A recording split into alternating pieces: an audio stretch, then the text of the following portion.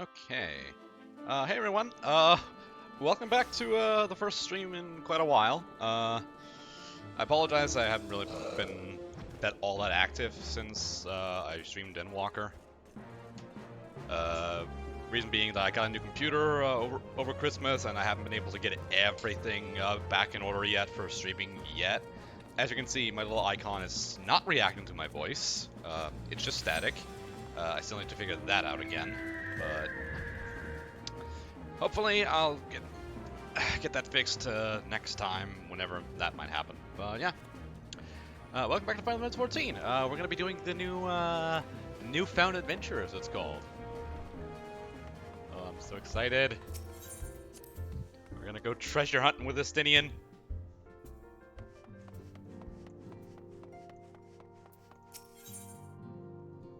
Ooh, mystery reward already, huh? Damien, lovely to see you. If you're not in too much of a rush, I was about to make a pot of tea. Would you like a cup?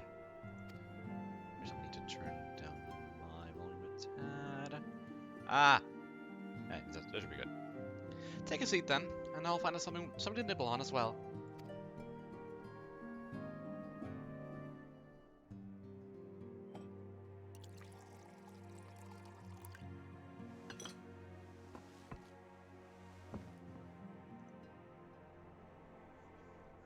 Ooh, those look good.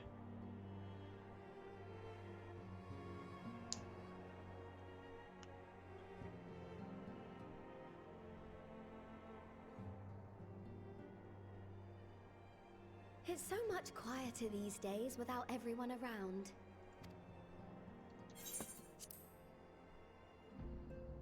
Not that I'm pining for your return, you understand. I have my sources, and I know that each and every one of you is doing well and keeping busy with your endeavors.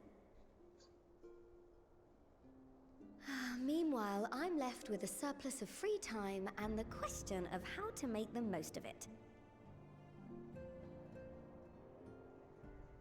What about you? Any plans for the immediate future?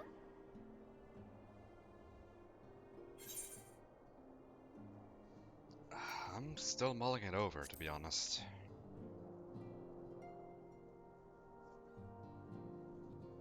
I hope you weren't thinking of asking me for advice.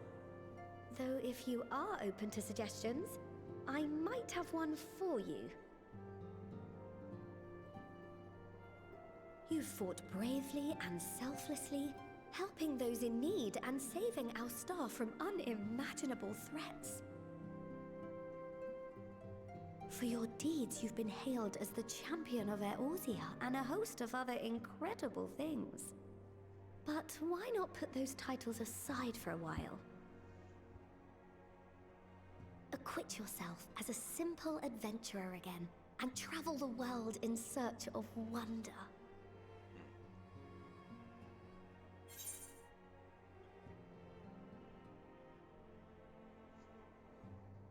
You're right! Who knows what mysteries are still in waiting to be discovered?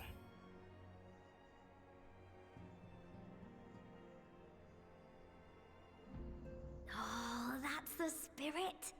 I can feel from here the blazing fire that just lit in your belly. Now, all you need is a destination.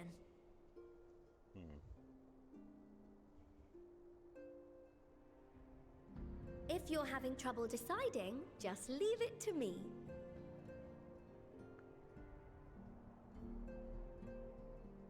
Thavner, that's where you should go next. I doubt you were able to squeeze in a proper tour of Radzat the last time you were there. What with the burning skies and rampaging monsters and so forth. And I'm sure Vritra would be pleased to see you. You're right, Then actually. there's the bounty itself. The Empire's presence in the region was always a deterrent to exploration. So if you've a mind to sail that sea, now's your chance. Just think of all the new experiences you could have.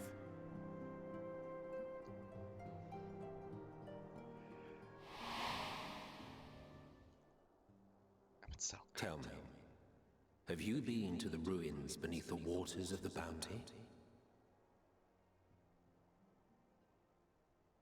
As the bearer of Azem's crystal, you may consider your duty to see at least that much.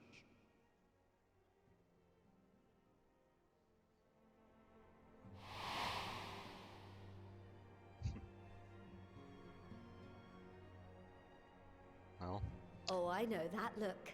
That's an adventurer ready to take on the world. if both Emmett and Totaro are suggesting it, then I can't say no. In anticipation of an occasion like this, I was planning to gift you a new set of traveling clothes, but it's still a work in progress. Ooh, new drip? Shouldn't take much longer now though, so sit tight and I'll have the last few bits sewn up before you can finish another cup of tea. New drip.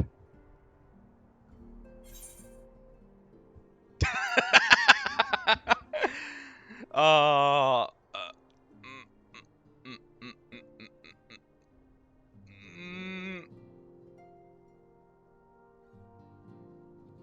Make sure it has pockets, please.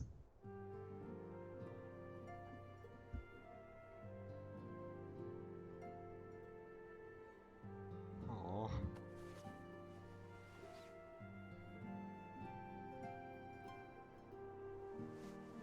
Wait, is she adding that right now?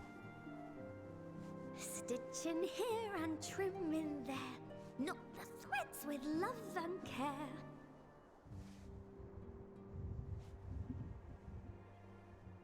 Just a little more to go. I'm sure you're still brimming with excitement. Yeah!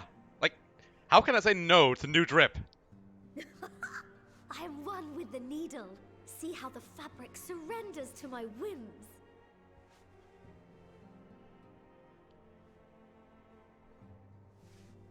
Don't worry. I'll make sure the lining has plenty of pockets for all your little treasures. I swear adventurers are worse than children when it comes to hoarding every feather and leaf and animal hide they come across.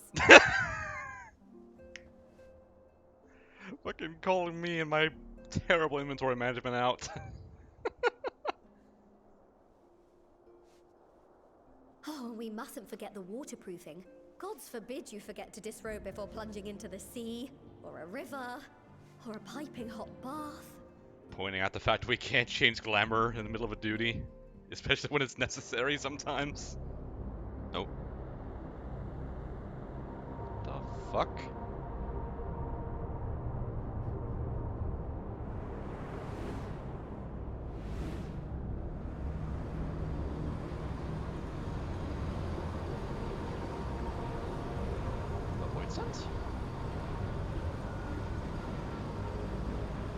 Wait, is that Xenos' avatar?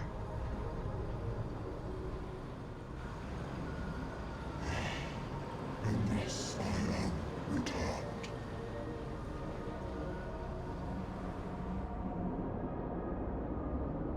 I vaguely remember it having like a little halo around its head, like the one here.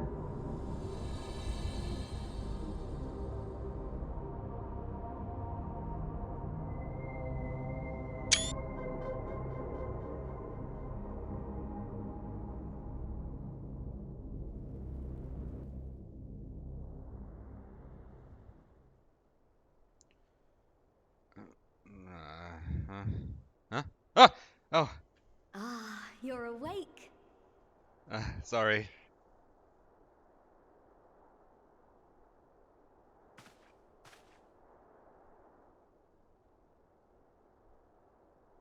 My apologies. I do get a little carried away with my sewing. It's alright. You seem awfully cheerful. Pleasant dream? Or are you just looking forward to the next chapter of your grand saga? A little bit of column A, a little bit of column B. Either way, I promise to provide you with new apparel, and so I shall.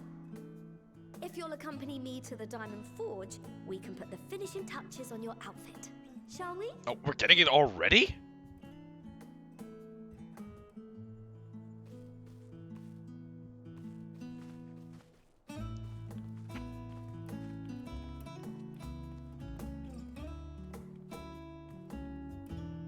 I suppose that's what that mystery gift was. Oh.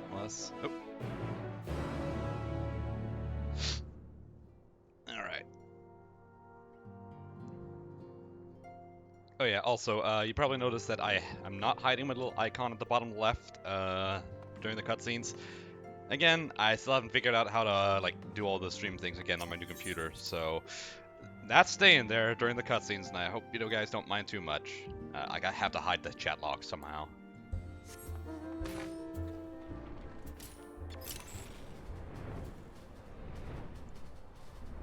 Oh yeah, I also went and grabbed the this mount at the gold saucer before I started streaming. Fellas,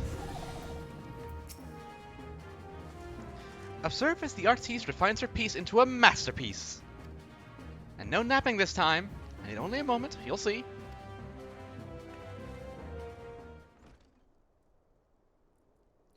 A little more room in the shoulders. Open up the cuffs. A fine adjustment to the hem.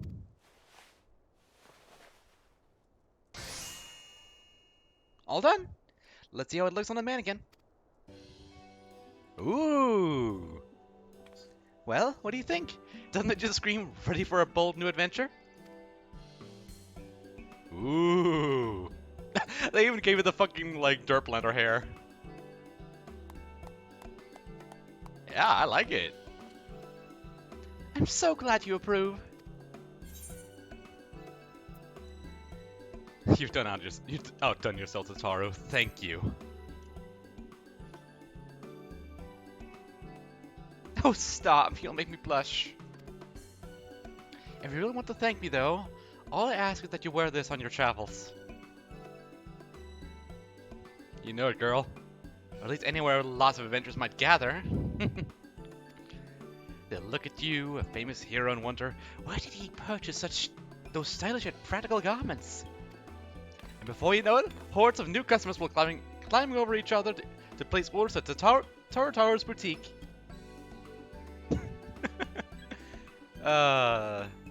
Even though she's precious, she's still a Lalafell at heart. I can hear it now. The merry clink of gil overflowing from my coffers. Sweet music to my ears. Ooh. You put some necklaces and stuff. Cool.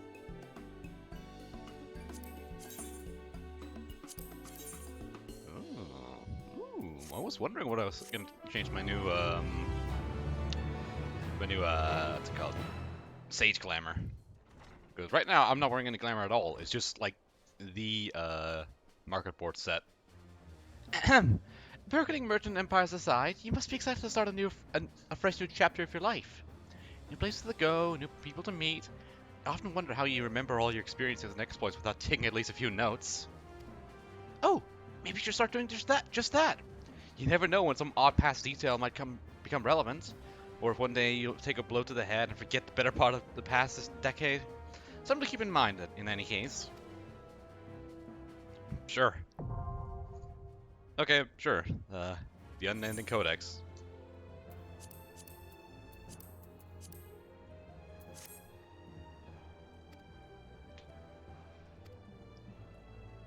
Actually, I might actually end up... Jesus! Oh, that noise made me lose my train of thought. Fucking damn it. As the, former receptionist and sometimes intelligence gatherer of the Scions, allow me to offer you a word of advice. Do not expect juicy rumors to simply fall into your lap. Adventurers rely on gossip, and the best place to pick up information are taverns and markets. At present, you only have a broad destination in mind. When you arrive in Thavnair, I suggest you explore the option at Merit's Mayhain, the finest drinking establishment in Ras Adhan. Charm the employees, and they'll not only point you in the direction of local tale tellers, but also share with you a few tricks for loosening their tongues. Now, I really must be getting back to running my boutique. Enjoy the journey, Damien, and may fortune find you. Bye-bye, Tataru. God, she's so fucking precious, I swear to God. Okay. Let's take a quick detour to Charlian, so I can go and get my new glamour.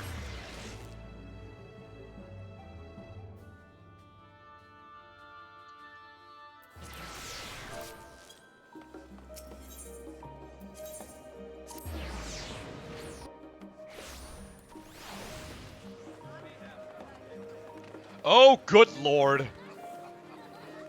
I guess I'm not the only one who had the same idea.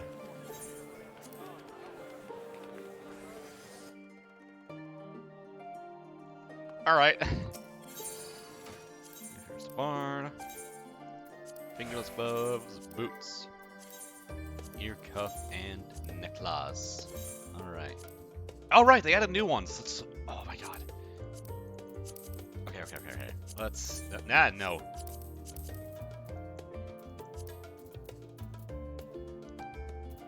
Let's see, where is it?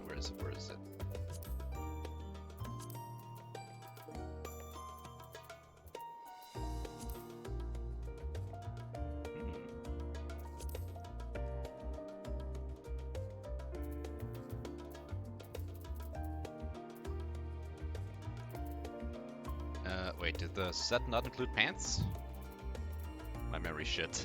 I mean, those could kind of work.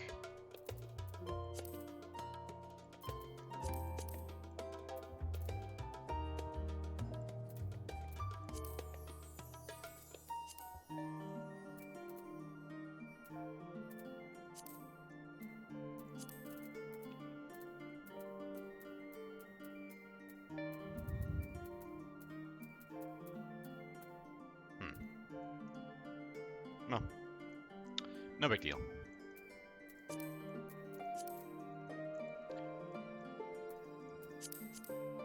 Ooh, I kind of like that necklace, actually.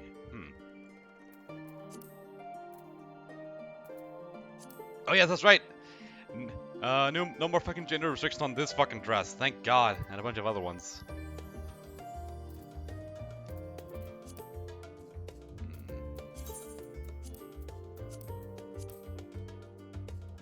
I would have loved that if this fucking necklace wasn't in the way. Just because doubling out looks kind of weird, honestly. Nah.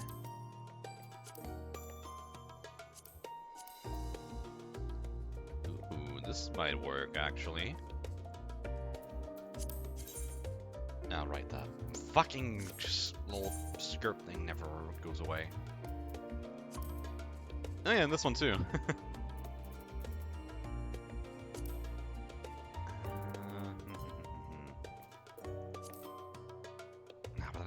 I can't see the necklace with this. God damn it.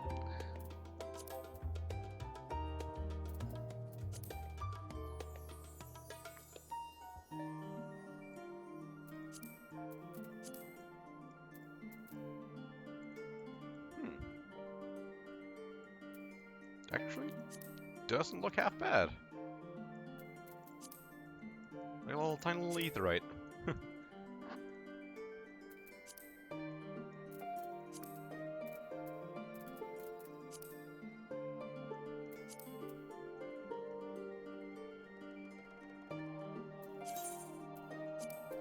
Fuck it. Let's just go with this for now.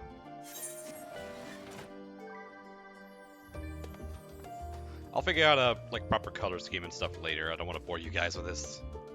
Actually, what I am gonna bore you with though is checking out the new hairstyles, because I heard they added new ones for Vieira.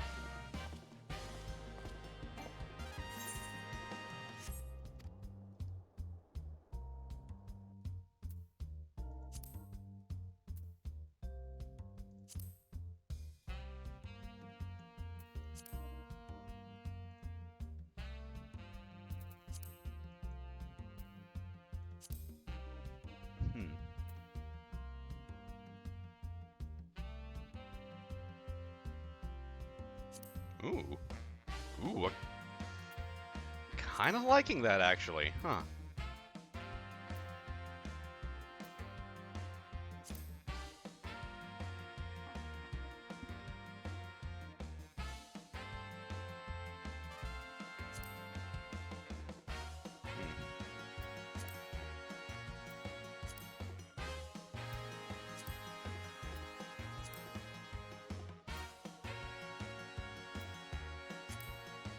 Target, you know what?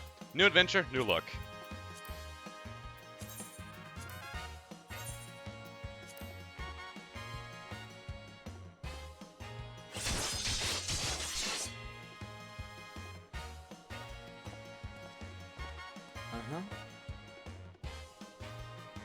That lighting does not do any favors.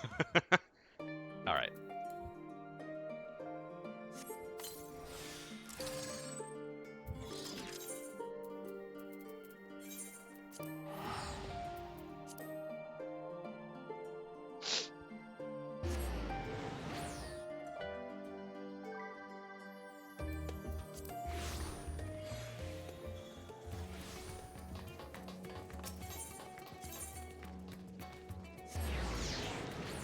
I'm imagining there's gonna be a fuckload of people over here. Yep.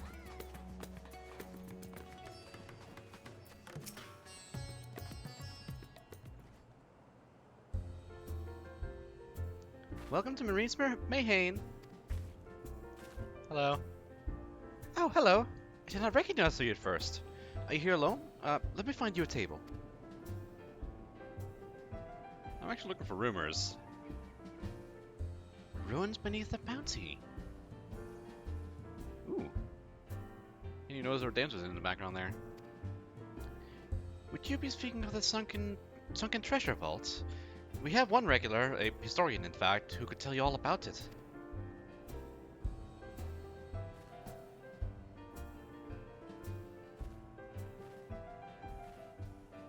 Ah, there he is.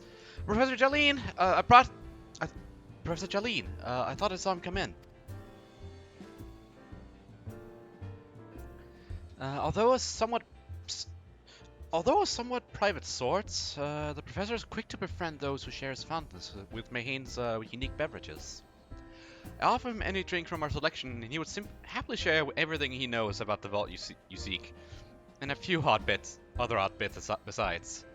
Ugh, fuck, my fucking dyslexia is kicking in today. Jesus. Whatever you buy for him is on the house, by the way. If Marie found I took coin from Thavnair's savior, she would have been scrubbing pots for a week. Oh, it's appreciated.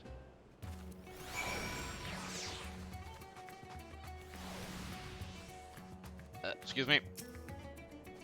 Yes? No, he's looking kind of old. Yes!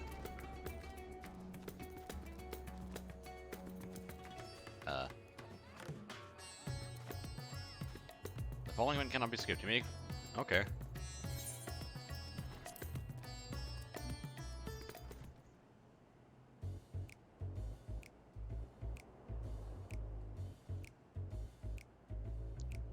What may I do for you, my Orsian friend?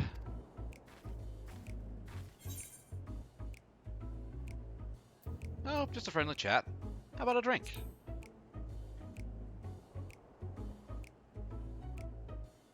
Well, I wouldn't say certainly. I would certainly say I certainly wouldn't say no to a drink freely offered. Here we are, one of Marie's finest. Enjoy. Ah, lovely. Bottoms up.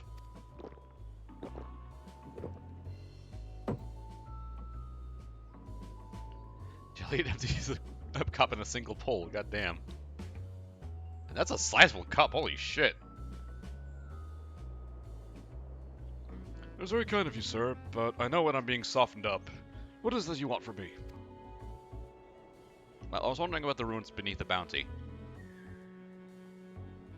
Oh, chasing down that old tale, are you? It does seem appeal to the adventurers at heart.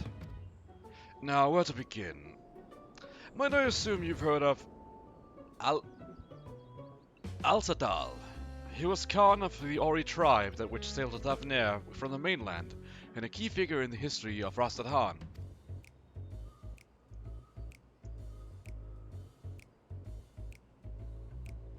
His decision to aid the Akasadara is what ultimately won them the war against the Gajasura, thus allowing our predecessors to lay the foundation for this thriving city-state. Truly fascinating stories, however, concern his grandson, Al-Sadal III, who was known for his deeds as satrap at Rastad-Han's earlier days.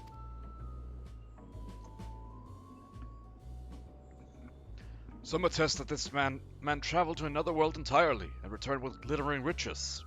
Others that he brokered an alliance with a certain worm of the first brood. Then there's the tale of the sunken vault, the one you seem most curious about. According to this legend, Al-Sadar III claimed a small island somewhere in the middle of the bounty. There he built a structure reaching the clear to the bottom of the sea. A deep and secret storehouse, and locked all his worldly wealth within. In the centuries since, whenever the natural disaster or hardship befell Ras-Atan, folk would remember the tale of the hidden treasure. Hearty souls would seek out and to claim their fortune, but precious few ever made it home.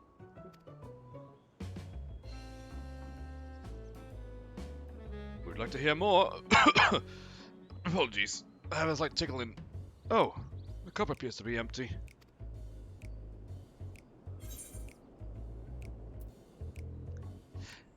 Millie, another round for the professor, please.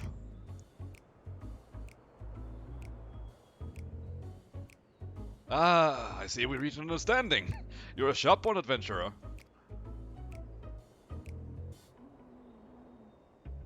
Another one for the professor.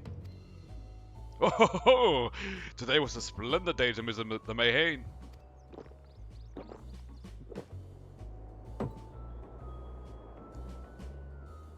Jolene gulps down his newest drink with gusto. Where were we? Ah, yes. Those who did return seeking the treasure vault flatly refused to speak of what they saw. Did it discourage others? Nay, quite the opposite. Some account only served to feed the legend, and the golden lore grew stronger than ever before. It reminds me of something, as Hama was saying. Asasma is a fellow connoisseur of the spiritual parables. Yes, he is.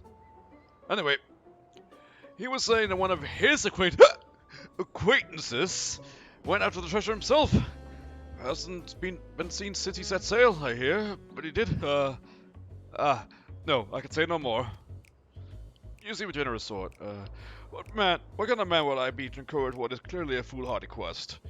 If my word sent you to your death, I could never live with myself. I'm no stranger to peril, my friend. Is that so? Perhaps it's your turn to tell a tale then. What manner of dangers have you faced? Where to fucking start? The very edge of existence! From anyone else, I'd struggle to believe it, but I recognize you are. You're the hero from the final days. A drink? I need another drink to set my nerves. Real? More of the same, if you please. As you wish. Well, this one's on your coin, Professor.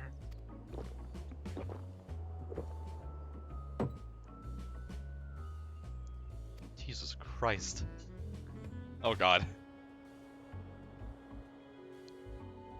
I think you've had enough, friend. Anyway, you be who you are. This person here just a little more. This son of his habits, he was desperate to break tissue, man. What would show the way to the interface of the vault? Seems to go from some merch. What's his name? I forget. Let's drink a toast to you, my new best friend. Real, more drinks. Water.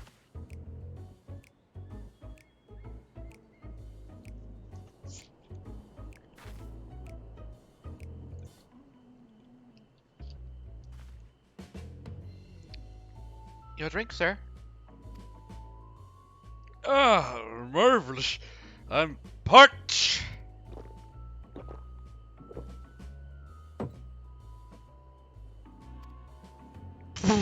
That was water. Did you tell her to bring me water? Still, that's probably for the best. Very kind of you, really. My head will certainly thank you in the morning. I seem to have overindulged. I'm putting mine in the words of Master Jalsan. Be wary of how much drink you swallow, lest it swallow you. Forgive me, I will subject you no more of these unseemly antics. If you want to speak with us, Sama, well, as I said, share a place for the Mayhain Fight Spirit. He'll probably come in as we were talking. I wish you fortune in finding your fortune.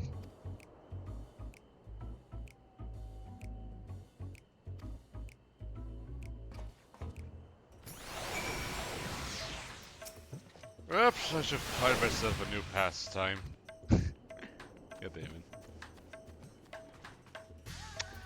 Well, I suspect, maybe, just maybe, it's this guy over here. Shit. Yes, I am a Sama, and who might you be? Damien Selfrost. All true, I'm afraid. My friend took a ship out in search of Alzadal's legacy, and I've been watching for his sails ever since. I tried to dissuade him, of course, but he refused to listen. All he could talk about was finding that vault. And that look in his eyes. I knew it wasn't common gold or jewels he lusted after. He was hunting for Alzadal III's otherworldly hoard, and his ambitions could not be denied. As eaten in you too, that appetite for the mysterious and the unknown.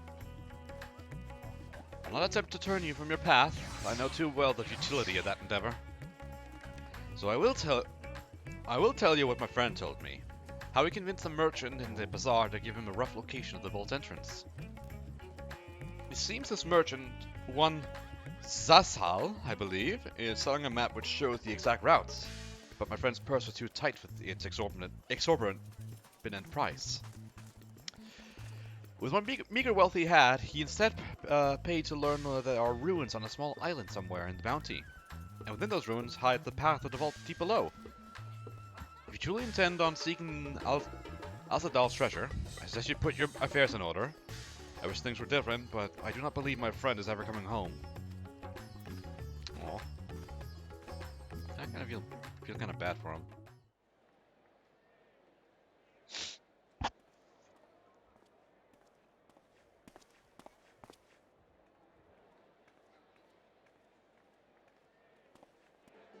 Please, Ashal, please! You must let me have that treasure map!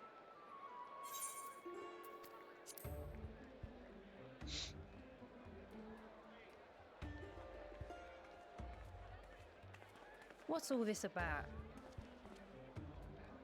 My mother and father were slaughtered by monsters. My baby sister, still too young to fend for herself. Can you spare us no kindness? So, you hope to find your fortune? And what? You expect me to surrender my wares for pity's sake? Is that Thancred? What have you to offer in payment? It sounded like Thancred. As I thought. Come back when you've more than rags to your name.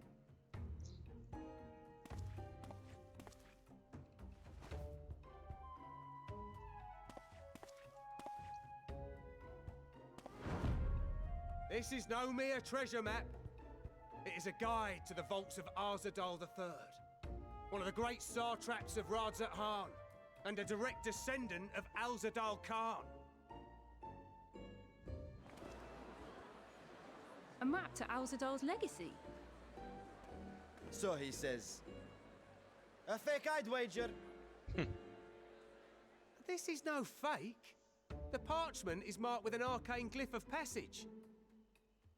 You may find the ruins hidden in the Bounty, but you won't be setting foot inside without this in your possession. A priceless artifact it is, discovered amongst the rubble in the aftermath of the final days, and lovingly restored by yours truly. So you faked it. This map is the key to fabulous riches, and I'll be the king of fools to simply give it away. Be glad I am no such king, boy. Your scrawny-eyed had never returned with that treasure alive.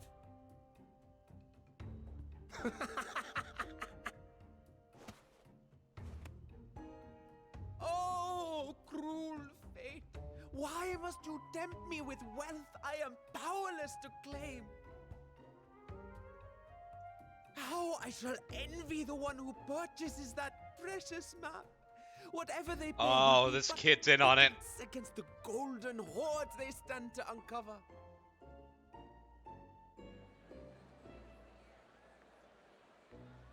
I reckon the kid is actually that guy's son all along. Estinian! Wait, Estinian!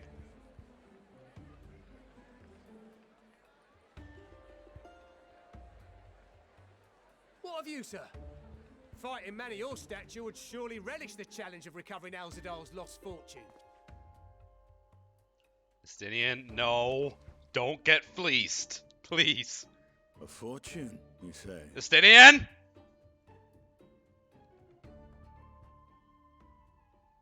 Don't you fucking dare. If I had but the strength to seize that treasure, my starving sister would never want for food. Oh my god, please.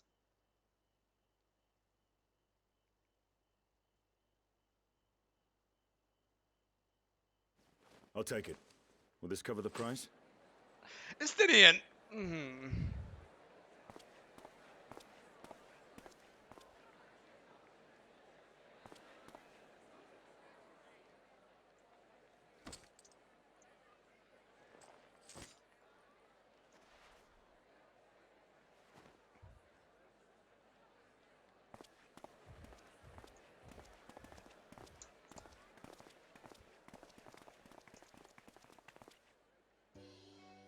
Well met, my friend.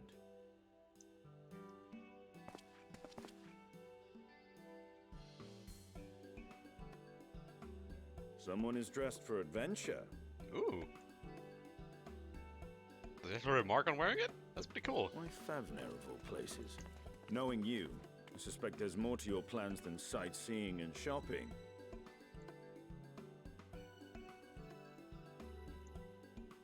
Ruins beneath the Bounty. Curious. And here I've acquired a map to just such a site.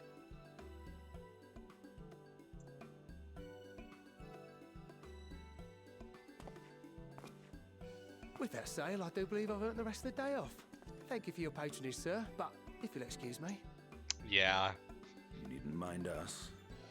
Absolutely a fake. Absolutely a scam, and he's running off before we catch him. And now I fleece one of the heroes of the final days. Pray the sisters were looking elsewhere. Ah, fuck's sake.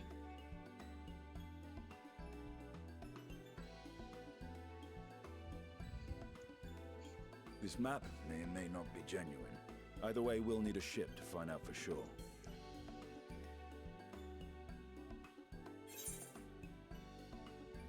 I never took you for a treasure hunter. Lest you misunderstand, I seek the treasure not for myself. If such a fortune truly exists, then it could help ease the struggles of those who lost their loved ones in the final days. Ah. I hope to do for Thavnir what you and Alphino did for the Alamegans when you recovered the Mad King's trove. Oh yeah, that one dungeon, that's right. Come now. You know Alphino needs little encouragement when it comes to recounting the tales of your shared exploits. Fair enough.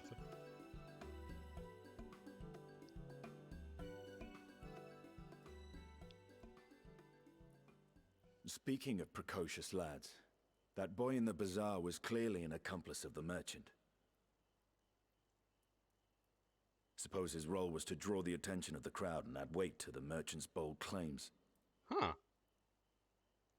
Transparent act for the most part. It was not all mummery. The need to provide for his sister rang true enough. Thus, if some portion of the profits end up in that waif's pockets, then I will consider it money well spent. Whether the map leads us to the vault or not. You're a lot more insightful than I thought. Perhaps that little, incident with the fucking hair tie has... are coming along, yes?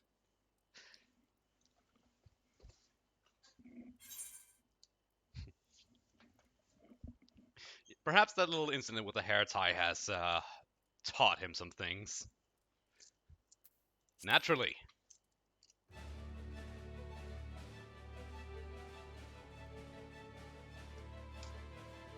thought as much.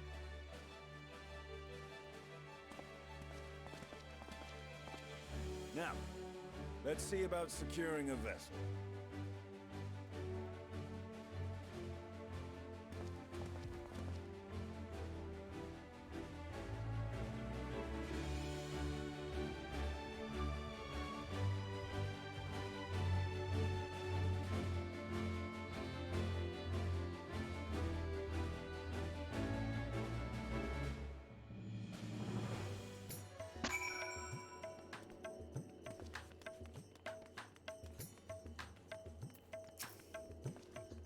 You recall I spoke of visiting Thapnir at Vitra's request.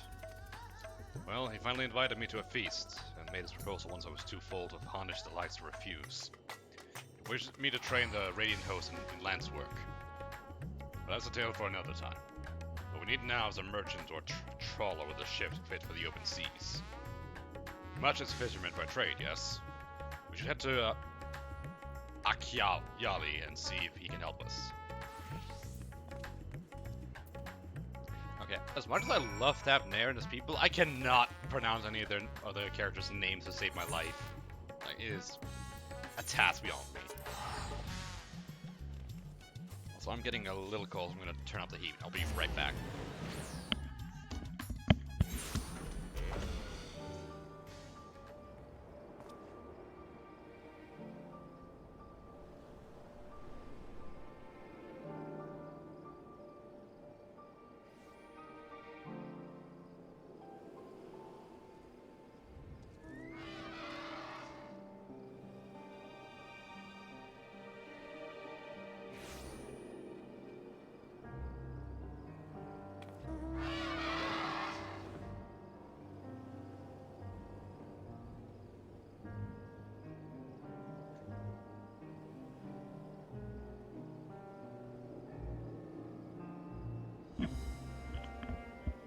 Alright, I'm back.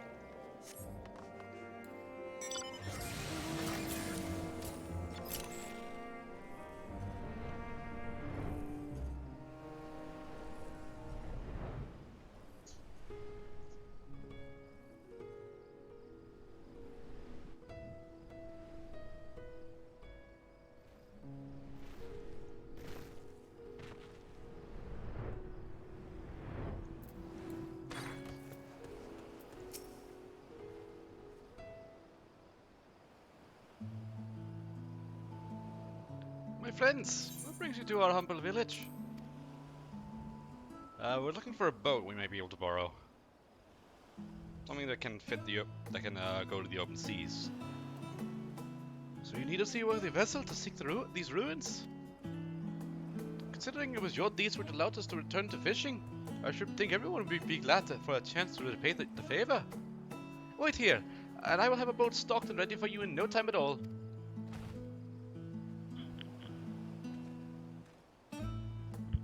Oh, the kid followed us. If you notice our little shadow, he's been following us ever since we left the city. We see you there, boy. Show yourself.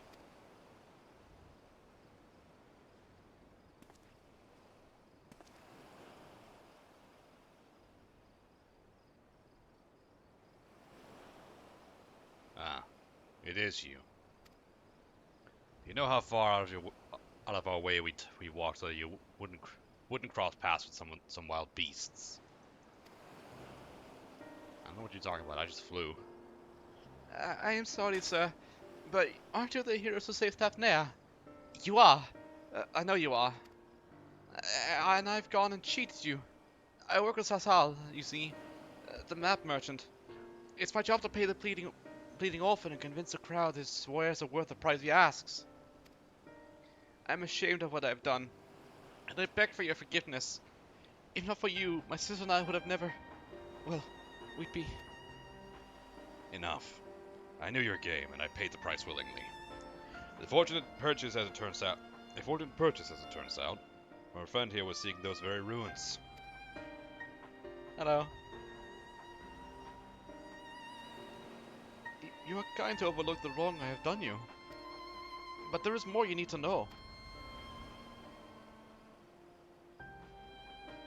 The map you brought is very real, as is the island it shows.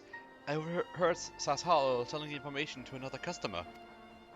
He told that man that he needed to search, where he needed to search, about the ruins, about the vault, about everything. And then the man sailed out to find his fortune, never to return. You cannot go alone to that place. You should have more friends with you. Maybe even a whole army. I do not doubt these ruins hold danger, but I assure you, between the two of us, there is little we cannot overcome. Please, I cannot bear the thought of...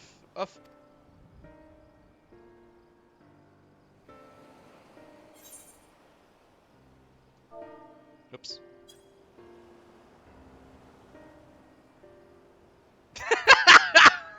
God damn, just fucking...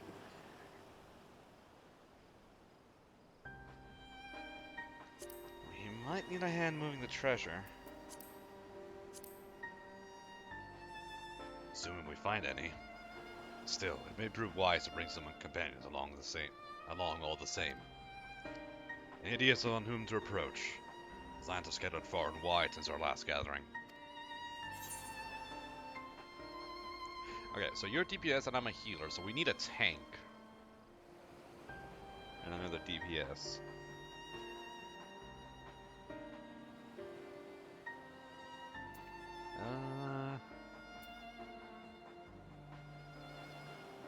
I mean, Graha can flex, so sure.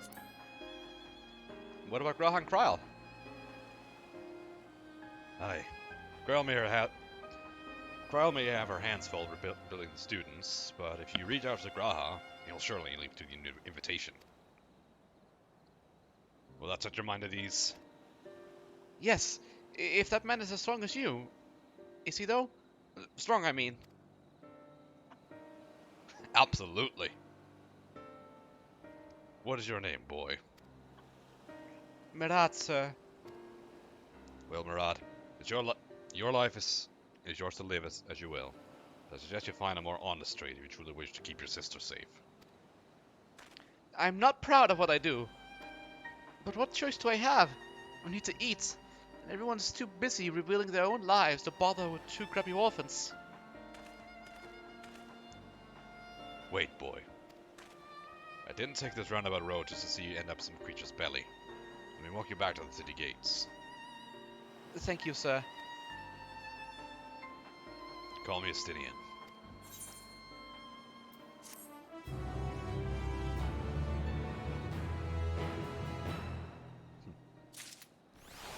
You do have a soft side, don't you?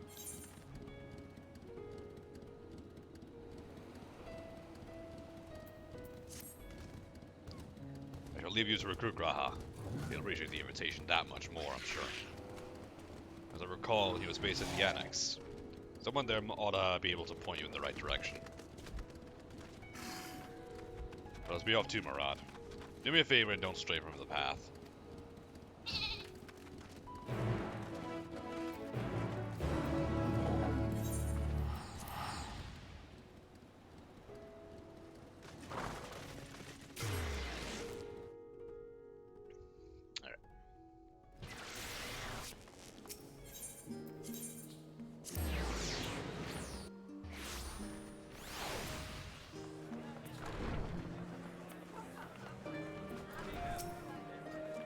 Oh, look who it is. Welcome back, Damien. What might the students do for you? I'm looking for Graha. I know you probably can't hear me over this crowd. Graha? Yeah, yes, he's in the main hall with Mistress Kryl. They've holed up in there for days. By all means, go and give them an excuse to take a break.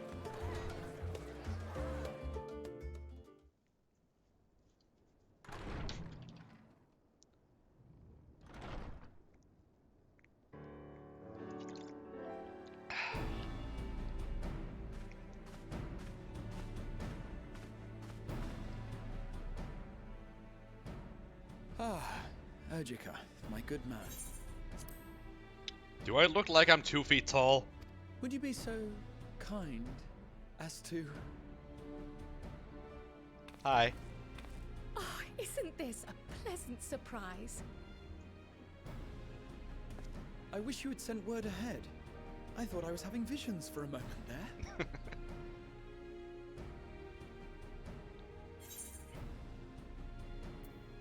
What are you two working on?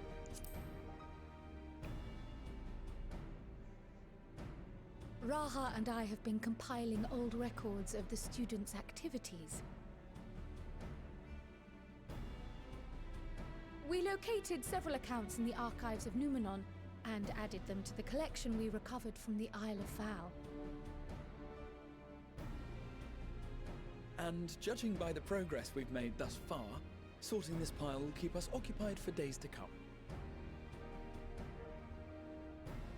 But what brings you to the Annex, my friend? Surely you haven't come all this way just to watch us shuffle dusty papers around? I'm here to uphold my promise. I'm bringing you on for an adventure.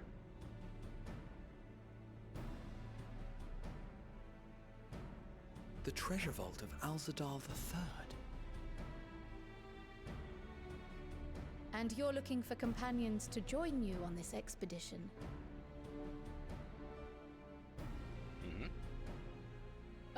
I would dearly love to accompany you, of course, but I'm afraid I'm committed to another task.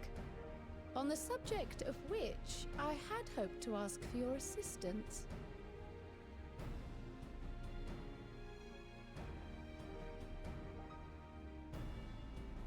Oh.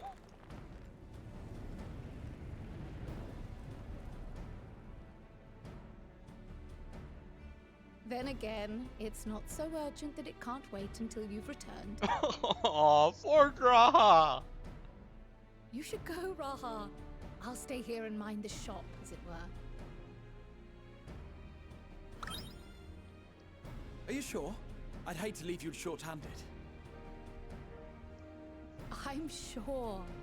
Just try to be back before too many moons have passed. Well, I guess we're off on another adventure already. Oh god, I love him. Have you asked anyone else to come along? No, just Justinian. Then might I suggest we invite your Stola?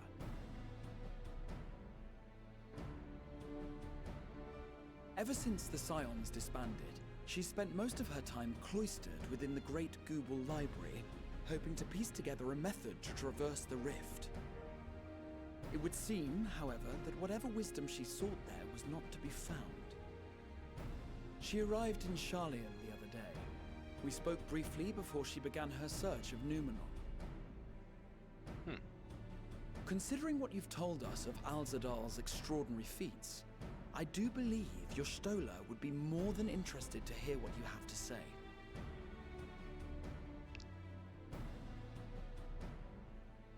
Sure, why not? Splendid! Then let us head to the archives at once. Wait, before you go. I have another potential member to volunteer, if you've room to spare. Urianger. Ah, okay. He sent the students a request for materials, you see. Treatises on the architecture of treasure vaults and the like. I was actually wondering, because it was going to be, if it was just going to be Graha, Ustola, and Justinian, then Graha would be able to fill any role, but Ustola and Justinian are only DPS.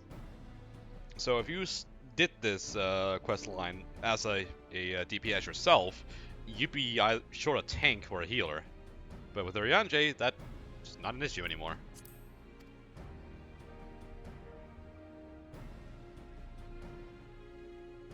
From what I can gather, the Loperites are looking to make improvements to their own creation and wish to learn more about how we build things down here. So, why not take Urianger with you? Let him study Alzadal's legacy firsthand. None can deny the benefit of seeing something with your own eyes. If our expedition leader has no objections, I say we extend Urianger an invitation once we've spoken with your Stola. Sure, why not? I don't know how much he'll be, he'll be, considering I'm going to be the healer here. Safe travels, you two. But don't forget, I'd still like your help with that other matter I mentioned. Right. Then it's off to the library.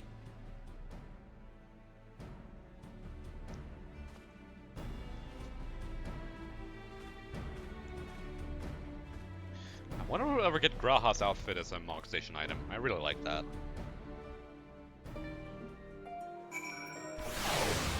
Good lord. Ah, God. Okay, I guess I'm just running over there.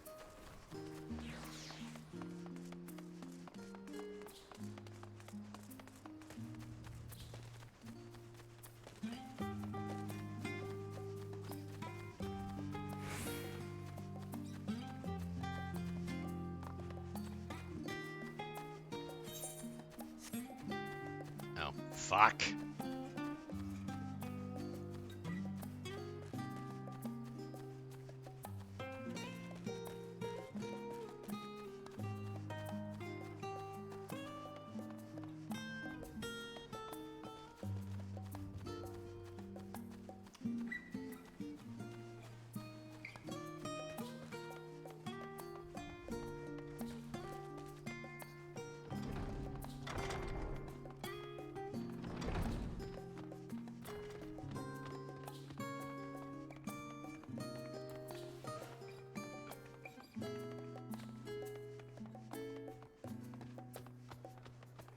And here we see the Y'shtola Simps in their natural habitat.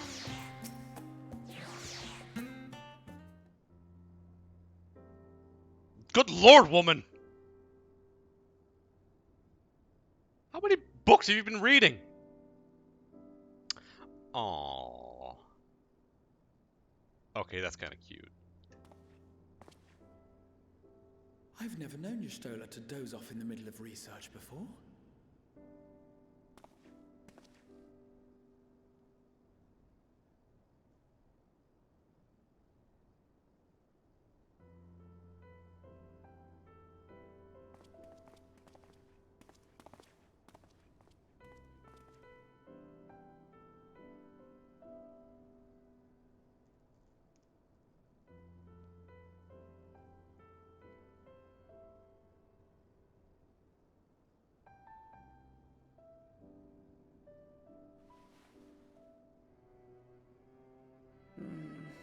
Close my eyes for one moment.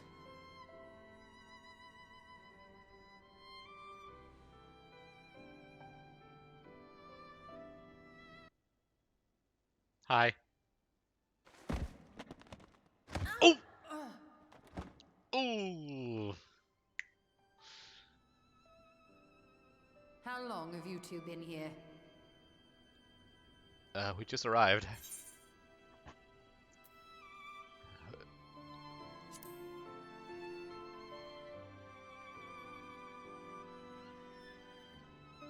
Did you now?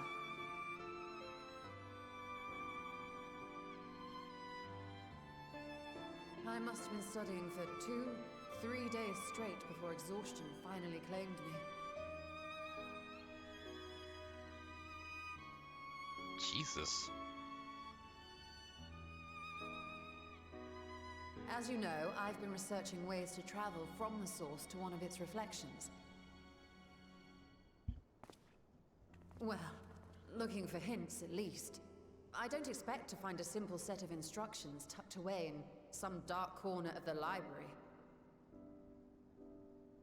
So I've been skimming through the stacks, hoping to uncover even a partial mention of any similar feats in the past. A means to travel between worlds exists, and you can be sure I will find a way to employ it. Well, Graha might be able to help. So I promised Runar, but 'twould seem I've set myself a nigh impossible task. Aww. You needn't be so hard on yourself. The leap I made with the Crystal Tower was not achieved in an afternoon. It was the culmination of a collective effort spanning generations. Oh, you think me discouraged? I assure you, 'tis quite the opposite. A daunting challenge and the time to sink my teeth into it.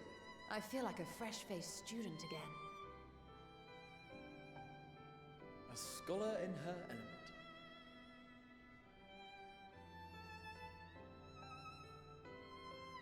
Indeed. Was there something else you wish to ask of me? You want to go treasure hunting? Alzadal is no minor figure in Harnish history, and much is known about his family. But this is the first I've heard of a descendant surviving a trip to another world. If those tales are true, then he may have left behind some clue as to how it was accomplished. That, or that might actually just be a tall tale. But it's worth checking out at least. An invitation to delve into one of the world's lingering mysteries. As if I could refuse.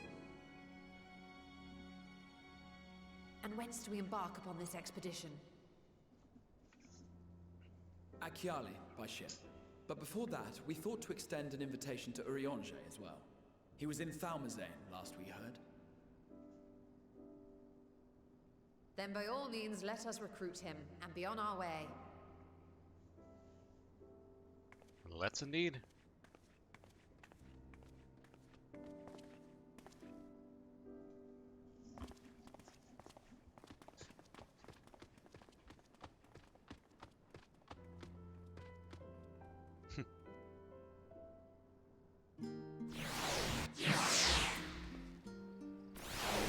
Christ almighty, there's so many minions.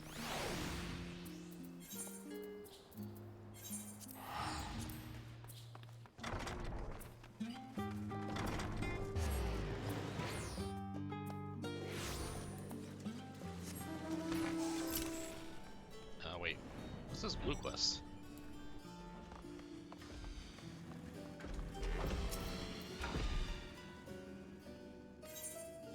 Oh, it's I can't believe I forgot to fucking unlock the savage raids. Whoops.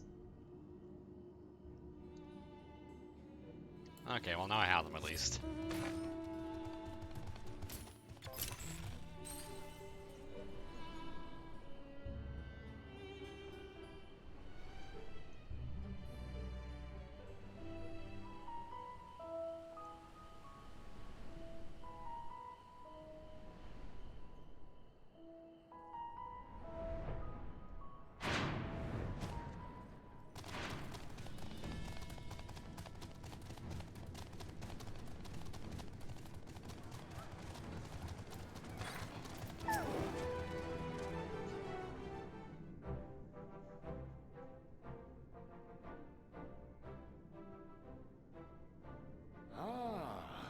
Illustrious champion.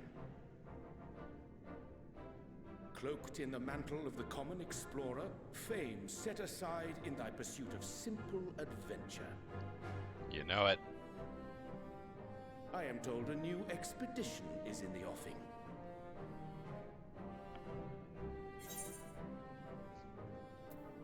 It's good to see you well. And thee. As ever, thou art the picture of strength.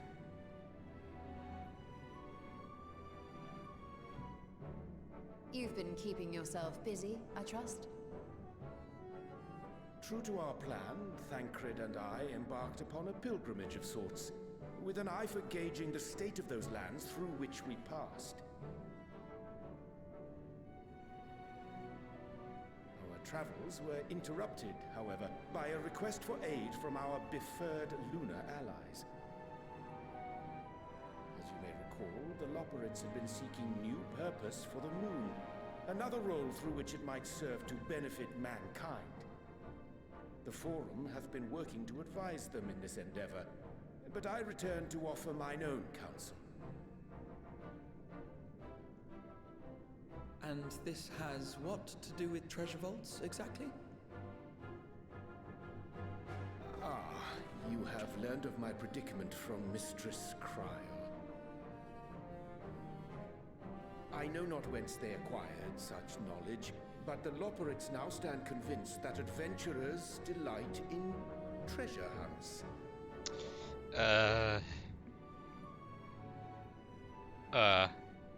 Thus, with their newly built wonderland of riches and mystery, do they hope to entice all manner of daring delvers to the moon. So earnest and innocent was their desire to bring joy to the world that I found myself powerless to refuse them my cooperation. Is he talking about like the fucking treasure maps that are in the current treasure maps? Because I swear to God, I've seen like Loporrit stuff in that one. I've only done like a couples, and they didn't really get that very far. That or maybe the Smilison dungeon? But what of you, my friends? Why are you come to Labyrinthos? We were hoping to ask you for your help on this little treasure hunt. Fascinating. This is indeed a most fortuitous opportunity. I should be honored to accept thine invitation.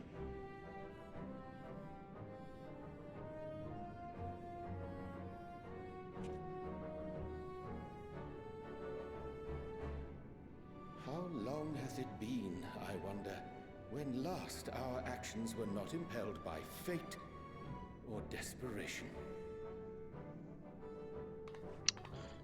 Good question. Though I cherish the Scion's accomplishments, 'tis pleasant to not have the weight of the world upon our shoulders for a change. Counting Estinian, we number 5 now, yes? Without knowing what traps or perils await unwary feet, we may be wise to refrain from recruiting others. I agree. Between us, we should have the skills to handle whatever situation may arise. Shall we be on our way? We shall. What, no time to spare a word for the grizzled old bard? No. Hey, Thancred. All is well, I trust? A wasted trip, I'm afraid. I'd hoped to catch up with a former mentor while you parleyed with the rabbits, but it seems our paths were not to cross.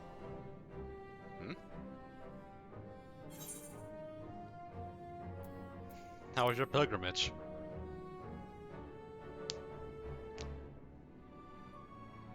Having an astrologian beside you on the road is surprisingly convenient. And it doesn't hurt that he's making strides with his light-hearted banter. Official pronunciation for astrologian. Thank you! I knew I was right!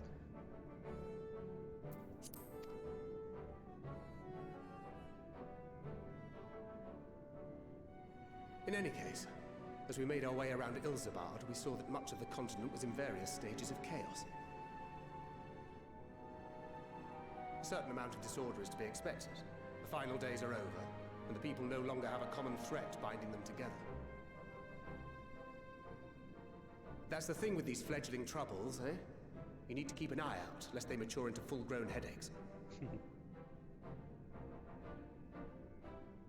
So, for what reason have so many esteemed personages seemed fit to gather? Okay, so it all started when Estina got fleeced.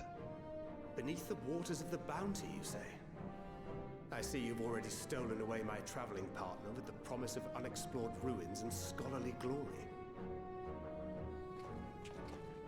Nay, 'tis not for mine own indulgence, but rather the fulfillment of my commitment to the Loporrits. Ah, of course. And if you have Estinian rounding out your group, you'll likely have all the members you need. Feeling left out? I could put in a good word for you, if you like.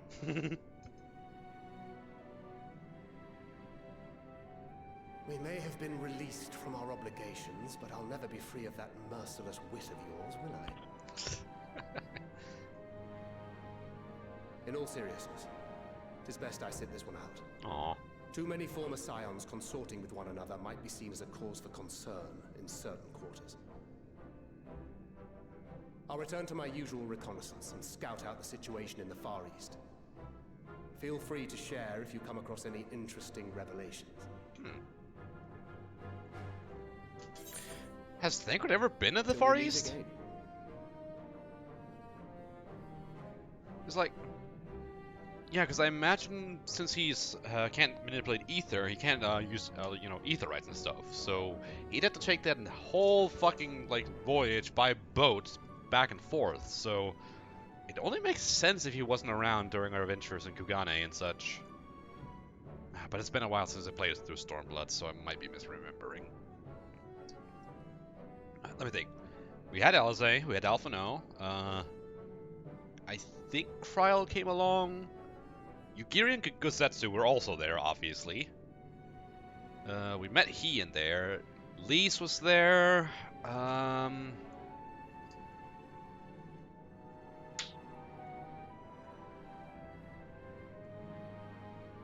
Ishola had to sit that journey out because she got fucking slapped by Xenos.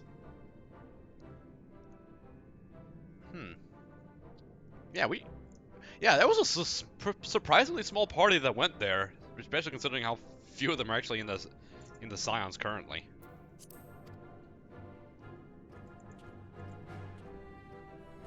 Shall we also hasten our departure?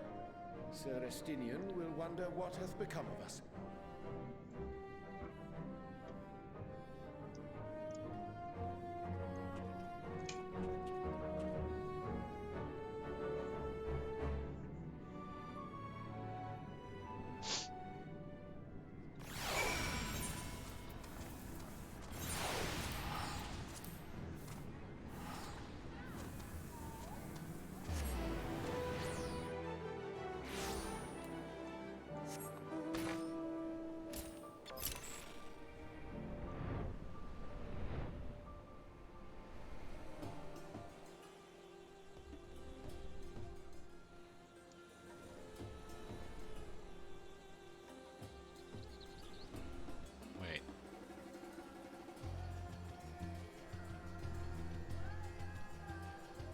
Ah, the hand clips through the fucking thing. Ah, it's gonna bother me so much.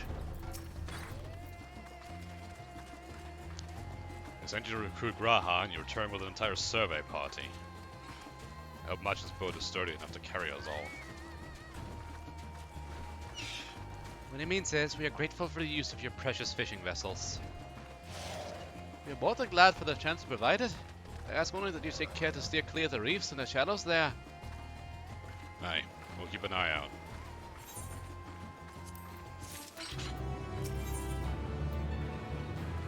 Al-Sadal's legacy.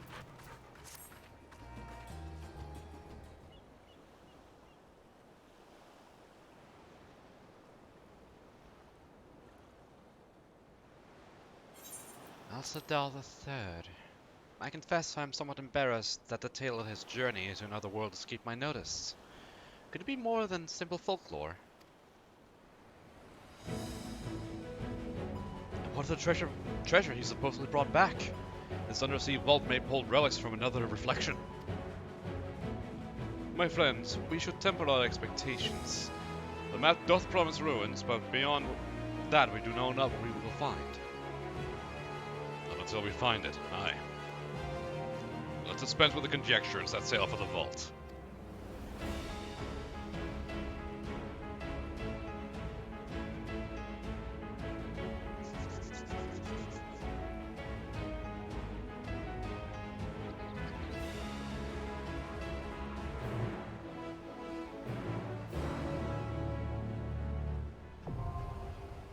Al-Sadal's legacy is now accessible.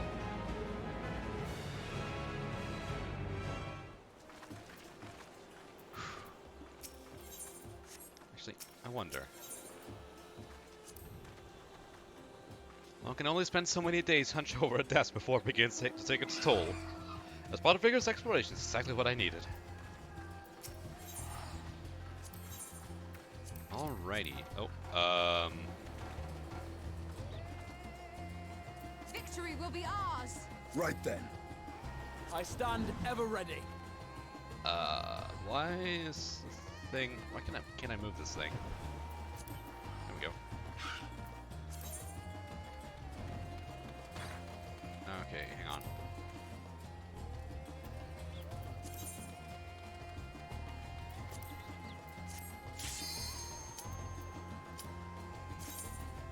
Let's fucking go! Yeah, sun's getting in my eyes. 1 second.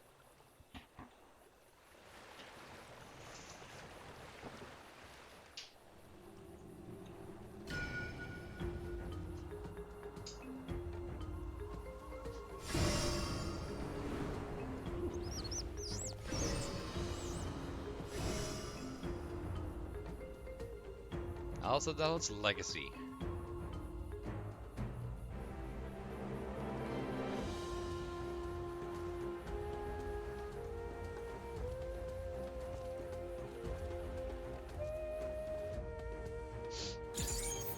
Alrighty. I'm a little bit out of practice with Sage, but it is still my main healer, so hopefully my muscle memory is good enough.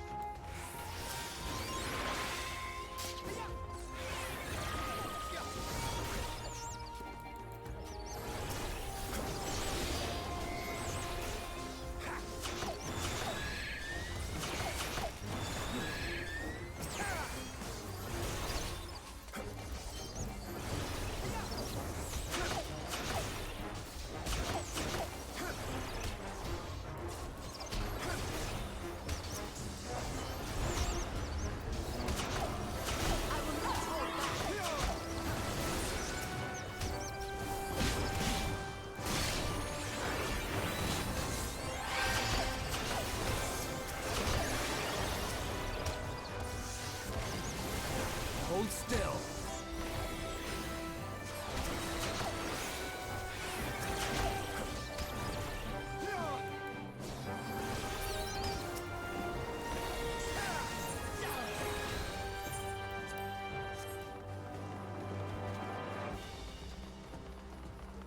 Okay, might be able to do a double pull then. Seems fair, simple enough. What the fuck?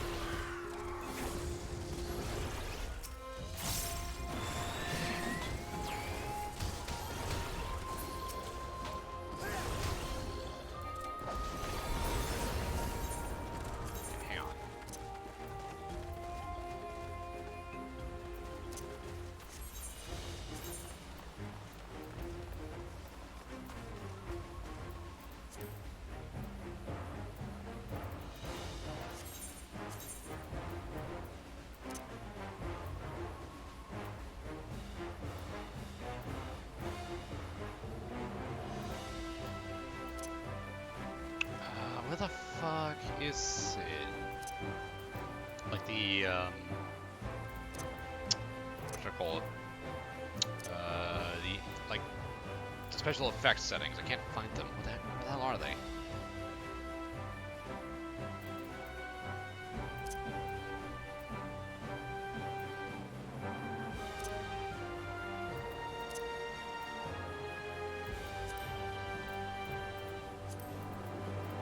I do need this for some things. No time.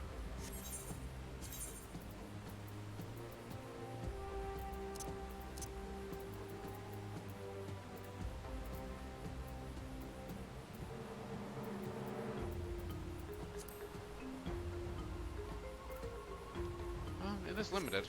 I just thought it was weird I didn't see anything at all.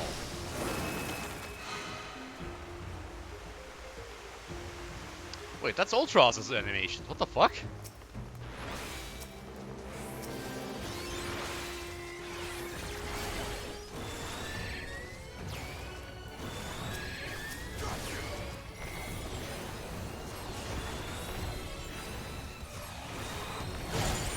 Ah!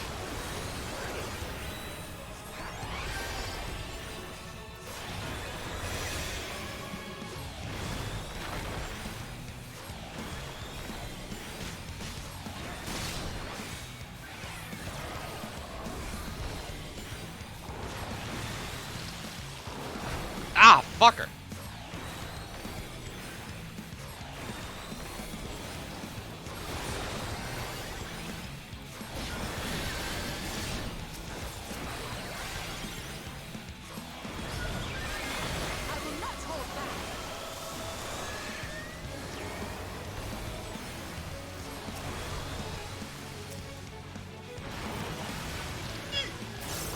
Alright, two things to keep track of then.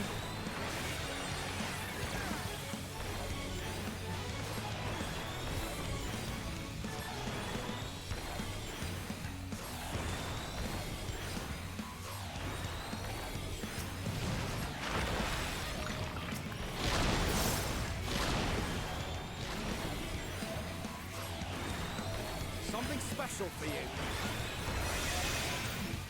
Away with you!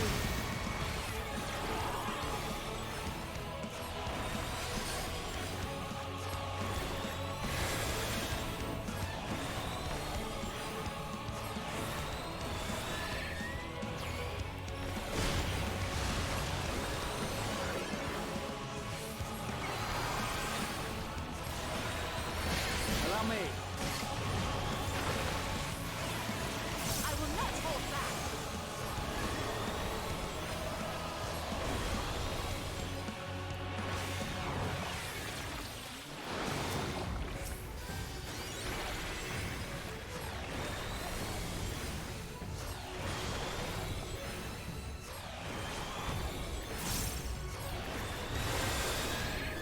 I will not hold back!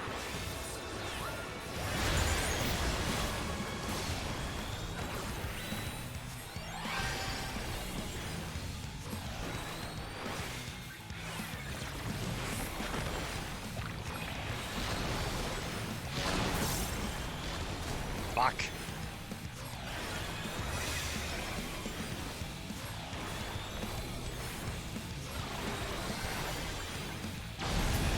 There we go.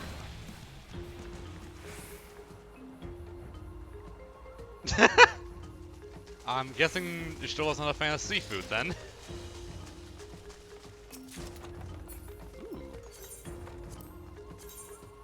Ooh, it's a hat! I can wear it! It's a Viera hat! And it's dyeable? Ooh. Ooh. Ooh. Thank you very much.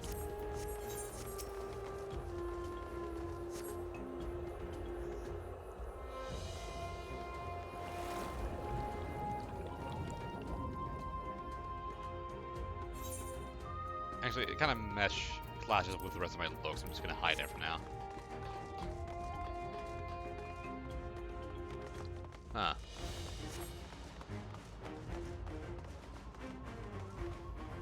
This place is pretty.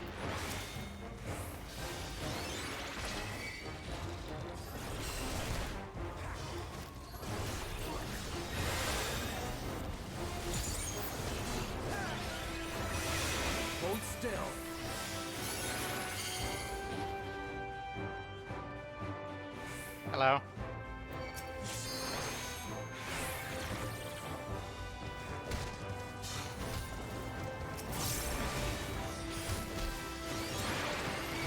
Uh-oh. I might have fucked up.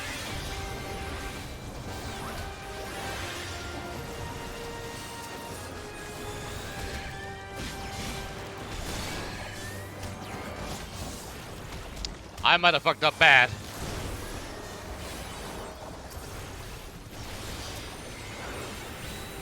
This will hurt.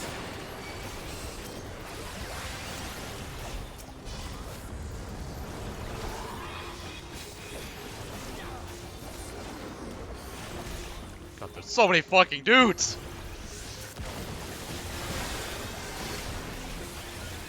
Something special, please. Ow.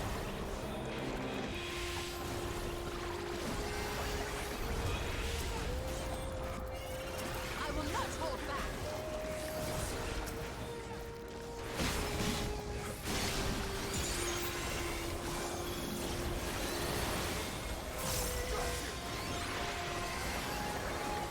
Please stay alive, Graha!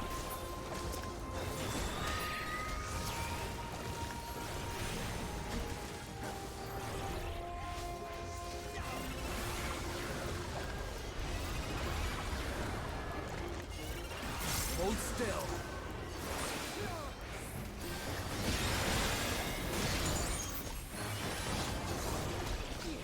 Gloves are off.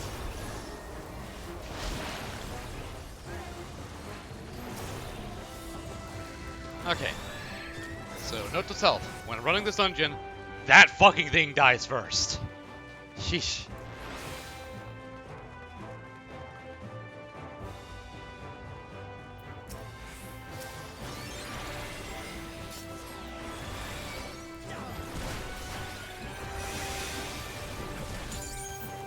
Yeah, okay, I'm not making that same mistake again. That's for damn sure.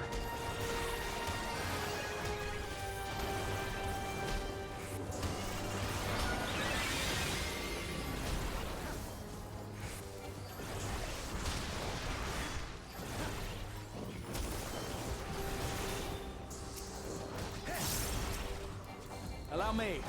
You underestimate me.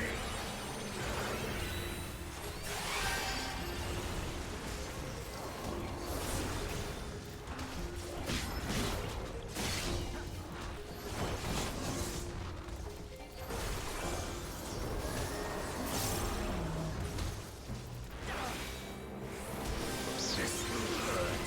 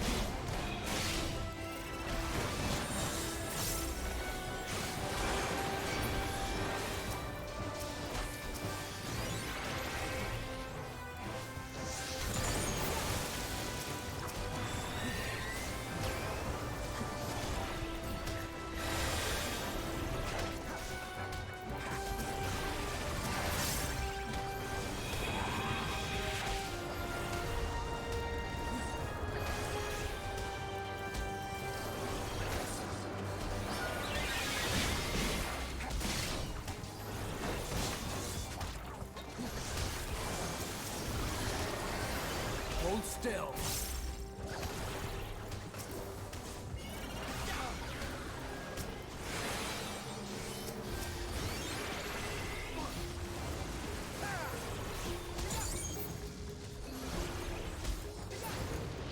Alright, there we go.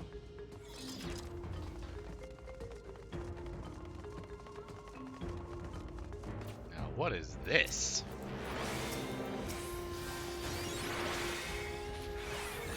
I will end this farce.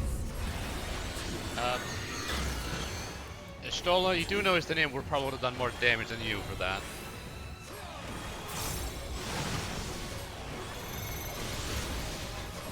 What the hell?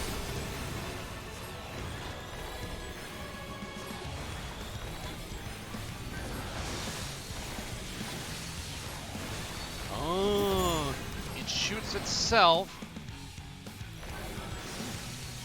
which then reflects back from those fucking mirrors. That's cool.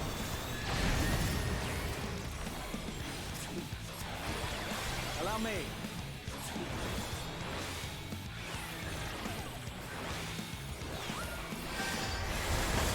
Ow.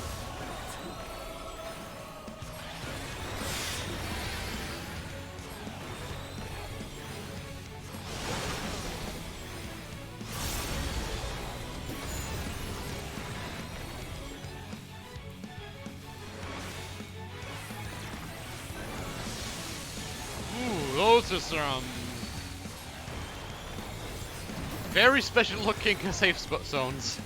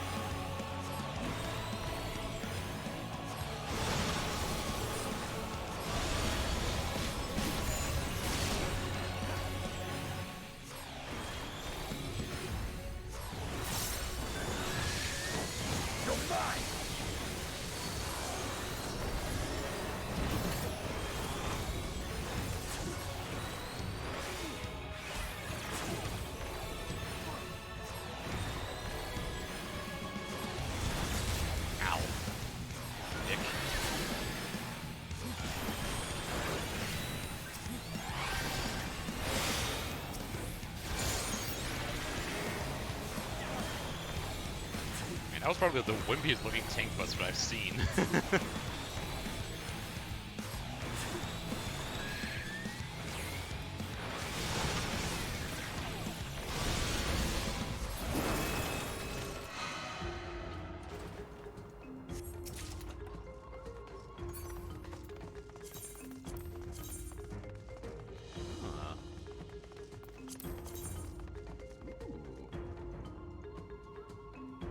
I think these new clammers are definitely going to be pretty popular among the player base. Oh wait, what item level are these? I didn't even check. I mean, not quite as good as fully upgraded, or what's it called? Nah, fuck it. Words difficult.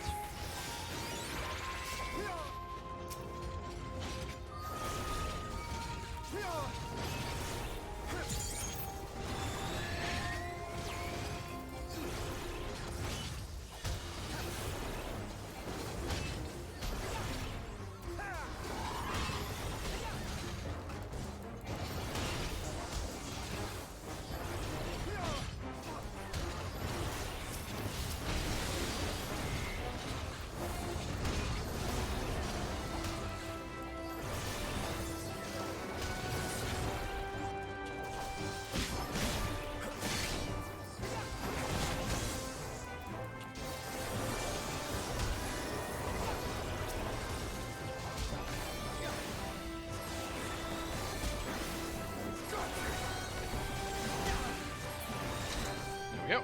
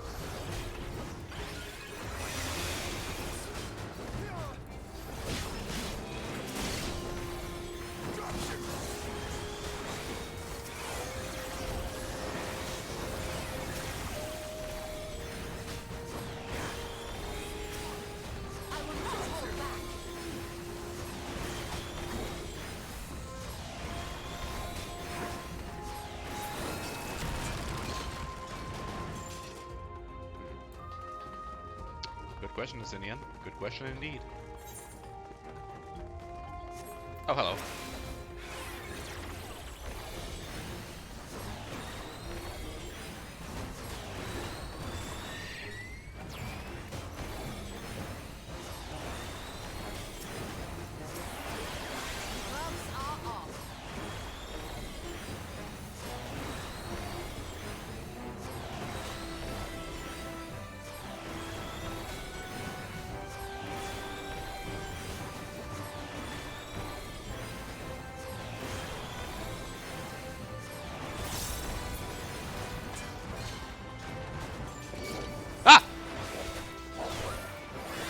Fucking mimics! Horse! I was wondering why there weren't any enemies in this fucking room except for the first one. Christ!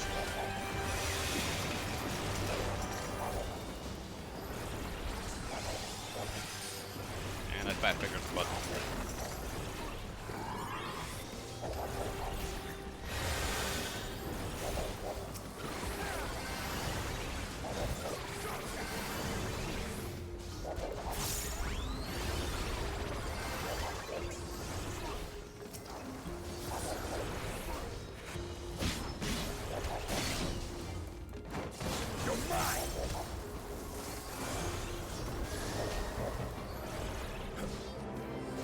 Hold still.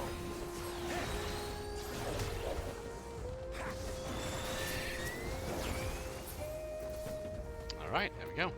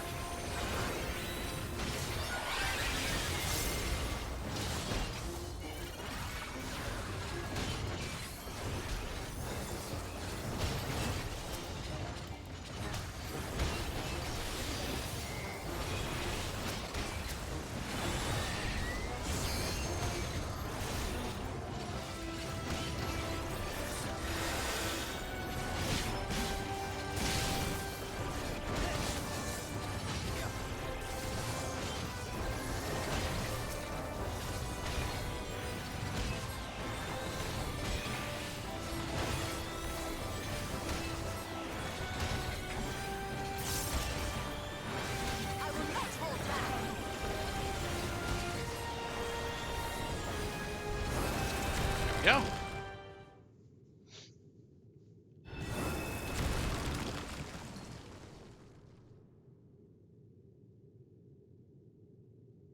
Ooh. Looming Warden. Capiculu.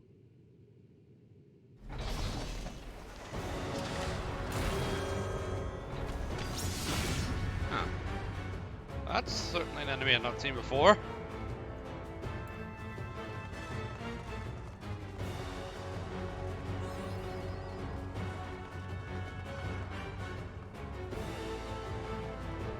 Besides the mammoths.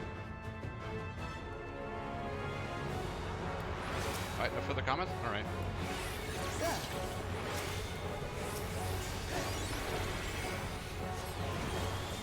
Wait, those spike floors?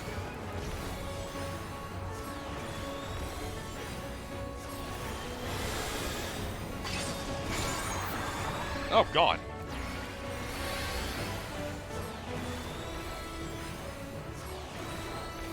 Oh, yep, they are.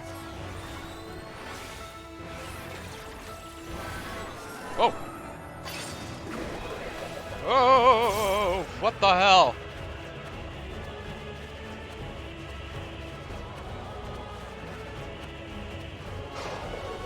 What the fuck? You underestimate me.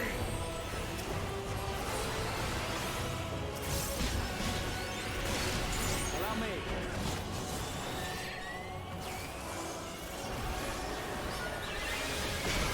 Ow. A little too slow on that.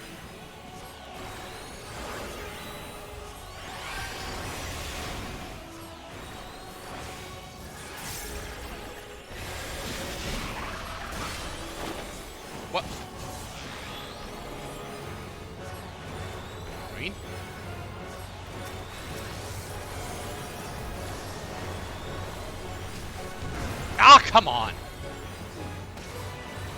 I will not hold back.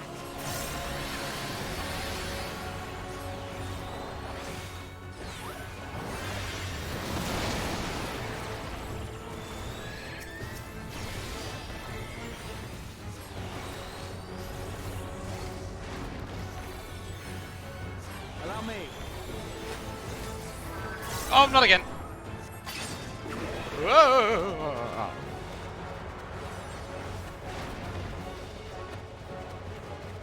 No. Ow.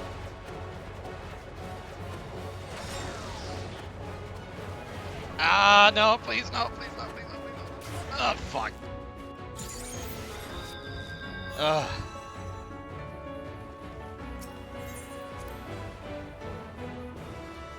Yeah, okay, I didn't really... It is weird to control those fucking things. To control ourselves when we're spinning around like that. Jesus Christ.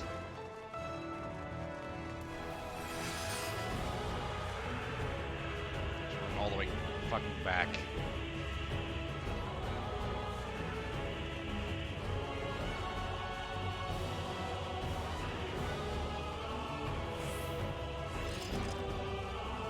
Oh, I skipped the treasure chest. Ah, just more materia, goddammit.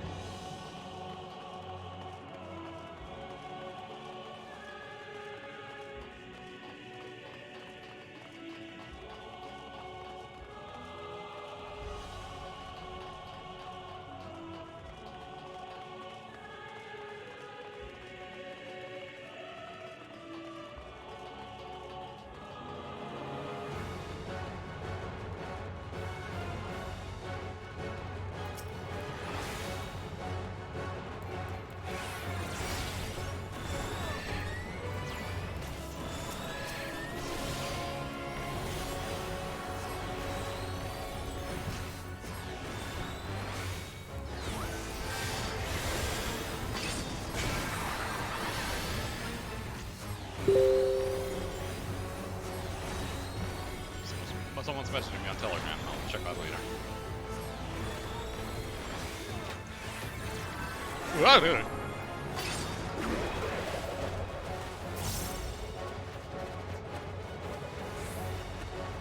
It's in very slow and methodical turns.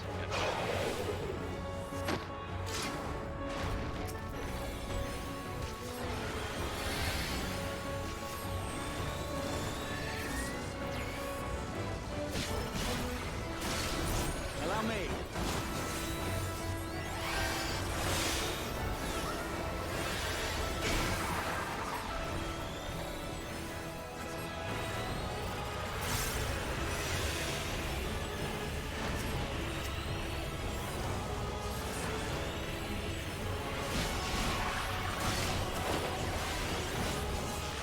Okay, targeting green again. Therefore...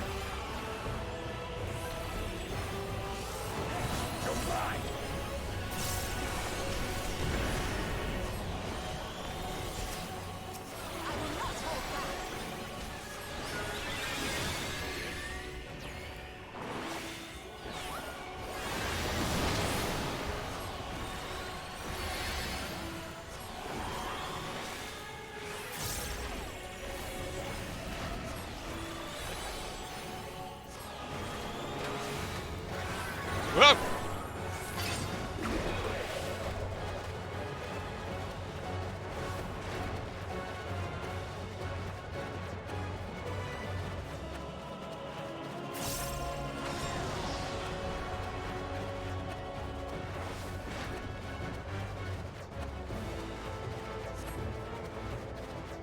I feel especially bad for Ishtola. Since she's blind, she can't even see what's going on. Allow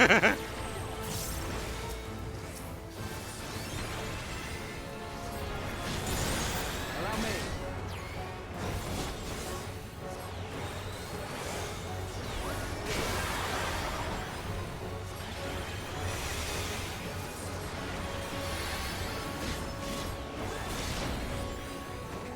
Hold still.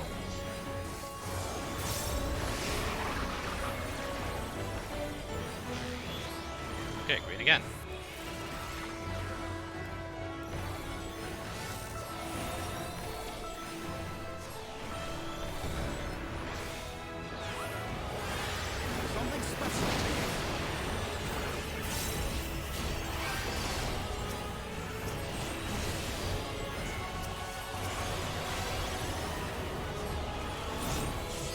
Kick its ass, Justinian! Justinian?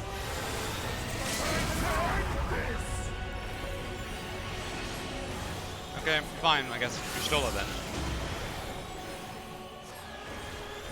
There we go.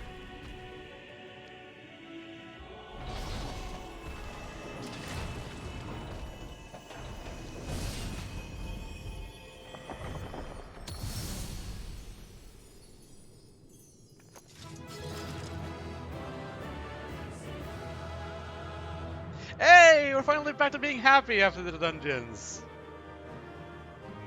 Oh, hey, Orianjay.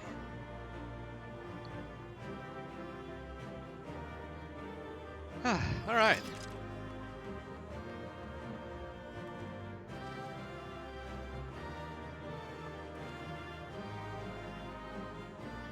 No thoughts, Ristella? All right. What about you, Orianjay?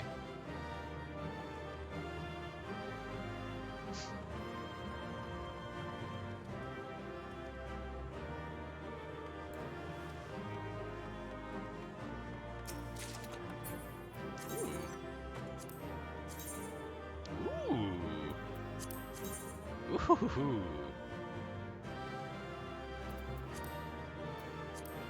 Oh yes, I like these. All right.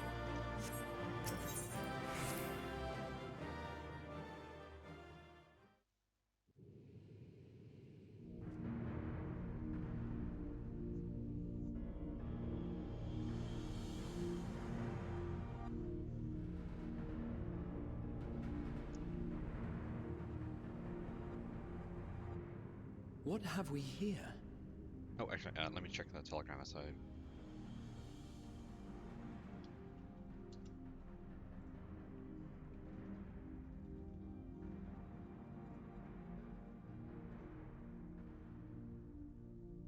All right. 'Tis not unlike a Hunnish alchemical furnace in design. Well, there is one way we might find out.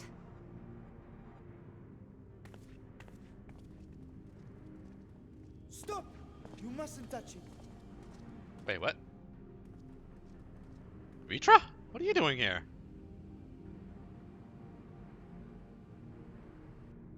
Vritra! Oh, my apologies. Should I continue calling you Varshan? You may address me as you wish. My nature is no longer a secret. Still, this is not a setting I imagined for our reunion. Surely you've not entered these ruins as common looters. Would that we could deny your accusations, but I fear you're not far from the truth. Great Vritra, might we beseech thee to explain the nature of this strange contrivance?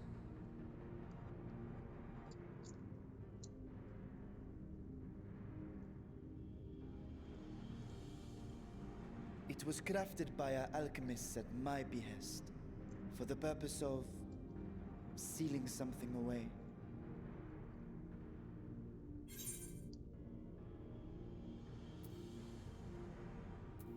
Sealing away what exactly?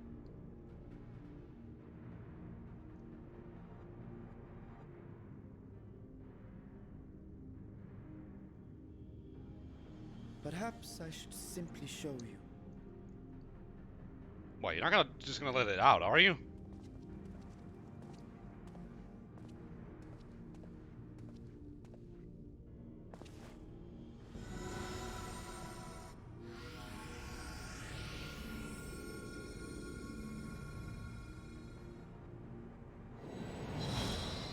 I guess yes.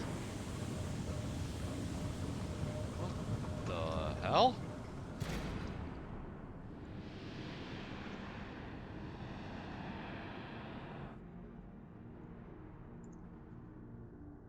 What is that?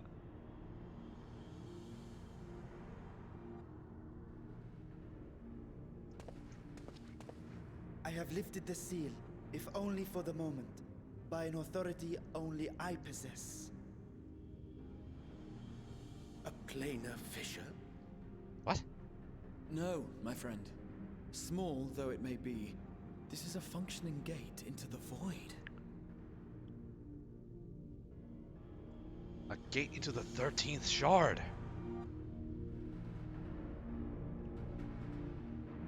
I think it was the 13th that was the void, right?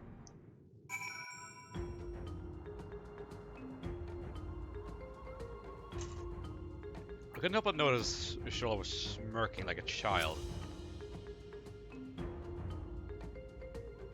I came here in search of something that might further my research. I did not anticipate a fully functioning void gate.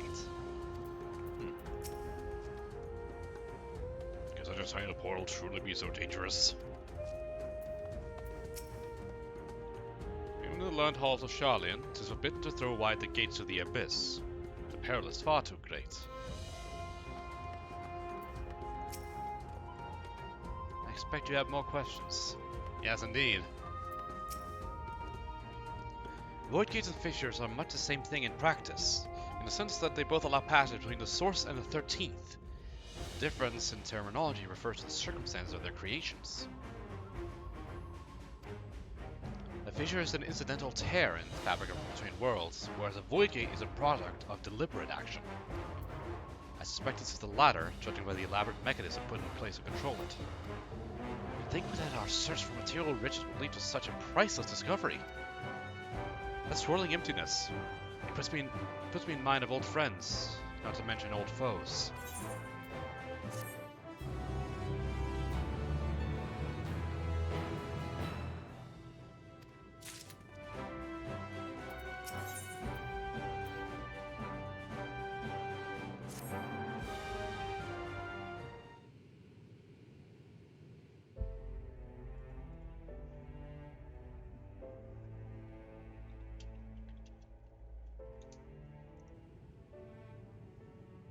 I must admit, I am deathly curious to know how a void gate came to be hidden in the depths of these ruins.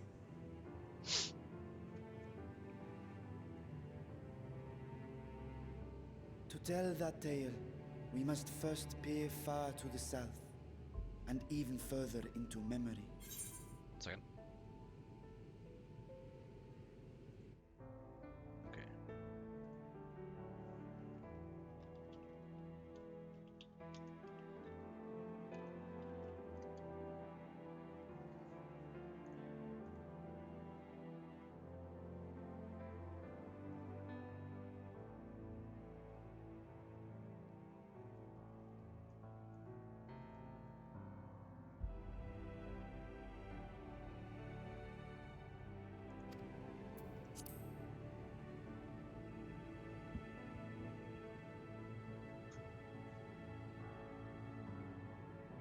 An age 5 millennia passed when the Algan Empire sent an invading force to the shores of Mericidia. The southern people rallied around the commanding figures of Bahamut and Tiamat and fought fiercely to repel the would-be conquerors. With Bahamut's defeat, however, the tide turned against them. Desperate to seize any advantage, the Mercidians resorted to summoning primal entities. The Warring Triad. In response, Emperor Zande forged a covenant with the Cloud of Darkness, sovereign among the all-devouring denizens of the Void. Thus bolstered by icons on one side and Void Scent on the other, the two armies clashed in a battle of unspeakable carnage. So much death, so much loss.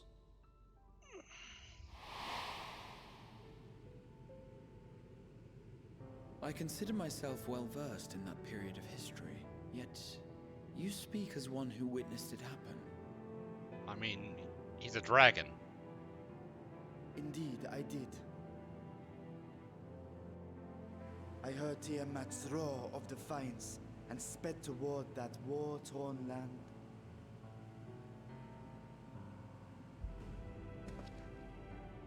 Along with my sibling, Aglaia. Day.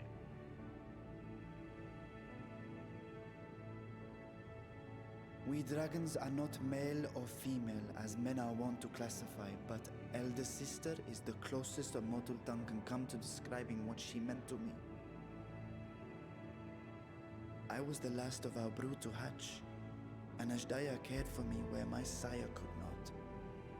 Thus I was with her when Tiamat roared. I was with her when she journeyed south, and I was with her when she fought against the Void-sent hordes.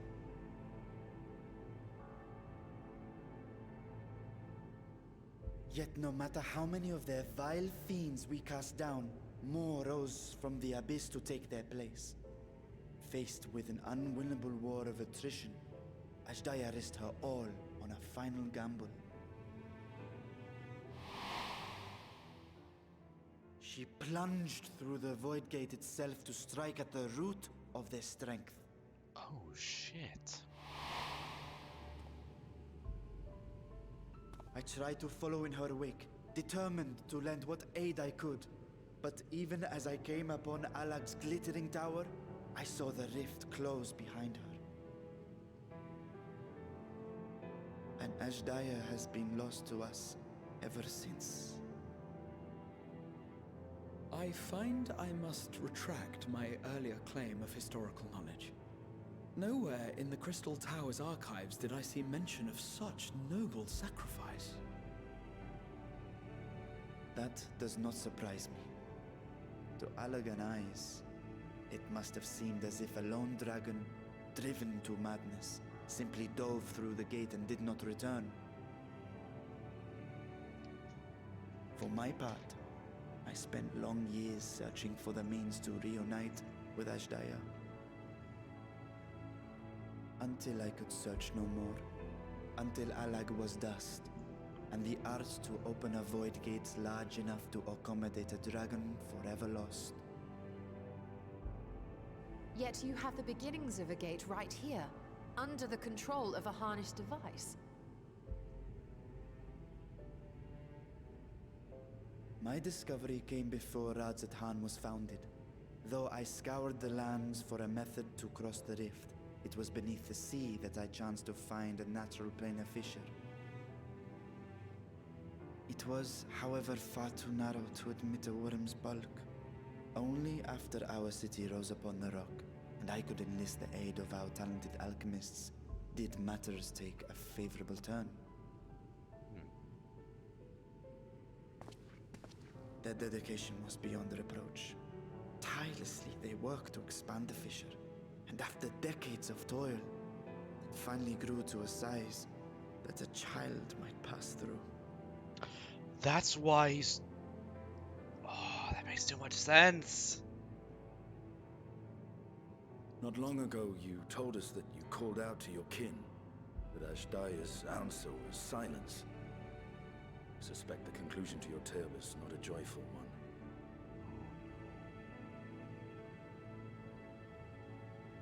With hope in my heart, I used a simulacrum to cross the threshold. But no, I did not find her. What I found was a host of Void-sent, clamoring around the opening they had sensed. 'Twas but a moment, but enough. I had no choice but to retreat and allow the portal to contract once more. The gate was a threat to your people. You had to decide between endangering Radzat and abandoning your sister. And you chose the latter. 'Twas not that thy siblings scorned thy call. 'Twas that she was trapped beyond a barrier through which neither roar nor dragon may pass. Even now, in the desolate world of the 13th. I can scarce imagine your pain, yet it was wise not to linger in that place. Too long a sojourn, and even a being of your power risks being warped into a creature of the void. You've seen this phenomenon before, when we stepped into the darkness.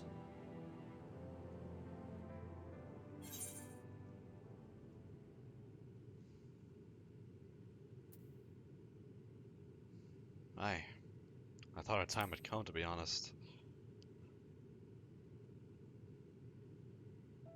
As did I. Were it not for Une and Doga, or Nero for that matter, we might never have made it home. Do you remember what happened to Nero? How his wounds allowed the Void's corruption to enter his body and twist his ether? Had it been allowed to progress much longer, I presume he would have been fully transformed. Then there is little hope for Aglaia. Ah, no. I hadn't meant to. I speak only of possibilities. The scales of the first brood are extraordinarily resistant to ethereal fluctuations. They are the protective talisman's core components after all, and even the corruption I described would struggle to overcome. Of course. With the warding scale in one's possession, one could conceivably survive a stay in the 13th without being warped by its energies.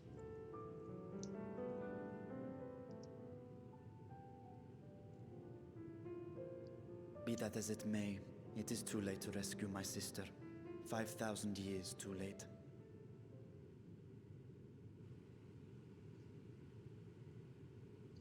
And now countless others look to me for guidance and protection.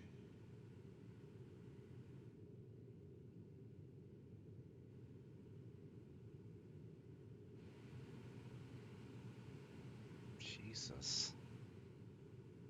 So when I sensed intruders in the ruins, I came only to ensure that the gate remained closed. That, and to secure the treasure, of course.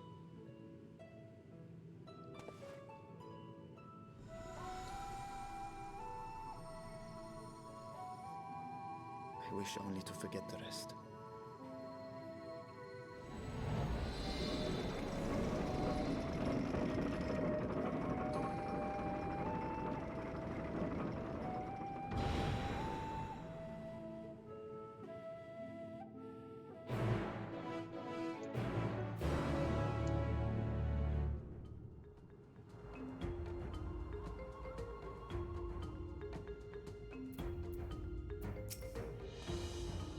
Millennia have passed since I last saw her, but I see Aglaia in memory still, clear and vivid.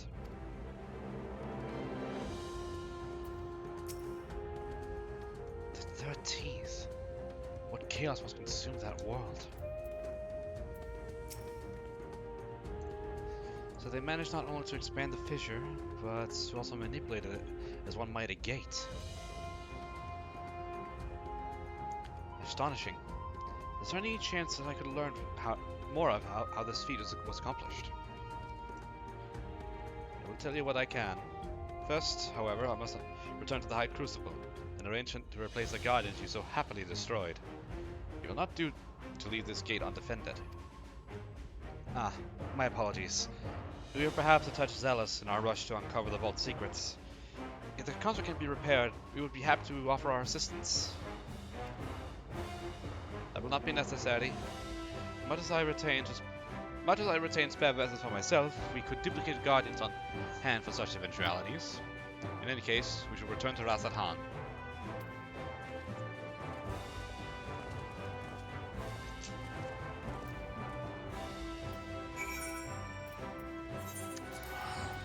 Well, that turned into an awkward development.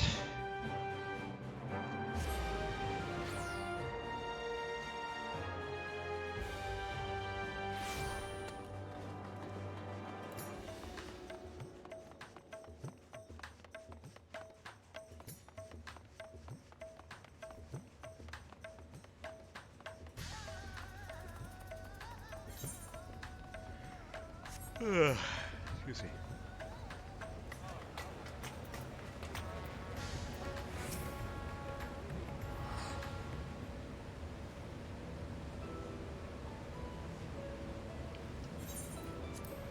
I promise we will discuss the Void Gate further, but first I must attend to the matter of the Vault Sentinels.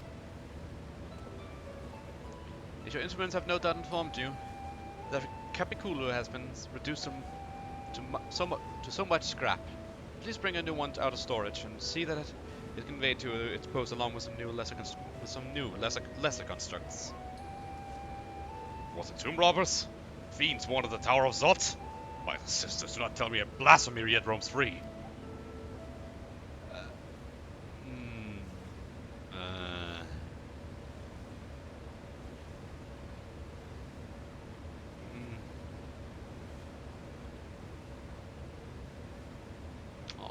Ah.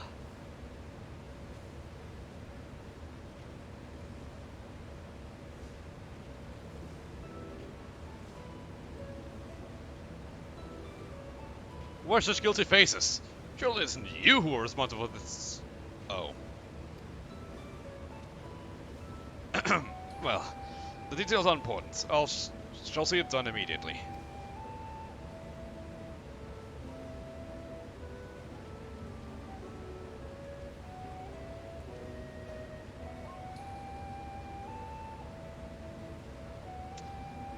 And with that, the vault will soon be secure once more. Now, I believe you had questions? Quite a few, in fact, but I'd like to begin with the gate itself. It is still functional, yes? Indeed, which is why I saw it sealed in an alchemical forge, locked and warded with my magics. Such powers must not fall into the wrong hands.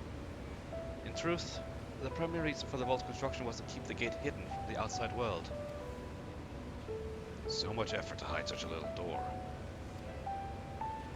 That little door you speak of leads to an abyss teeming with unspeakable horrors. That said, in its current state, it would admit only the lowliest void sent. From this side, no man would be able to pass through. Well, maybe a Lalafell, but still. No man. I should think Alpha would fit, given a firm enough push. Physical size is only one consideration. True restriction hinges upon the etheric density of the soul in transit. And yet you succeeded in expanding this diminutive portal and sending your simulacrum to the 13th. Thanks to my brilliant alchemists, I should have destroyed the anomaly when I found it, but instead, I bade them devise a means to control it.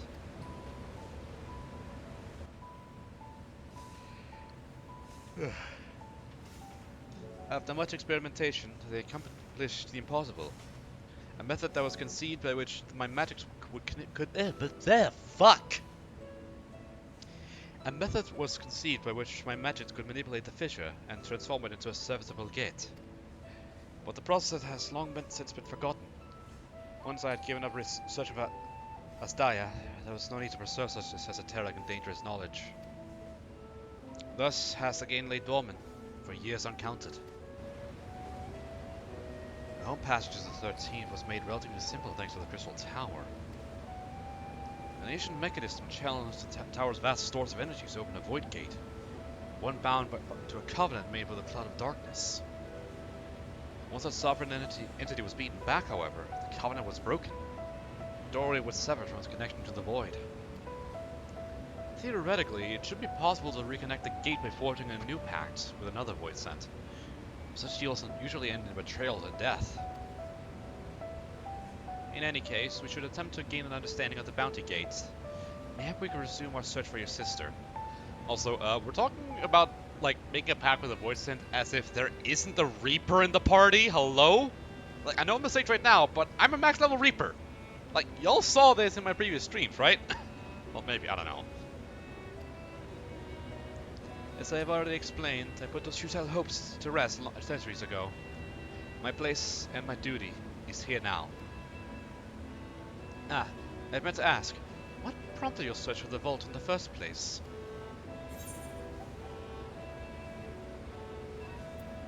To see the legends were true. As you have seen, the fabulous wealth in the stories is quite real. If not its rumored origin, but I'm afraid I must assert a prior claim. I've been adding to that trove for years, little by little, but the time has come to spend it, that I might alleviate my people's suffering. We are of one mind. I don't intend on taking it for ourselves. Isn't that right, my friend?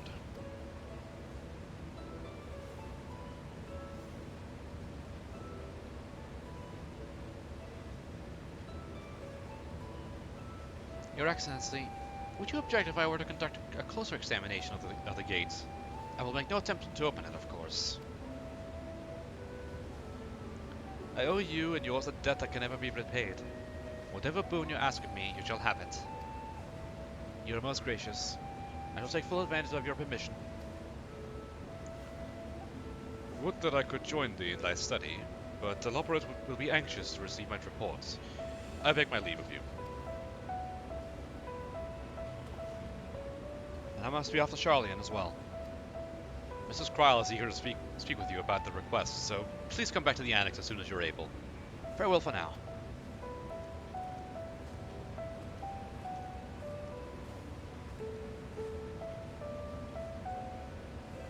We can discuss my findings once I return.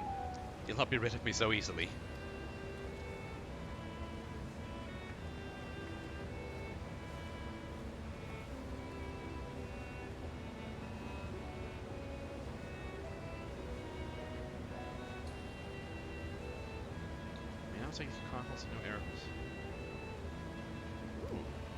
Okay, so this actually was required to get the new raids.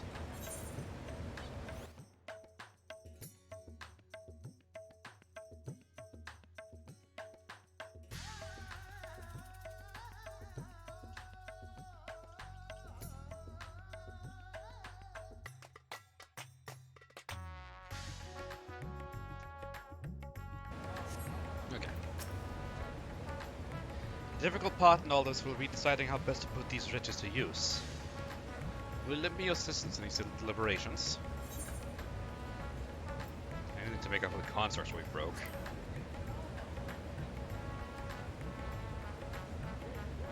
And I think of your employment as a recompense. Serve me as guest advisors, and I shall consider the work and constructs paid for in full.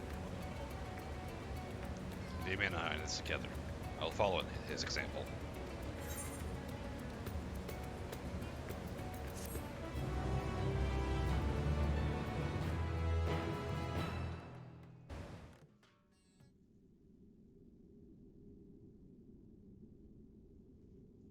Meanwhile, elsewhere. Back on the 13th, I assume?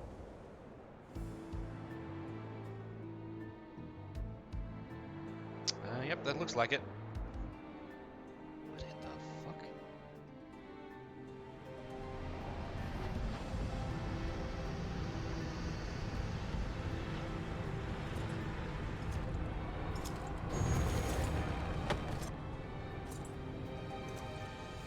No! Don't fucking tell me it's Xenos again.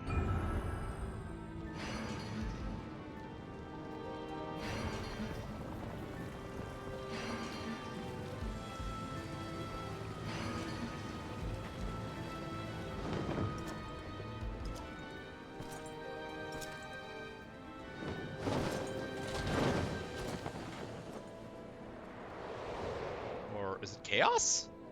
I'm not even sure anymore.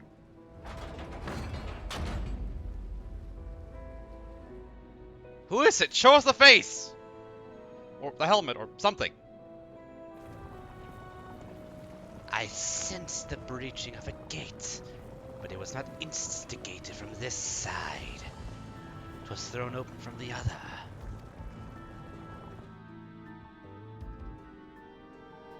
I too felt it. A rare current, yes. But such a tiny portal is beneath our notice. There are more pressing matters at hand. An opportunity is upon us, the coming of which we have waited for nigh on 10,000 years. We dare not slip it. Let it slip our grasp.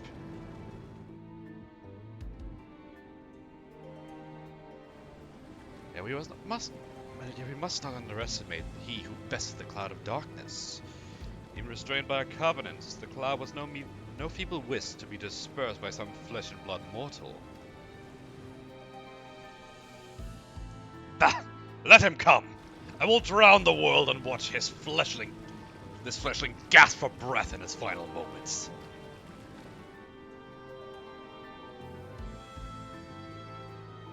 Your zeal is admirable, but forget not our cause.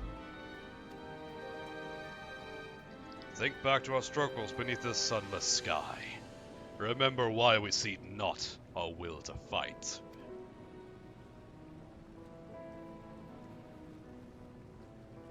'Tis time we set the war in motion, and win redemption for our star. Who is that?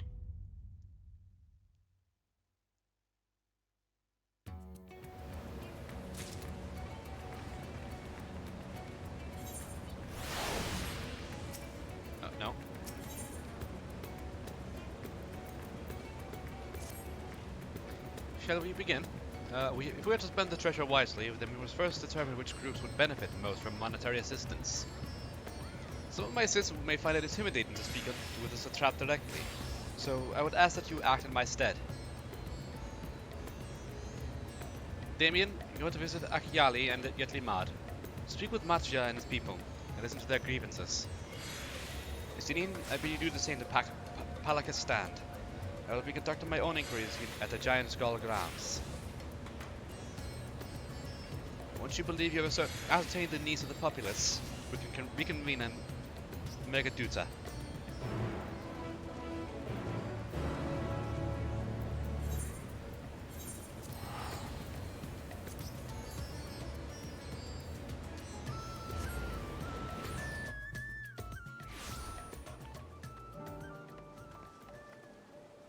No, actually, hold on.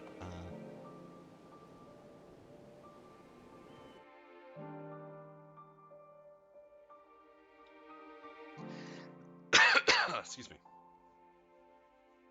I hope that wasn't too loud. Sorry. I didn't reach the mute button in time.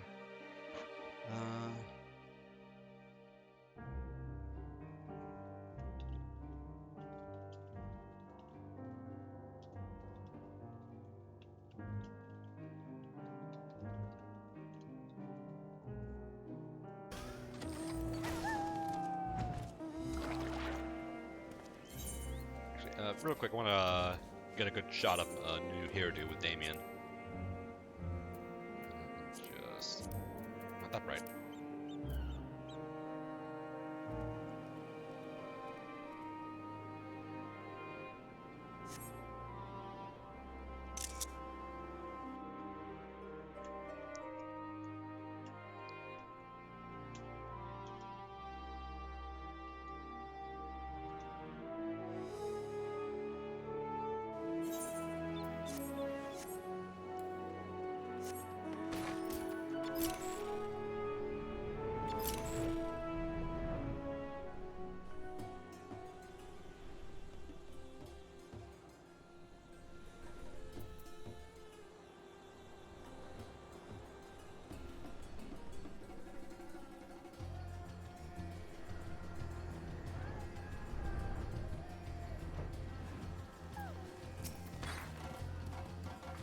Oh, Damien! I was so glad to see you had returned unharmed. You finished with the boat then?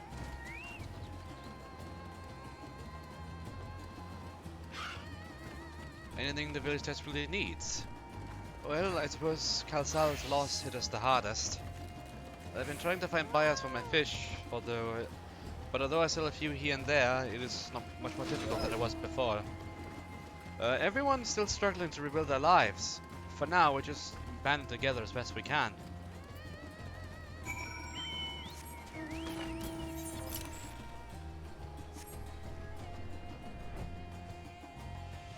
So, perhaps investing into a bit more, like, trade infrastructure? Oh, wait, maybe, like, finding some way to import more Thavnarian goods to the rest of Eorzea, perhaps?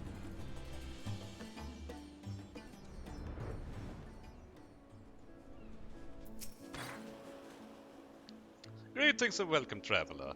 If this is your first visit to Thavnair, then you must try my special Amra Lassie. These refreshing zest cannot be beat. Which could such wonder cost, you wonder? Normally, I part with 3 bottles for a generous price of 19,800 gil, but for you, I am willing to go as low as even 10,000. You practically stealing from me.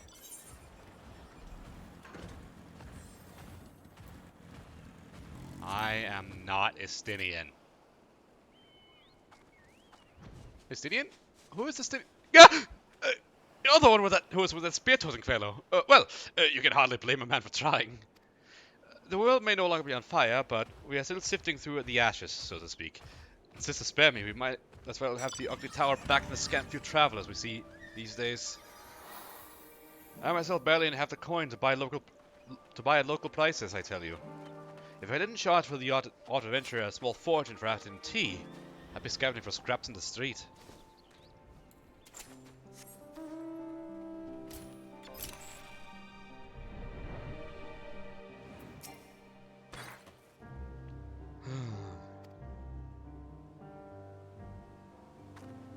Oh, it's a woman. How fares the port? Well, it's in shambles, isn't it? The trade routes are open once more now that the danger has passed, certainly. But no small number of merchants had to sell their ships to make ends meet in the short term. Add that to the sailors we lost in the final days, and it's little wonder that the flow of exports is no more than a pitiful trickle. If Carl Salen's consortium are still with us, I'm sure he'd have found a way to turn our fortunes around. Now there was a man who got things done. God rest his soul.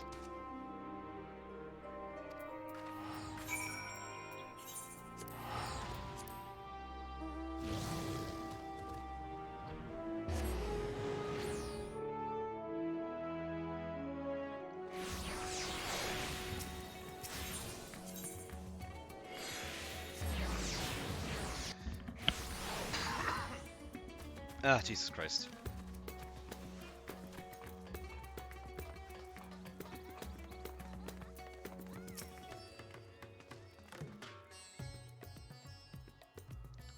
Ah, my advisor's return. I've just made it back myself. Why do you retain this vessel now that your true form is known? You could have flown across the island in a fraction of the time. Be that as it may, the sight of a massive creature descending from the sky can be startling to say the least. And there are few places I can enter comfortably without risk of flattening some cart or stall. Fair enough. As for my inquiries, the people of Palakistan were unanimous in their reply. They're surviving. Resources were stretched to their limit when refugees were pouring in, but they persevere with some assistance from Yetli Mad. From what I understand, they've always been an independent community, hunters and foragers and the like, and I was assured that the jungle provides for their needs, for the most part. Palakistan has weathered the disaster better than most, it seems. Especially as they were caught in the middle. I myself heard good news and bad. The quarrymen were cautiously optimistic, having just sold a full wagon of giant skull to a foreign trader. Such visitors are few and far between. Compared to our best years, the weight of stone leaving Tafnera has been light indeed. Our nation is small and isolated. Its prosperity dependent on a steady stream of exports. We must identify the obstacles to the flow of trade so we begin working to remove them. Tell me, what did you learn at Aglaia and Yetli Mad? Fuck Christ, these tongue twisters.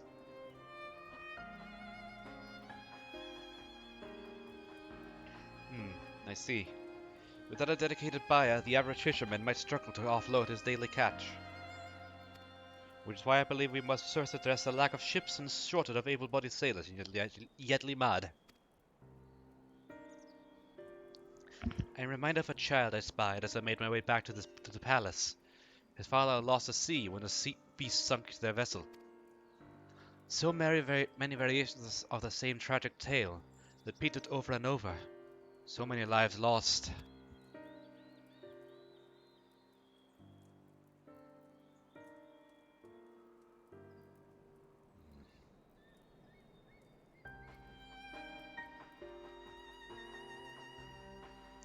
Enough greater drowning if we let ourselves be overcome, but we will not. Damien, Itinian, I will consider the perspective you've brought me and devise a plan to help my people confront this adversary. Adversity, sorry. Come, I would like you to be in attendance when I announce the proposal to my assembled functionaries. Of course.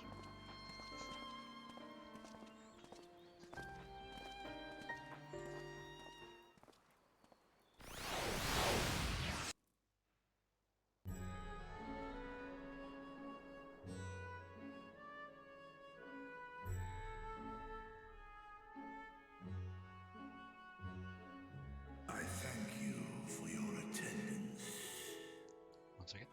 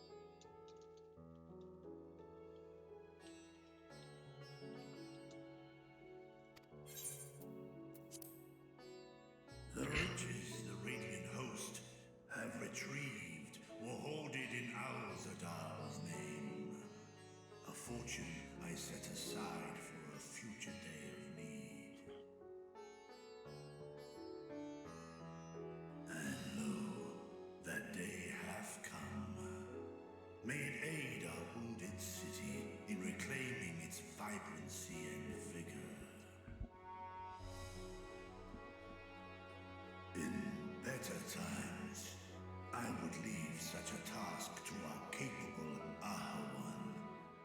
God's rest his soul. Finding myself bereft of his counsel in the here and now, I will assume the responsibilities of mine office directly. Firstly, the treasure shall be sold for more convenient currency, thence invested into the trading port of Yedlamad. Our merchants must have their operations restored, their ships rebuilt.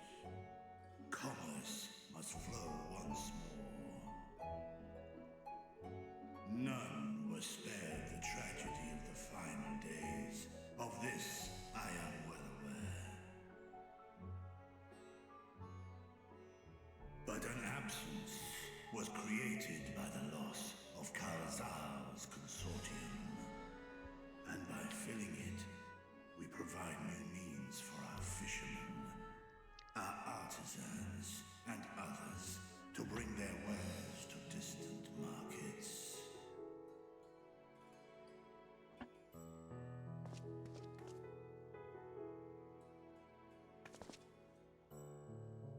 And what of the children who were left without family to care for them?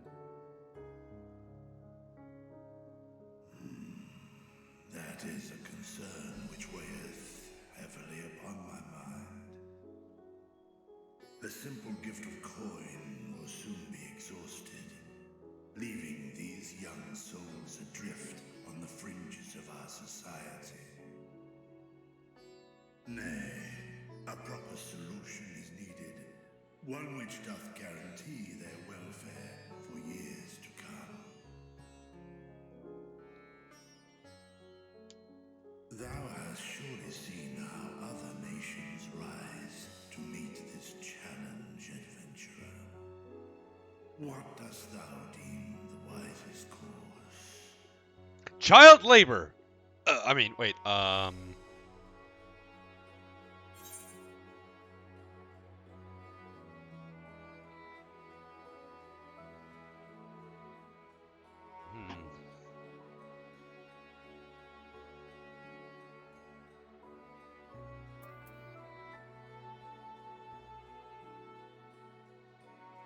Hittleshire's orphanage was funded through trade and highly coveted goods.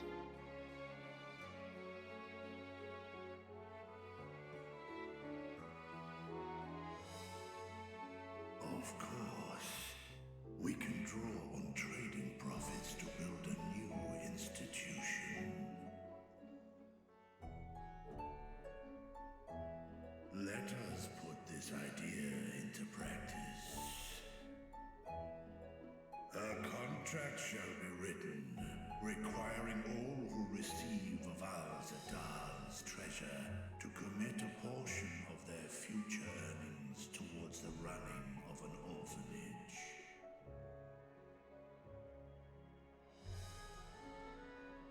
Now, such an influential policy is deserving of a worthy name.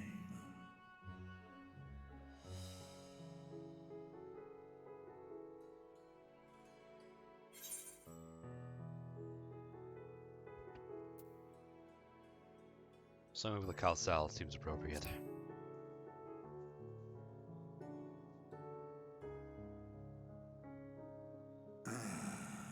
A fitting candidate. Kalzal should be remembered, not as the blasphemy which terrorized Thavnair, but as a hard-working and generous man who brought much wealth to our shores. Do any among you object to this proposition? Many here lost loved ones to the beasts. In that time of strife, any one of us could have broken. Any one of us may have been taken by despair. When I think of Kalzal, I feel no hatred. Only a stinging regret that we could not save him as well. Isn't that right, men?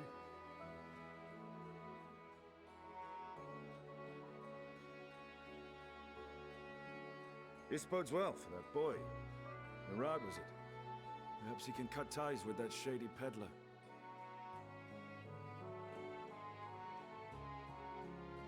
Then let it be done. Henceforth, this initiative shall be known as the Kalzal Foundation. Nabdeen, thou art to assemble a patrol and ensure that no child in this city liveth in squalor.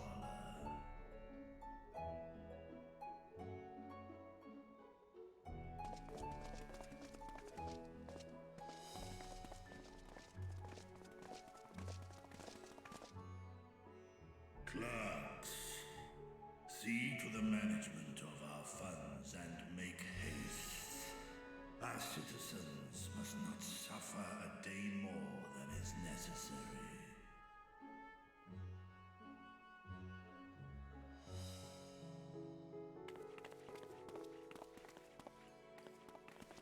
Dragon and man, side by side in pursuit of a brighter morrow. Reminded of Ishgard.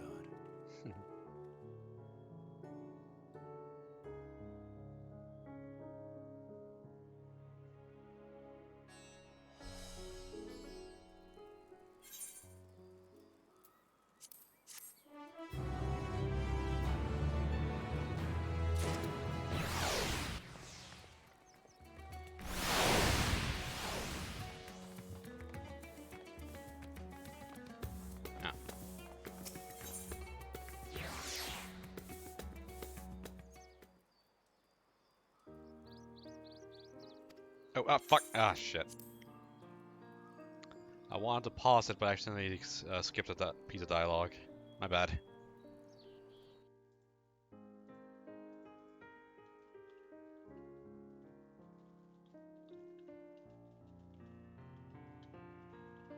Okay. You will forgive me for not speaking sooner, but I hear a message from Archon Stola. She asks that you meet her at the High Crucible at your earliest convenience. Understood. Thank you. Stola must have finished her study the Void Gate. Shall we hear what she has to say then? I will go with you.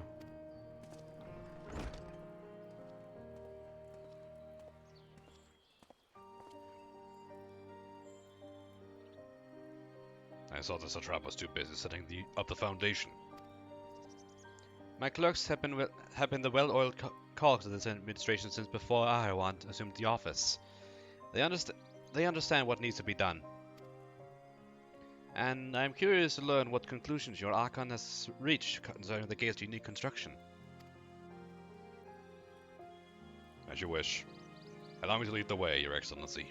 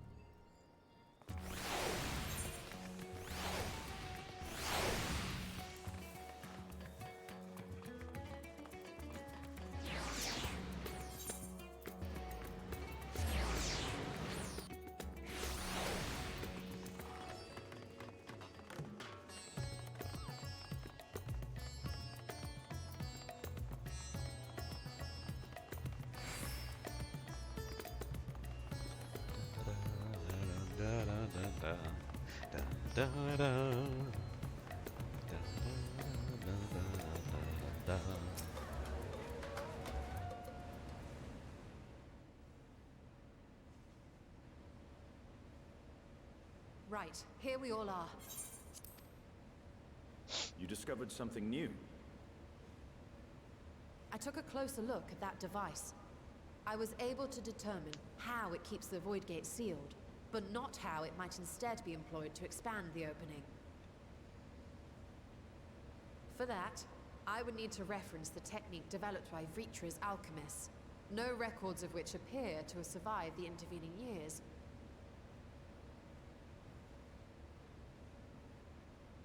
We know this, so why have you sent for us? Have you learned aught of value or not?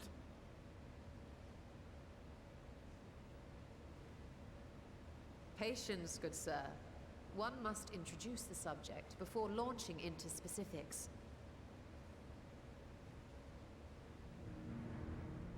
From what we understand, travel between worlds is accomplished by passing through the nebulous rift which exists between them. Picture, if you will, the moment you were called to the first.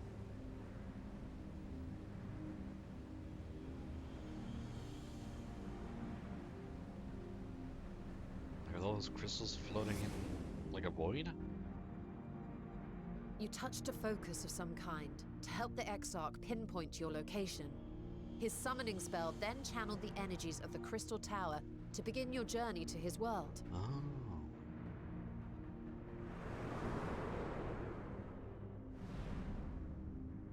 The magics tore a hole in the wall separating source and shard, and cast you into the intervening nothingness.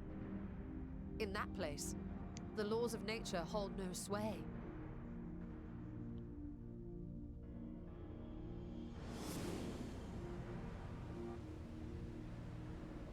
Yet even through this realm of temporal and spatial instability, you were borne safely to your destination in the first. The feat that guided you across such an unimaginable distance, both physical and metaphorical, was nothing short of a miracle.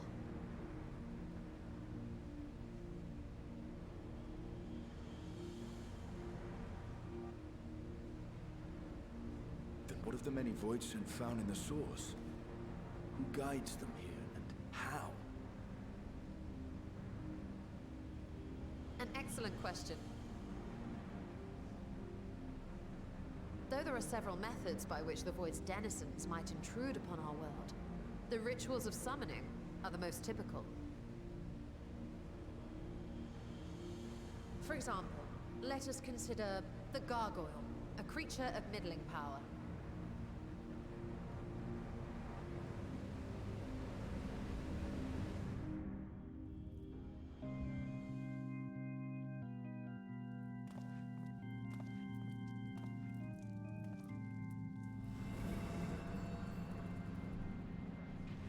To call upon such an entity, the prospective summoner must force open a void gate.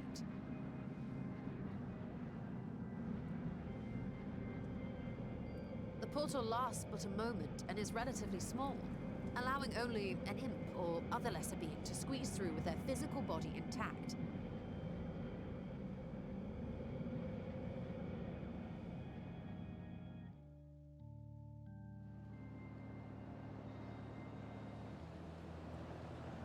Our more powerful gargoyle, however, is too large for that. Creating a gate big enough for him would require vast amounts of energy, far beyond the reserves of any one mortal practitioner.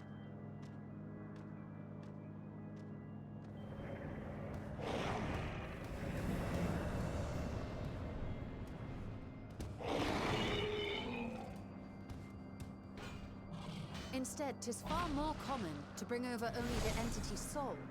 We had a taste of that ourselves when a certain Exarch dragged us to the first. Uh-huh.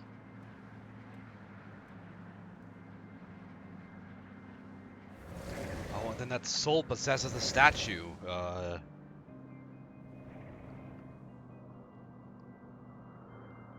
And just as our bodies remained in our world, the Void Sense physical form is left behind in the 13th.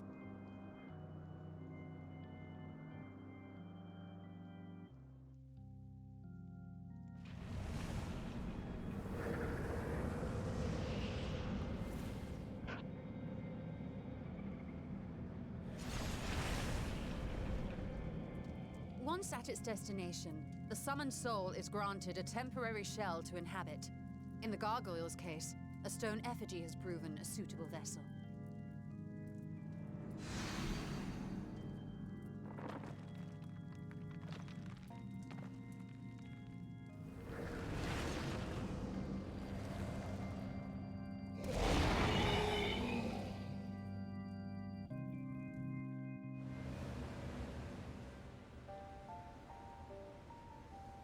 Wait. You said that Voidsent must be called here deliberately by someone in the source, reeled in like a fisherman with his catch. Exactly. For a being to navigate the chaos of the rift, with or without form, there must needs be a guiding agent on the other side.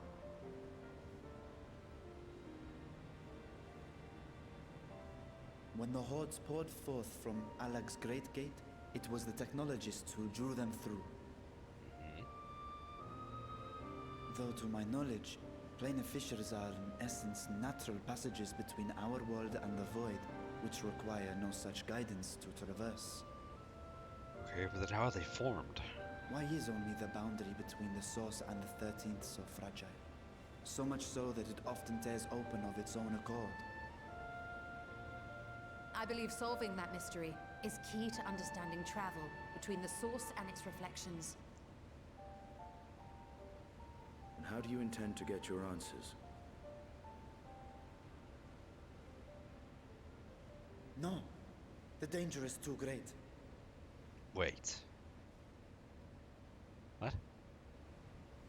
Perhaps. But what some call danger, others think of as adventure. Wait, we're going to the 13th? Were you not listening to my tale? Never mind that the means to expand the gate has been lost to the ages. Even could you force the portal wide enough, you would be greeted by an army of murderous horrors the very instant you step through.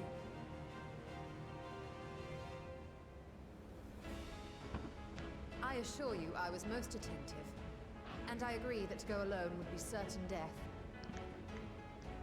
But if I were to bring along one who has already braved the 13th and humbled the cloud of darkness, well, I imagine my chances would be much improved.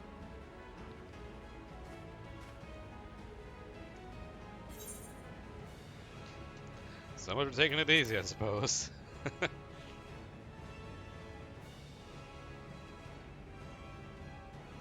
Since when were you one for the quiet life? Fair enough.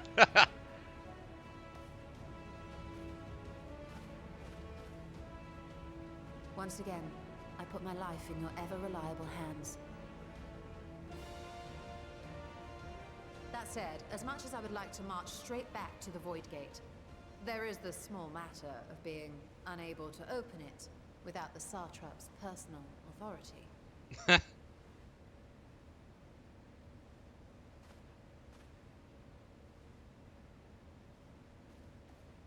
As I've said before, I will grant you and yours any boon you choose to name, provided it does not endanger my people.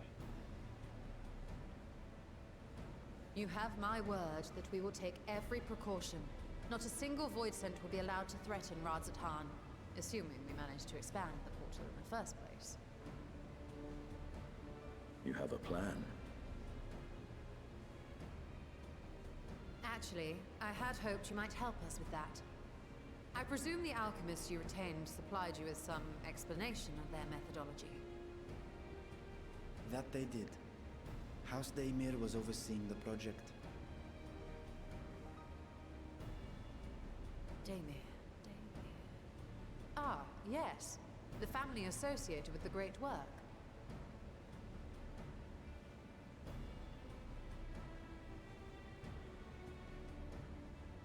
I did not fully comprehend the theory, but their research began with a void scent which had slipped through the fissure. After a thorough examination, they created an arcane simulacrum possessed of similar qualities. A man-made void scent, if you will. It was apparently indispensable in their efforts to enlarge the gate. A man-made void scent?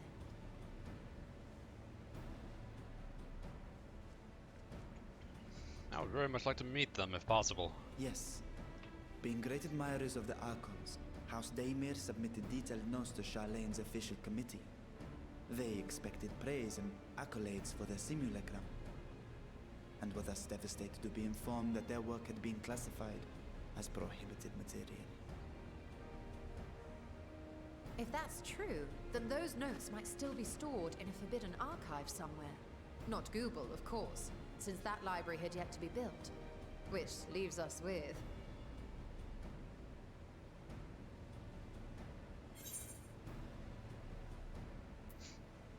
Graha's favorite place to sneak around.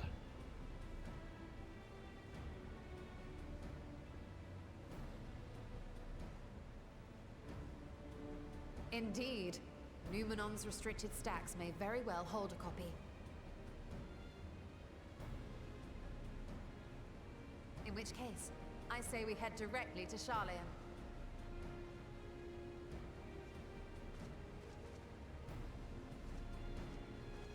What, you're not coming with us, Justinian? Unless you anticipate needing help to reach the high shelves.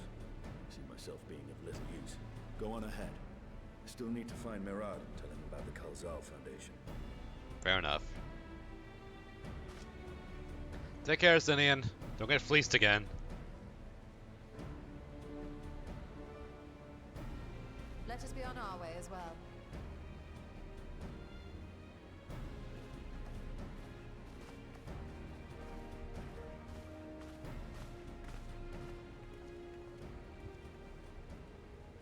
They are resolved to venture into the void. Do I sit idly by?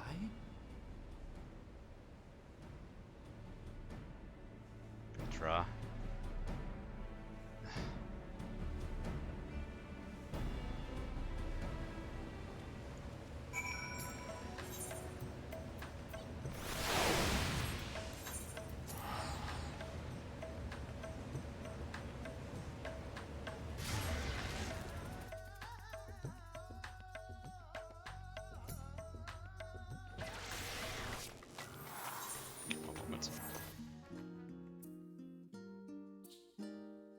Okay, hang on. I need to just disappear just a moment.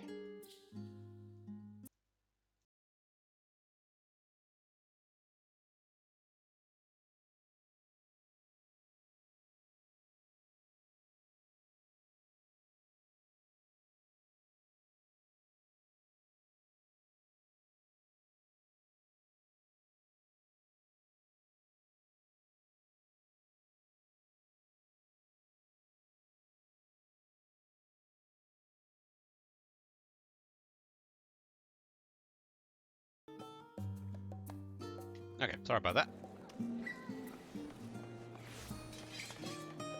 Still, if we enter the Numenon's restricted archive with a minimum of fuss, then we must secure the permission of the Forum. First, however, we shall need to enlist the cooperation of a member to broaden matter on our behalf.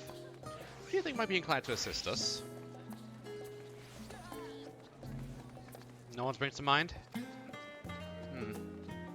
What if Scarlet Monty... Ellison names are even worse than the fucking Rasadan names, goddamn. He did come to Graha's defense during the inquiry, after all. To settle, let's head to the phenomenon and see if he's willing to help us once more.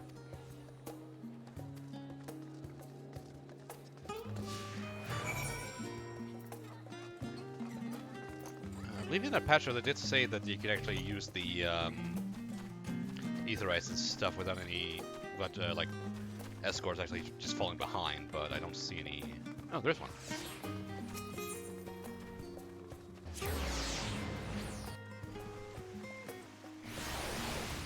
Hey, there she is!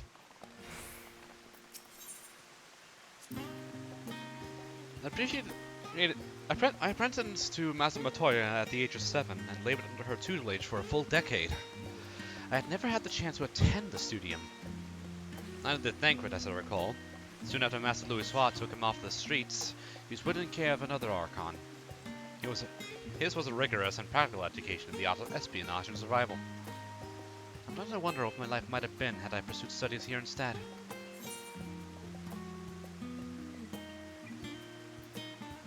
Tea at the last stand after a day of lectures? Oh, that does sound lovely. Afternoons with friends, sipping tea and debating theories. Still, I wouldn't give up my time with Master Matoya for the world. The dank care of studying was far from the bright area halls of academia as one could get. But it was a wondrous and magical childhood nonetheless. I could finally get a little insight of Yshtola's path with Matoya.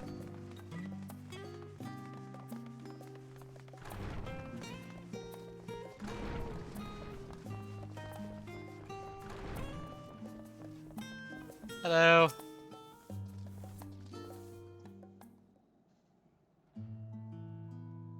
Ah, visitors. Quite esteemed ones at that. What may I do for you?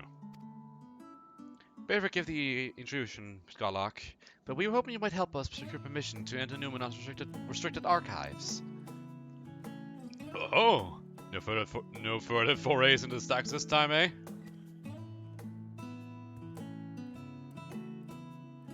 I applaud this newfound sense of propriety, yet in all this wide world, Corpus Renini, what compels you to disturb a vault of forbidden wisdom?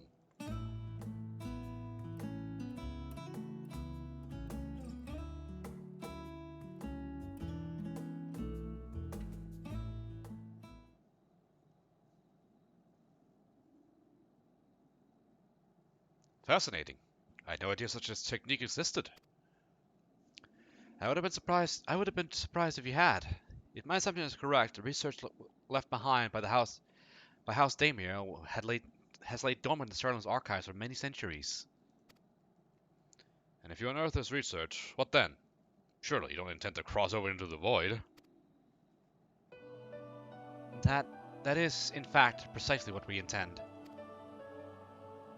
To what end, pray tell? To develop a method of traversing the rift, for one, that I may keep my words to a distant friend. Sentiment aside, I've journeyed to the end of existence. I have heard, felt, and thought endlessly about the truth of our world and the echo of its future. And yet I want to understand everything, to unravel it down to the very last secret. What scholar worthy of the name wouldn't force open a void gate or two if a grand revelation was the promised reward? Marvelous. An audacious proposal worthy of Massa Matoya herself. And after hearing the whys and the wherefores, I for one do not believe you would use the knowledge for ill. I see no reason to present your request to the forum's consideration. No, not to present your... Okay.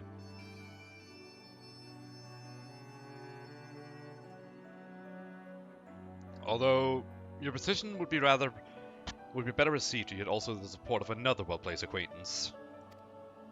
Fortunald. I fucking knew it, of course. Why, Master Fortunald, of course. He can hardly ignore an earnest request for his dear children's most treasured comrades. I was hesitant to approach him directly, but there is no denying that having Master Fortunald on our side would tip the balance in our favor. Very well. We will pay a visit to the Levier estate and plead our case. One last thing before you go. I would consider it a personal favor you might share with me the discoveries you make in the void. My appetite for knowledge is every bit as insatiable as yours, I'd wager. So, if you could see your way of indulging an old man's curiosity... Of course, Scarlock. We'll be sure to pass on any revelations.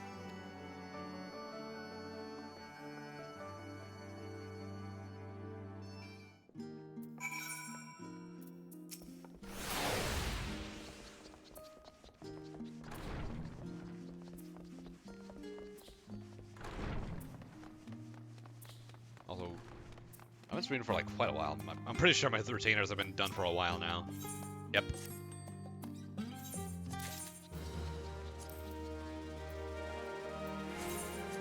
What's that used for? Huh. Might sell for a bit.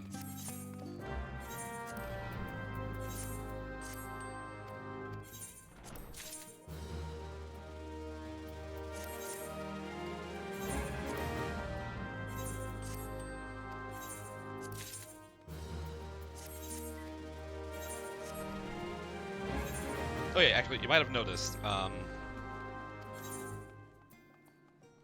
as you can see, my previous Warrior of Light, the one that I completed the Inwalker storyline with, I made her into one of my retainers now, so she's always with me in spirit.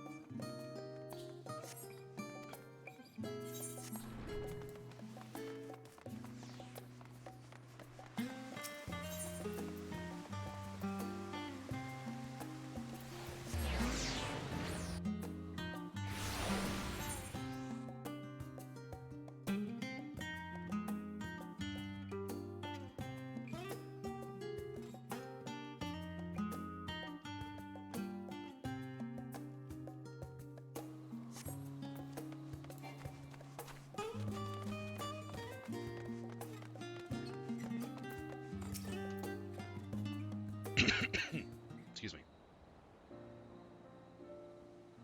Ah, Master Damien, Mrs. Matoya, how may I be of service? We've come to speak with Master Fortunald. Is he home by any chance? Yes, the Master is in the residence. I shall inform that he has guests.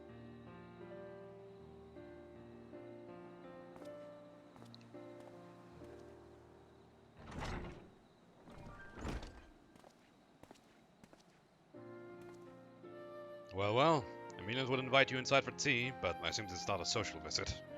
Here's some matter of import to discuss. Then pray proceed. You have my full attention.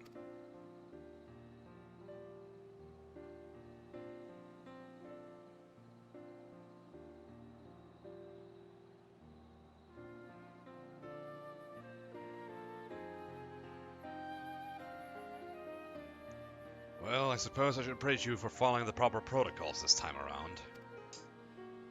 Scholar Montague expressed much the same sentiment, I assure you. I assure you we will not attempt to circumvent the Forum's authority again, unless it's absolutely necessary, of course. Of course. You do understand that the restricted archives are restricted for good reason, yes?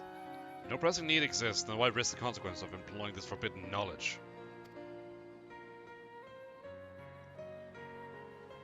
For a brother who misses his sister. She was his guardian and his friend. A selfless hero who crossed the rift between worlds to save her homeland from horror and suffering. But the brother has given up thought of reunion. He spends his efforts elsewhere, watching over people yet healing for the names of the final days. Loyal to his duty while betraying the longing in his heart. It is no vital mission, perhaps, uniting these siblings, but it feels a worthy cause to pursue all the same. As one who feared losing his own loved ones and spent years in his research to prevent it, surely you appreciate how painful such a separation must be.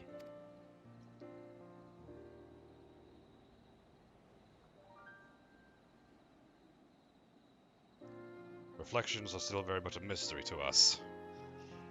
Offering to share your experiences in the first should constitute a fair exchange for our cooperation.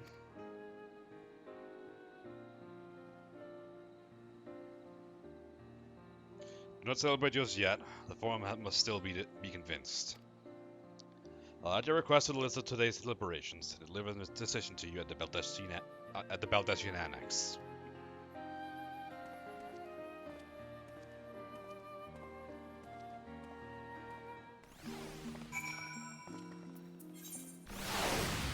Still following us? Yes.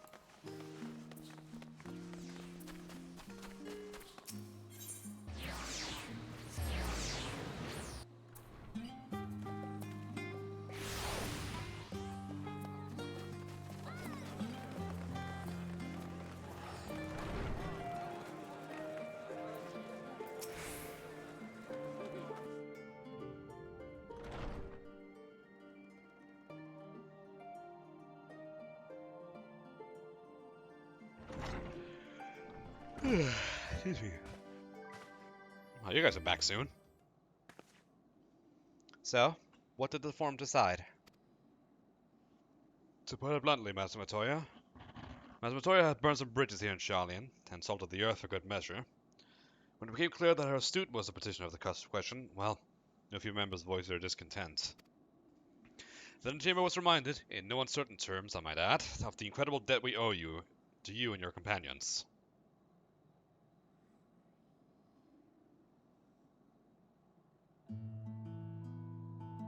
That sort of silence of grumbles and stiffened a few spines. It was agreed that allowing you entry to the archives was the least we could do in return.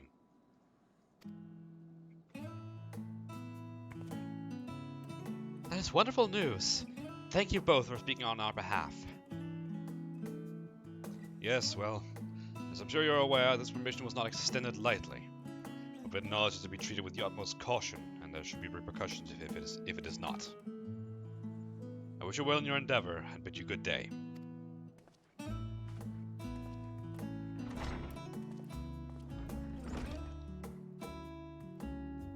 Ever the same, that one. Uncompromising? Aye. But the very stoicism was exactly what Charlian needed to guide it through not one, but two exoduses. still want to punch him in the face, though, like just a little bit.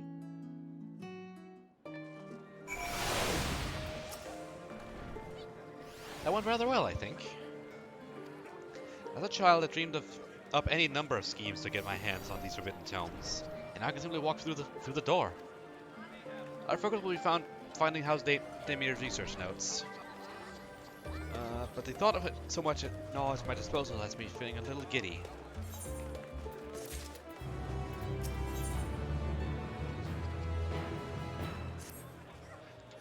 You'll run directly to the archives from here, I presume. You presume correctly. You'll want to speak with the index page when you arrive. It has been instructed to grant you access to the restricted section. Excellent. Once again, we thank you for your help. Oh, it's my pleasure. Believe me, we find the knowledge that you seek. Shall we?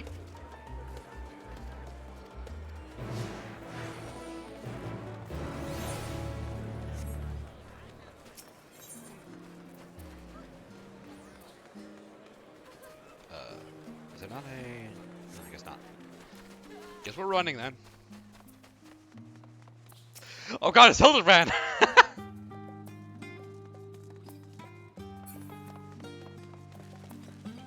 Oh, what the fuck is he doing in Charlian? Oh god, I just realized. We're getting new Mandible quests soon in like in the Shadowbringers areas. After that, do you think he's gonna cause chaos in Charlian? Oh, I fucking hope so! That is gonna be crazy.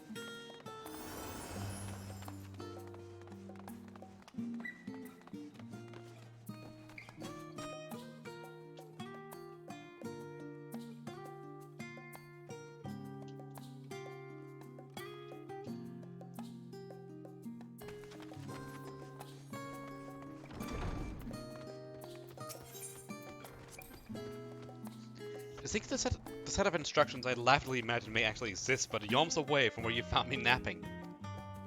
If I had known Alsadal's third exploit sooner, I could have well saved myself days of research. Even a children's book might have pointed me in the right direction. To achieve the impossible, one must need fully flexible of mind and look beyond conventional wisdom. Lesson I had already learned, but not taken to heart.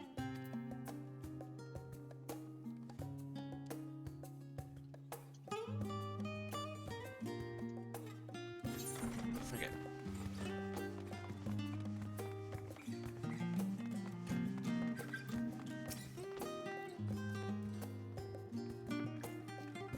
Archon, Ishtola, and guest identified. Do you wish to proceed into the restricted archives? Yes. Follow me if you would. Watch your step, and please note that use of the naked flames is discouraged.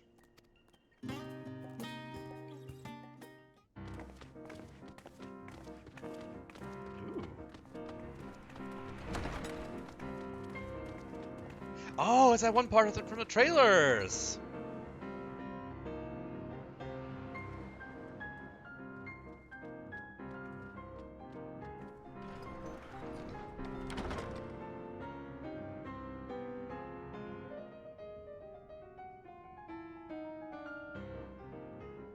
If House Damir's notes are to be found anywhere, it will be here. Let us begin.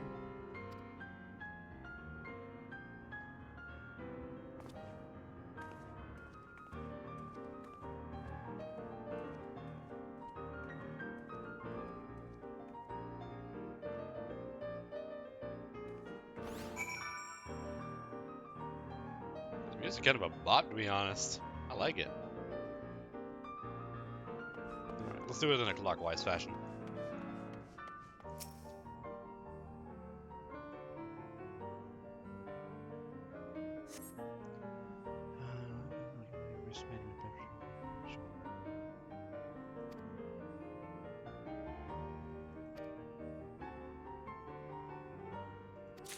Well, that was easy. Has something you'd like to show me, do you? My apologies, I should have opened up but a single book and was completely absorbed by the contents.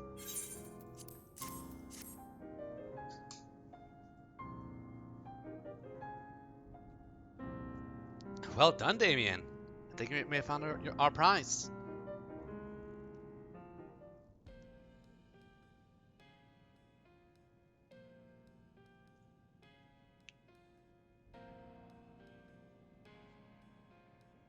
Yes, the ether signature is unmistakable. I've felt the traces of House Damia's resonance many times at the Great Work. Time to see what all the fuss was about.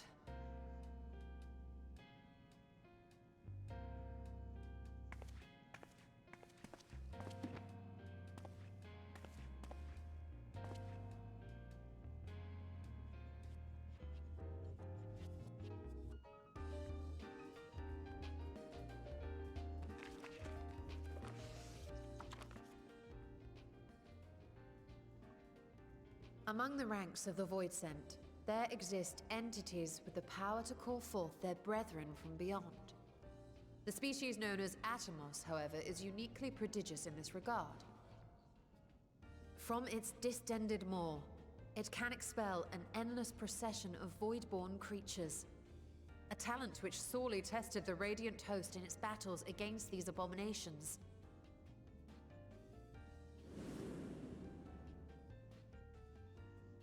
Surmising that the entity itself was acting as a void gate, we endeavored to capture a small specimen and subsequently examine its physiological structure. Our findings reveal that the Atomos had absorbed a planar fissure into its own flesh, which it could expand at will into a functioning gate.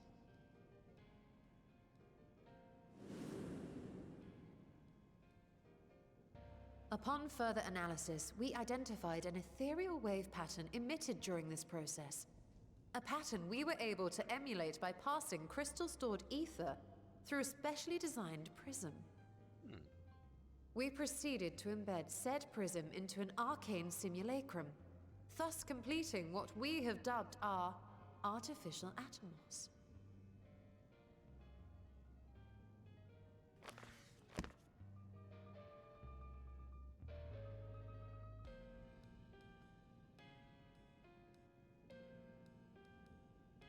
How could I have been so blind to the possibilities? This species, not to mention its ability to summon Voidsent, has been discussed among academics for years now. Just before the advent of the 7th Umbral Calamity, we received reports of Atomos sightings from every corner of Eorzea. Surely you've at least heard the tales. Oh. And still, House Damia went and built a mock Atomos of their very own. I'm not surprised the Archons consigned their work to a restricted archive. It was no easy task, but at last we've unearthed the volume we've been searching for.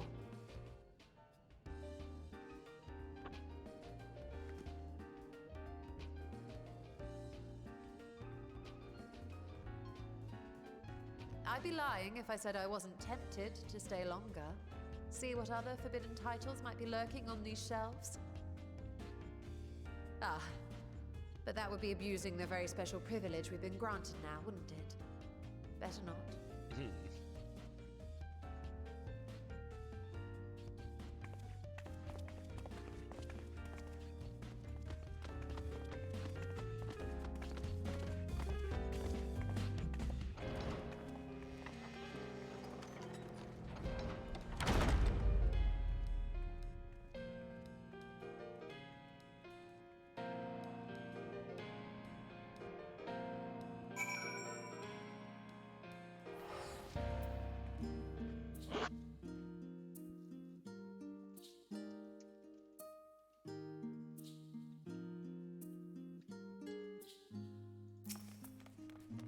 As much as I would love to start crafting the Atomos, I'm afraid this is far outside my field of expertise. Fortunately, we do know a Hannish alchemist who would be delighted to involve herself in our House Damia project. Our business here is concluded for the moment. Please pass on regards to the forum. Your message will be conveyed. Should you wish to indulge in more forbidden literature, I will be here. Patron mode disabled. Security mode engaged. If anyone can help us, Nitana can.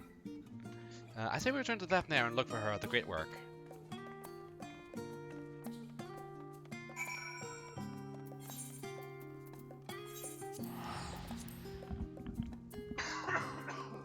Christ. I've been coughing like crazy lately. I hope I haven't caught COVID or something.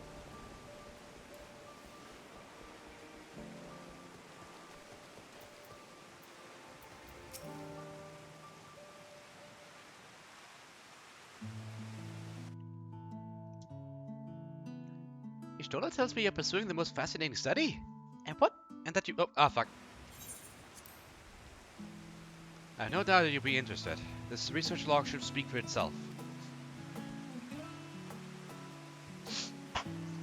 Will it now? By the sisters! This is the house... This is the mark of House Damir. I've never even knew such a work existed. You should. It was requested in Newman's restricted archives, after all. It was? But that means every word within is forbidden knowledge. A written tome with forbidden research, and you put it right in front of my unsuspecting hand. I can hardly wait to read it.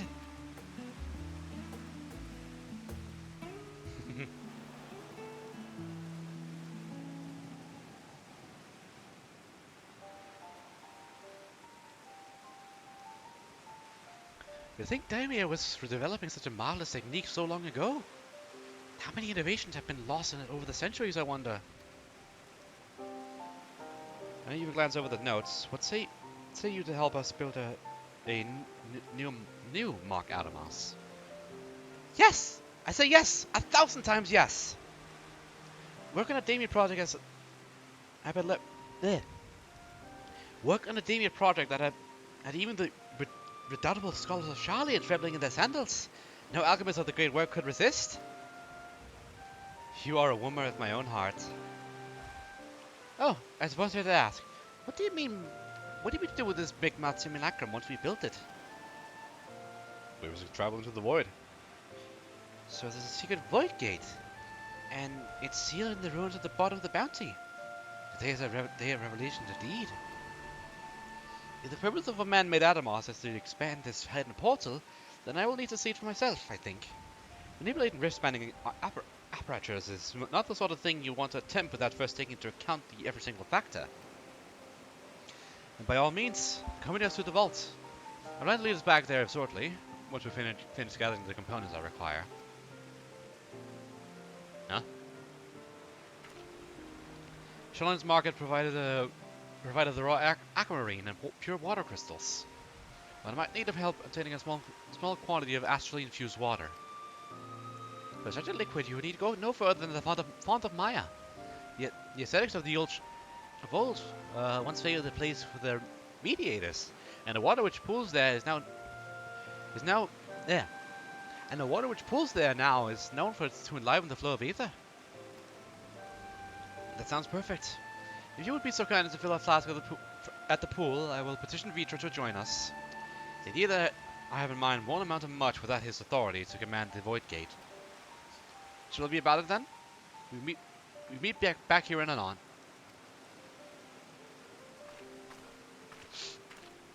I apologize if I stutter and fumble over my words. Dyslexia is a bitch.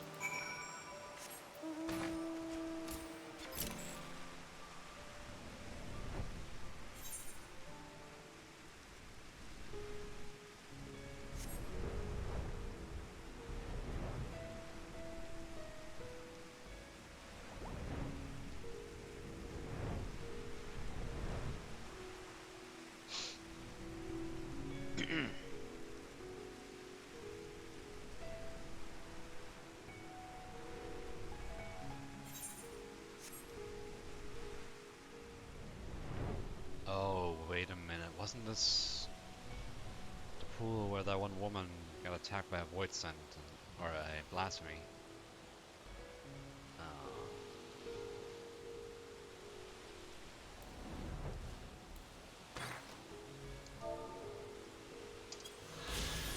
Ooh. That's new.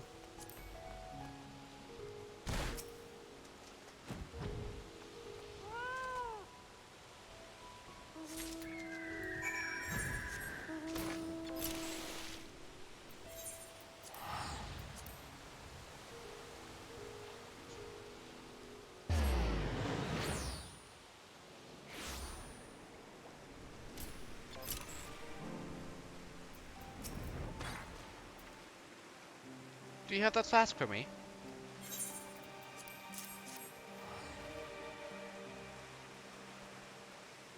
Yes, this should suffice. Thank you, Damien.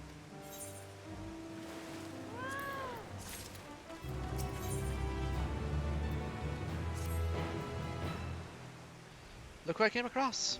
His healing seemed in need of diversion, and we, in turn, may in need of his lance. Oh, didn't even notice. Right then. Now that the little party is assembled, let us make our way for the ruins. We will have need of Match's boat again. Will we have need of Match's boat again? Not this time. Not this time. Once Ursula has informed me of our destination, I arrange for a vessel to be made ready at Aglaia. Your Excellency is ever a gracious host. Shall we?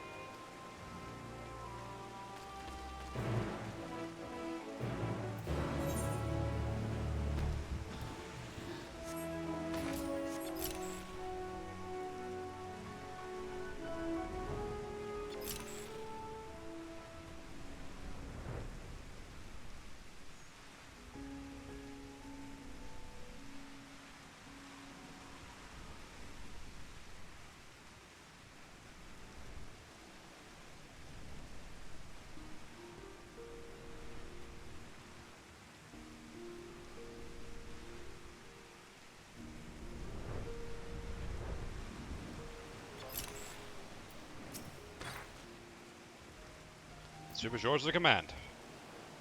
Ah, thanks. We set sail at once. Oh, this is so exciting! Azadal's legacy. To see the truth of a legend with my own eyes. All aboard for the treasure vault.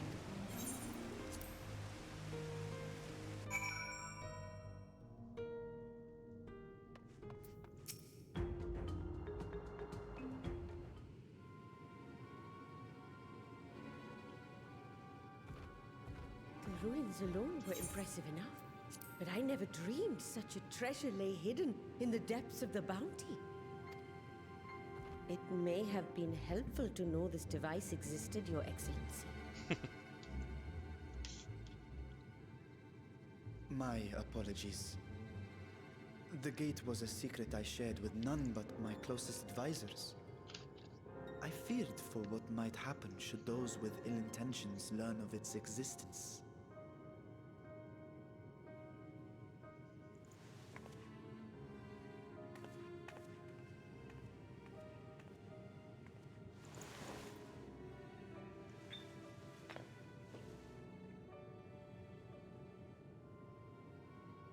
What is it you're doing now?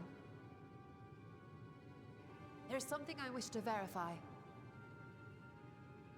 The NOAA reports claim that a short stint into the void carries little risk of etheric imbalance. Should one suffer an injury, however, or if one's expedition drags on longer than intended, that risk becomes significantly greater. Gra has theorized that a warding scale would confer protection from the void's corrupting influence. But I would prefer to test that hypothesis before we set foot in the 13th ourselves. So, this is an experiment of sorts. Yes, an experiment. Tell me, how would you go about testing the efficacy of the warding scale? Tossing it in there?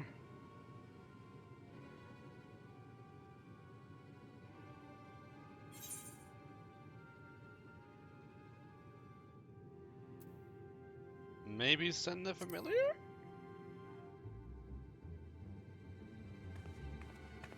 Very good. I see you've been paying attention. As Vritra sent his simulacrum, so too shall we rely on a familiar to bear the brunt of any unpleasant consequences.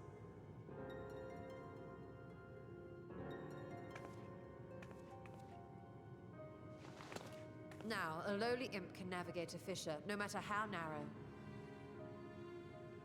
Which means an arcane entity of similar stature should be able to manage the same. A frog? I hadn't wanted it to come to this, but no other familiars will do, I'm afraid. No. I have a bad feeling about this.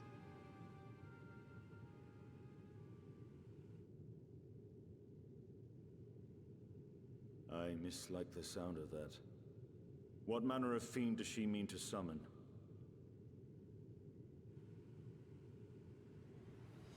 ocean rise, and cloudbank form. From mountain spring and rainfall storm. From river flow and life be born.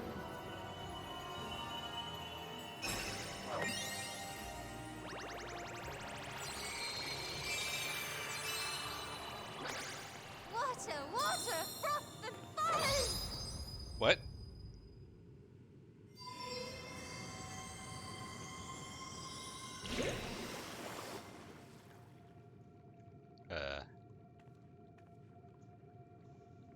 Ready your arms.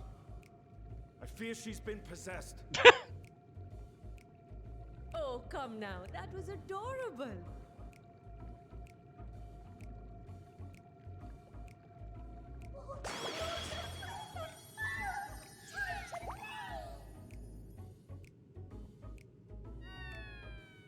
Oh.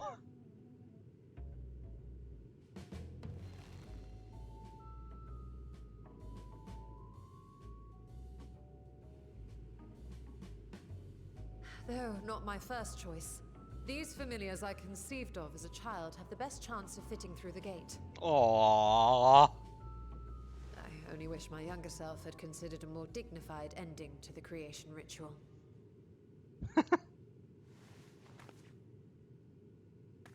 In any case, these two should serve as well. This one will bear a warding scale.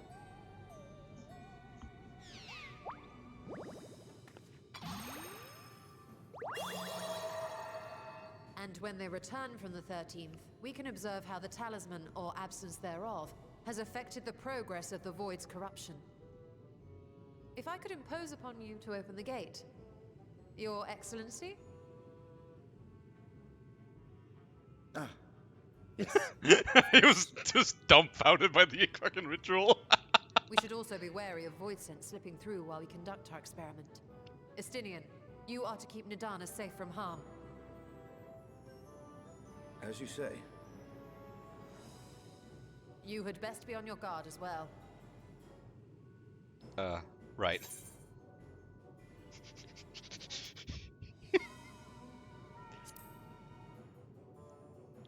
Froth and foam! Oh, are you volunteering to join the Nixies? I could shrink you down, you know. Oh wait, hang on. Let's not get hasty now. Let us begin, shall we?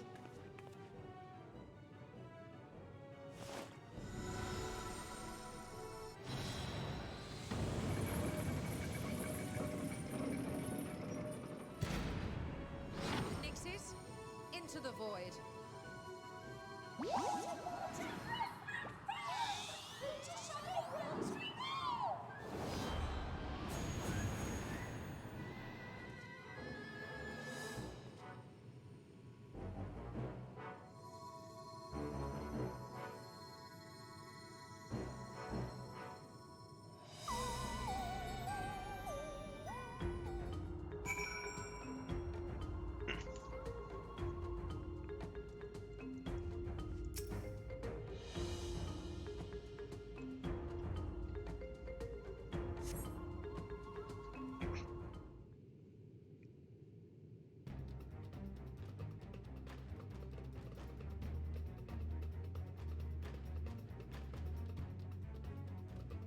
Nadana looks so fucking excited.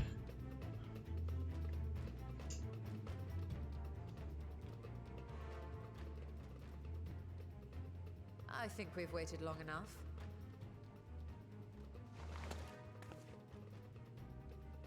Nixies, return to my side.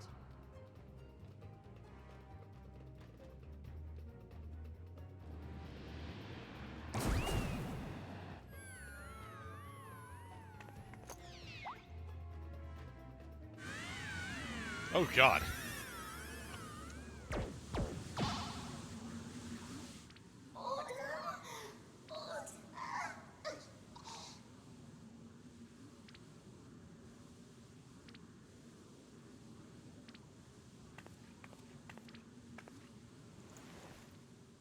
Thank you, little one. You did well.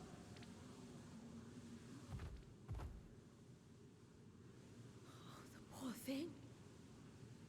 Its essence has been irrevocably warped.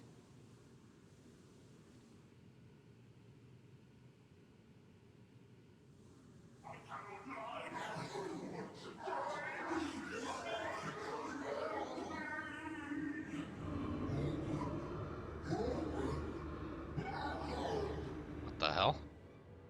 We're out of time. I must reseal the Void Gate.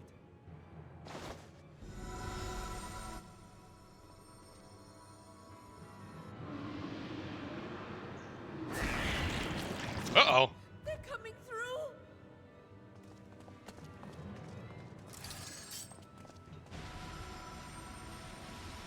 In the name of Alzadal III, I bar this door unto the void.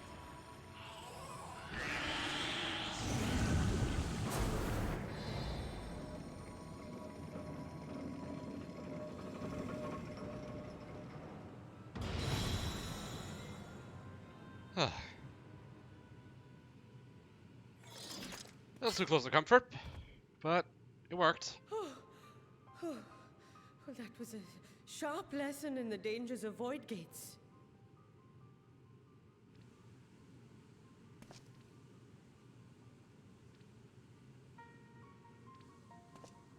And what of our experiment? I'd say the results speak for themselves.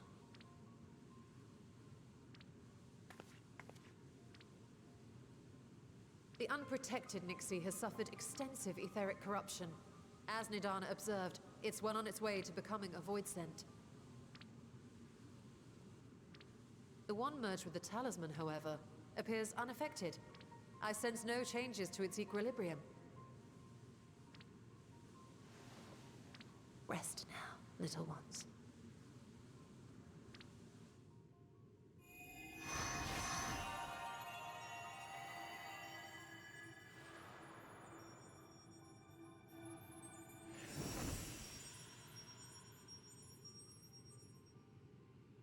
Graha's theory was correct then.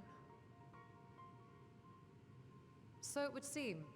But while our second familiar was untouched by void energies, the talisman itself shows signs of degradation. It was, of course, originally designed to shield the soul from primal tempering. It stands to reason that etheric corruption of a different sort would affect it differently. We may need to modify the warding scale's design to account for the 13th's uniquely unstable ether. You've said much of the Void's instability, but my imagination fails me. What manner of place is this broken world? Ah, my apologies. I forget that not all of us spend our days sequestered in dusty archives. The 13th is a reflection of the source that was drowned in a flood of darkness. In Emmett Selk's own words, this tragedy was a result of the Ascians' attempts to force a rejoining. They erred in their haste, and made of that world a useless void.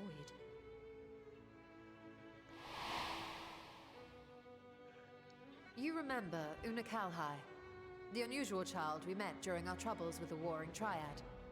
He explained the fate of the 13th thus. The champions of that ill-fated world used the stone known as Auracite to contain the power of primals. But those self-same heroes were gradually corrupted by the Auracite's bleeding energies, transforming into fiends with an endless hunger for ether. By the time anyone thought to oppose them, Light's strength had grown too feeble, and the balance of the 13th tipped into eternal darkness.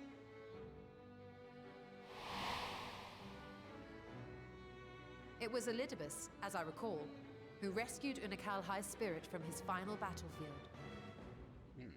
But I wonder if there were others whom the emissary saved from oblivion.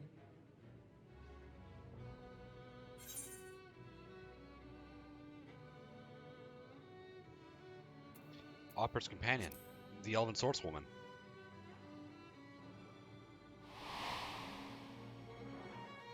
Silva, the adventurer who traveled with the Warriors of Light. And you say she was another of Elidibus's pawns? I wonder if the dialogue would have popped up if I hadn't completed the role quest in Shadowbringers. I see.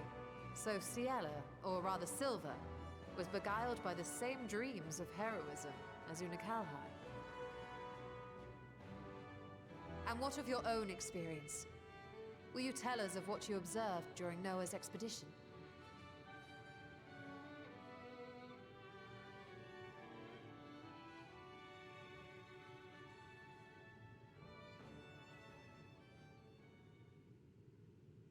I can picture it now. The sunless, Stygian expanse, infested with legions of ether-starved monstrosities. A void in every sense of the word. What you have described in such lurid detail is exactly why I hesitate to encourage you.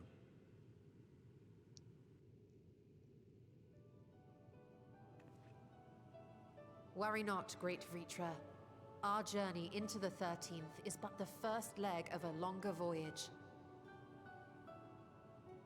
A voyage that shall lead us to other reflections, to new mysteries and discoveries. And I mean to be there every step of the way.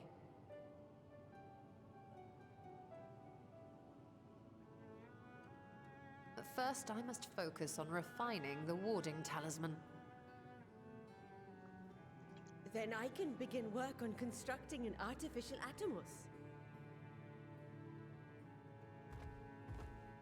Or I could if I had the relevant manuals to hand. Might I be so bold as to request access to the Satrap's family archives?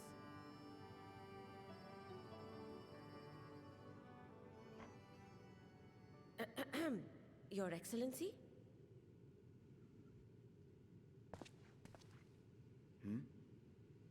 Oh, yes.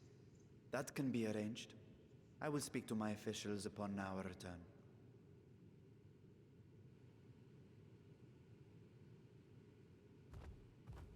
We will see you back in the city then. Hey, sounds good.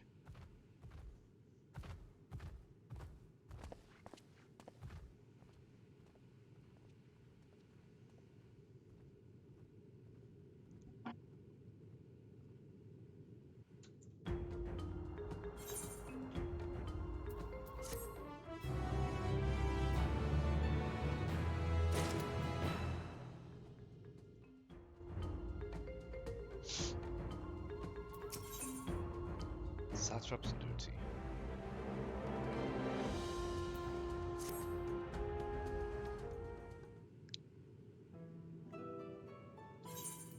Once the dynasty season replicated the Mach Atomos, the door into the 13th will be ours to open. Will you be crossing the threshold alongside us?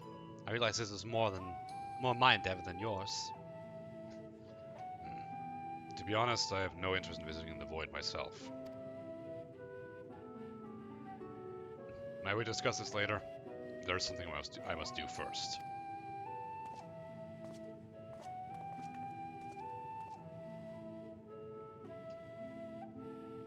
Why does everyone insist on being so secretive? I at least had good reason to not want to explain my Nixie ritual. Shall we proceed with our other preparations then? As we saw, the warding scale can be effective at protecting the bearer from other sources of etheric corruption. Nevertheless, the talisman's durability will need to be improved if it is to withstand the void's influence for a prolonged length of time. And I think that is a problem we can address without involving the brilliant but busy alchemist who created it. Who do we know who excels at this kind of structural augmentation? Garland Ironworks! An excellent suggestion. As I recall, Sid himself was no stranger to the Void and its volatile energies. With this experienced hand at the helm, I have every confidence that the Ironworks can strengthen the warding scale. Come, let us visit their operation in Ralgo's Reach and commission their best and brightest. Please tell me we're gonna see Nero. Please, I want to hear his sassy remarks again. Please. Please, Nero. Please. Oh, free teleport. Nice.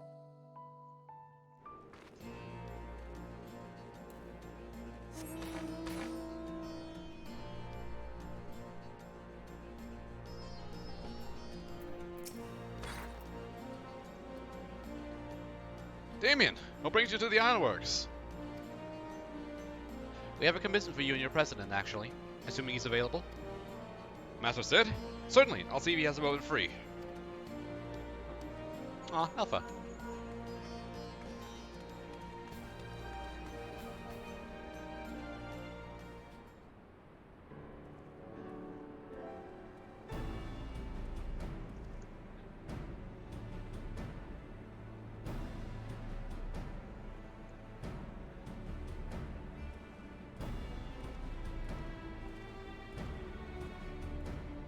A pleasure as always. I hear you have a job for us.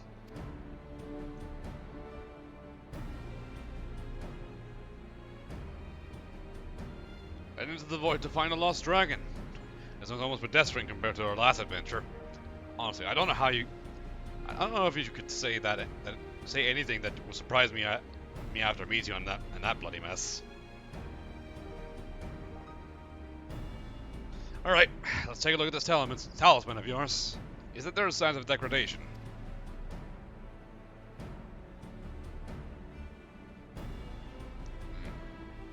There's some manner of corrosion that's set around a scratch on the surface, much as the void's corruption seeped into Nero through his wounds.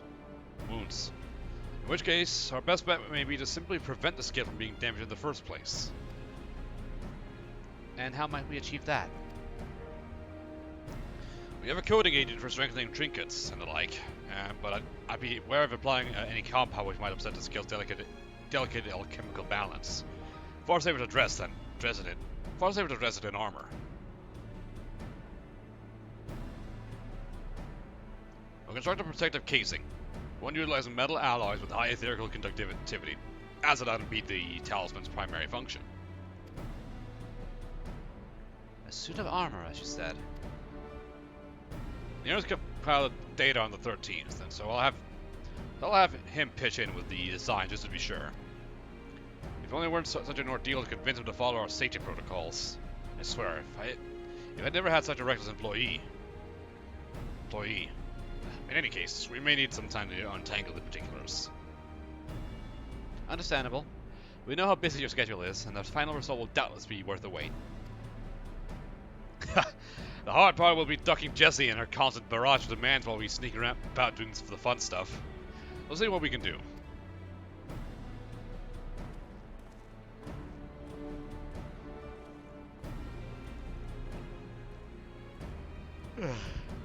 I think we will leave the rest in Sid's capable hands. Let us return to the great work and see how Nana is getting on with the mock Adamos.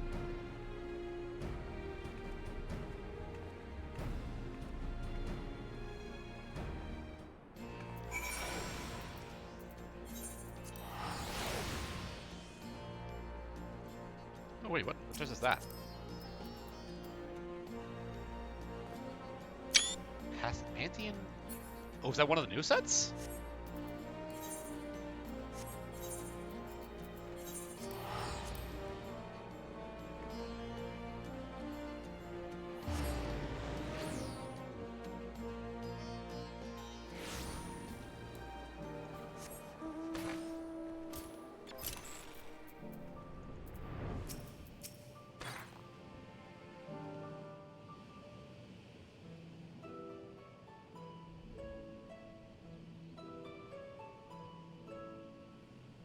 Stola, the adjustments are going well, I hope? 'Tis a lengthy process, but the end is in sight, yes. That's wonderful news. I myself had some good fortune searching through the Satrap's private records. What I found was a transaction log dated around the same period as when Al-Zadal's legacy was built. It included a purchase list of highly exclusive alchemical components, and I knew I'd discovered the key to making the artificial atomos. I then visited the High Crucible to commission the materials. After I'd explained my requirements, I was beset by volunteers insisting I allow them to help with the entire project. The usual reaction to someone forcing open a void gate is to run for the hills. Harnish academics certainly are a different breed. The alchemists of old were cut from a similar cloth. The unknown held no fear for them. Indeed, they were ever eager to seek new knowledge, regardless of the danger. And were you not also fearless, heedless even, in your determination?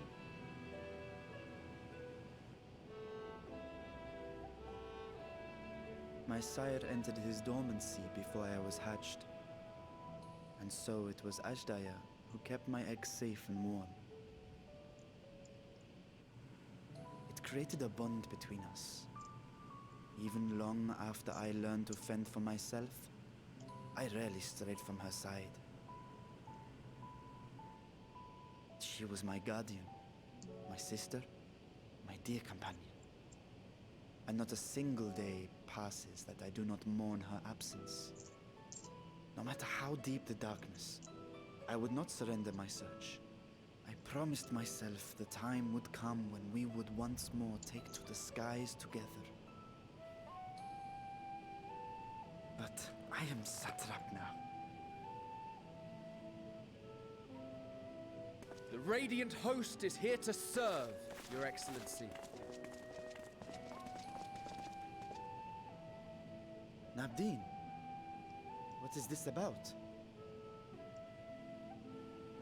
Celestinian told us of your predicament. For centuries you have protected Rads at Han, never showing your true self, hiding behind a curtain and living only in service to the people. Your dedication meant more to us than your deceit, and so did we accept you as our rightful ruler.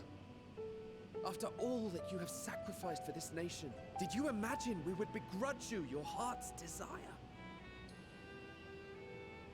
We survived the final days. We are a strong and proud people. We, the Radiant Host, will keep Thavnair safe in your absence. Aww.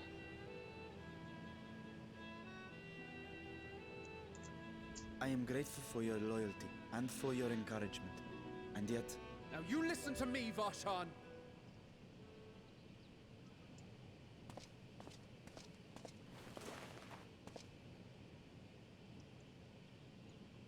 You are wearing that face, after all. As I have told you before, you are a little brother to us all.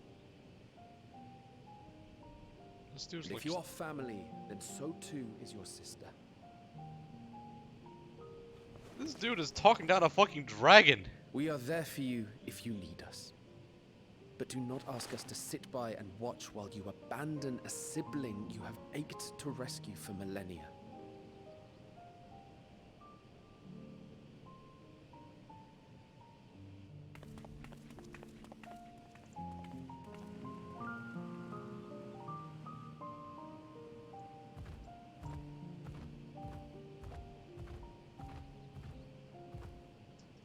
We will succeed in opening the way. It is only a matter of time. All you need do is prepare to step through to the other side.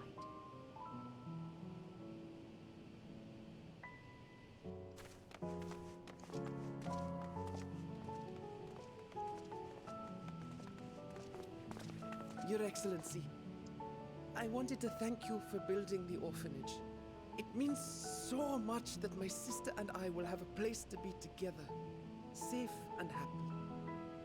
And I hope that you and your sister can be together again too.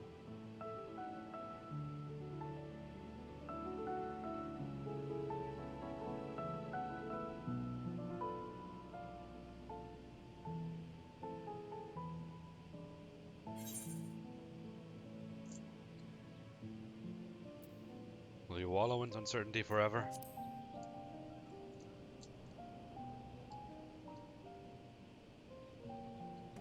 You're saying I should seize this chance?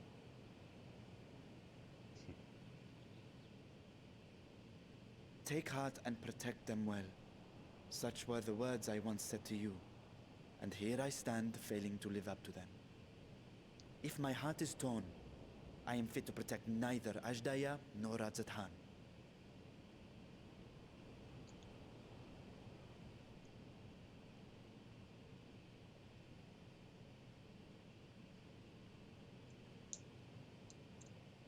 My people, I have come to a decision. Bashan will depart Thavnir for a time. My dragon self will remain in the palace, but only to conduct the satrap's most essential duties. While I am focused on controlling this vessel, there may be matters that escape my attention. I rely on you, my trusted friends, to watch over one another until I return.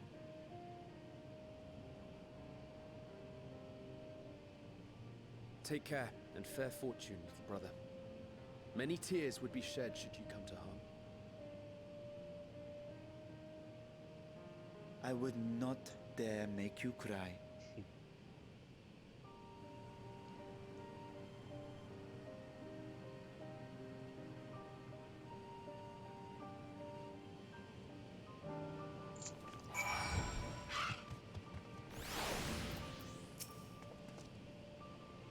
You surprised me, Estinian.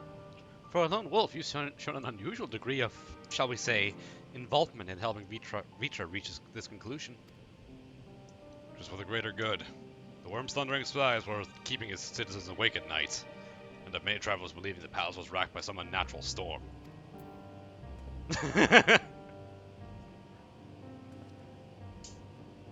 What of your own answer, then?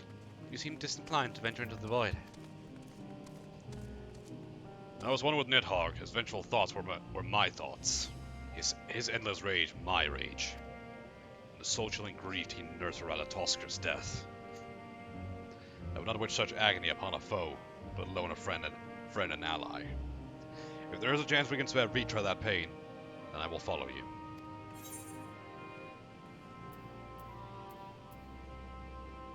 Just the four of us? For things as they are, I'd rather not bother our comrades with aught less than a dire threat to the star. If we make it, it will make for an interesting journey besides. Traveling in a smaller party for a change. Crowds can be a bit draining, don't you think? Now, onto specifics. Unlike the first, where the flood of light was halted before its devastation was complete, the 13th has been utterly subsumed by darkness. My plan, as such, is to explore the void in stages, withdrawing to safety after each brief foray. It would be more convenient had we had some manner of base camp nearer to the gate itself. One of the palace chambers should serve. Come, let's reconvene outside Mekaduta.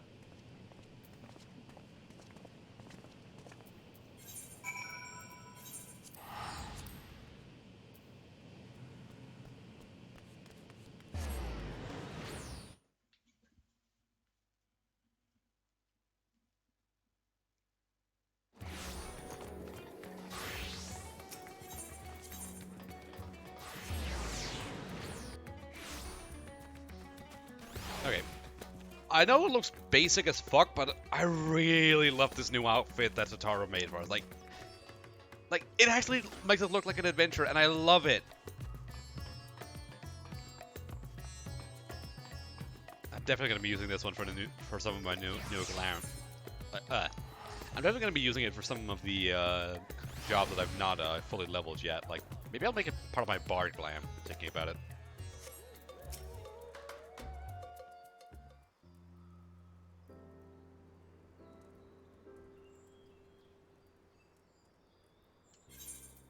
And so we will require suitable accommodations. Maybe make something available for our guests. All the chambers are presently hosting a great amount of treasure we carried out of the vault. Once Foundation's activities begin in earnest, however, we can distribute the trove and make a room or two ready for habitation. Good. Please inform me when you have completed the arrangements.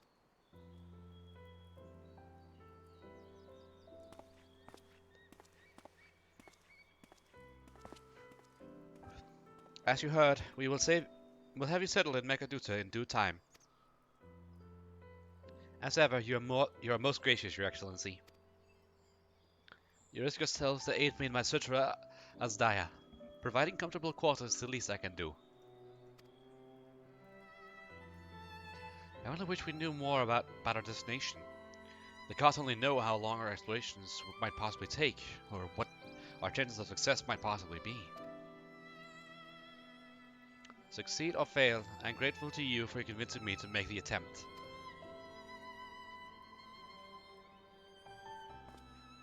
On that note, I will return to the great work and lend what help I can to Nidana.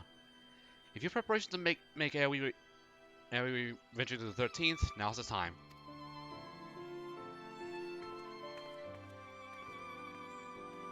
All I need is my armor and my lance.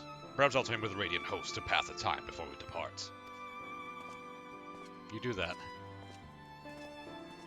You know what this means to me, Damien, but my purpose need not consume you as well. We are headed to another world. Far more join you can the experience. But you are a traveler, an adventurer at heart. This I know.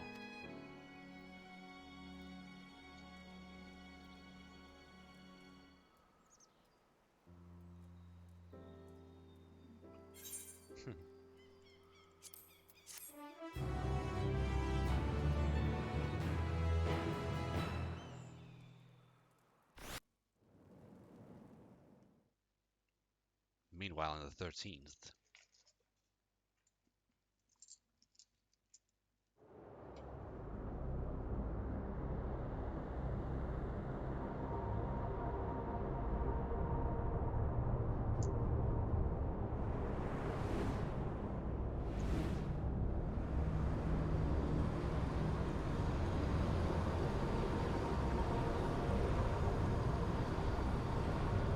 Oh, it is.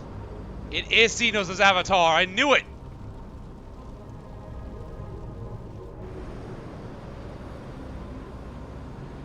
I fucking knew it.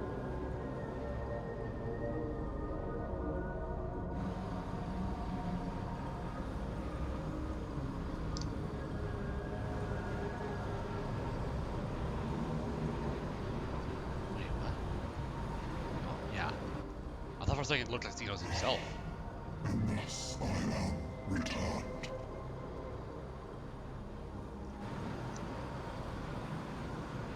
To this world, bereft of saviors.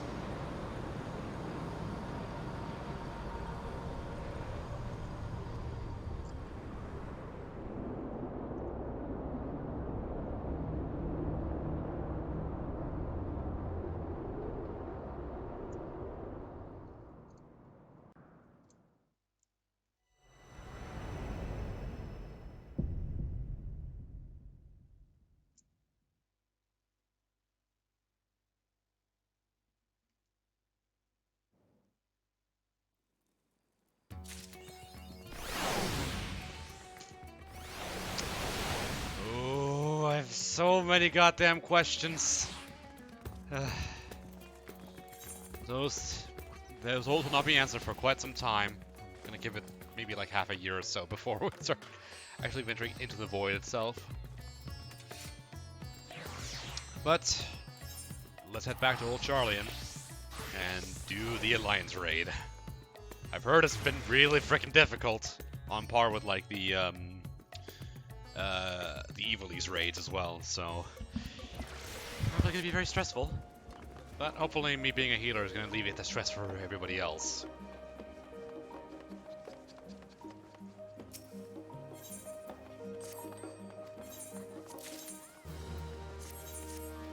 Wait, what? Oh! They're actually dropping, like items from the, level 90 dungeons now. Cool.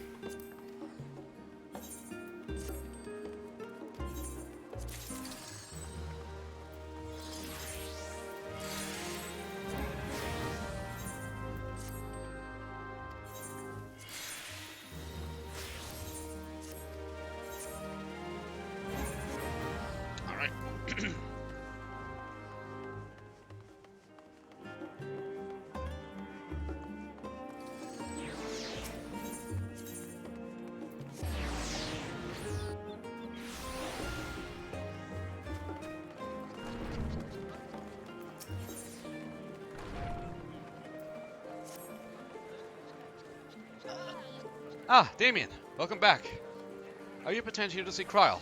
I'm given to understand she has a task for you, for which she desires your assistance. I shall fetch her at once.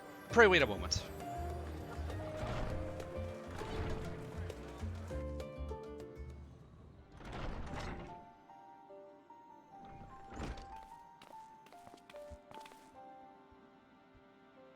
Damien, my thanks for coming. If you're not available, I'd like you and Raha to assist me in the task I had mentioned. For you to call Damien, I assume the task in question is somewhat more exciting than sorting through paperwork, which I'm pleased to add, I have finished. So if Damien is ready, then so am I. Our venture into the bounty has only served to whet my appetite for field work. Not to oversell things, but I suspect you won't be disappointed. Ere I divulge the details, however, permit me to provide some background. As you know, our organization, the Students of Baldessian, was founded by my grandfather, Galif.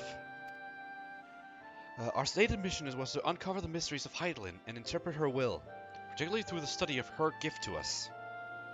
We've since learned the whole truth, and it might be said that we fulfilled our mission, but our work is far from over. In the course of our endeavors, we've also sought to devise countermeasures against threats that come to light. Our involvement with the Warring Triad is an example of such.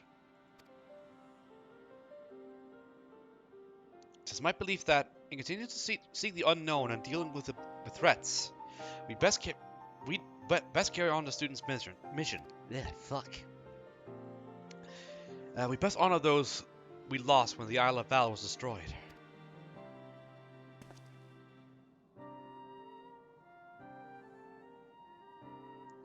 Forgive me, I didn't mean to darken the mood. In saying all this, I simply wanted to clarify our organization's purpose of our new age. In line with said purpose, I've been reviewing the new request, and one in particular jumped out at me. It comes from none other than Rambros, the sons of Saint Koinak. Truly? Has something happened in Mordona then?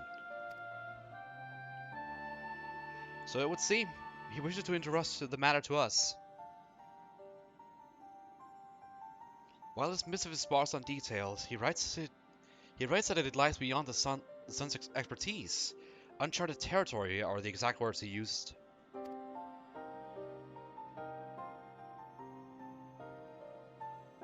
I'd like you to meet with Rambros and conduct a preliminary survey. What say you? Let's go. Wonderful. When you're ready, pray make your way to the Revenant's Toll. I shall let Rambros know that to receive you there. I will remain here and oversee our operations, but should it transpire that more hands are needed, don't hesitate to send the word. Well, there's no time like the present. If you can go ahead into Revenant's Toll, I shall make ready and be on my way. Da, da, da, oh, we're going on another adventure with Graha. We're goddamn keeping that promise we gave him in Ultimate Duel. I will die before I break it again. Good lord.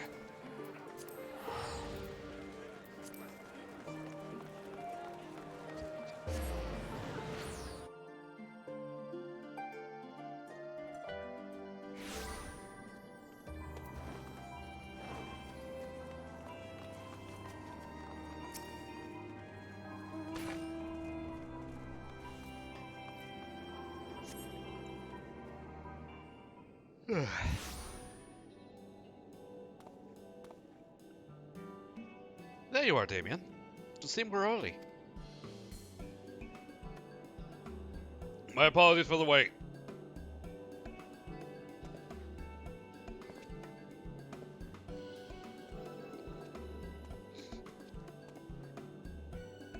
Rambros, what a pleasure to see you again. How have you been?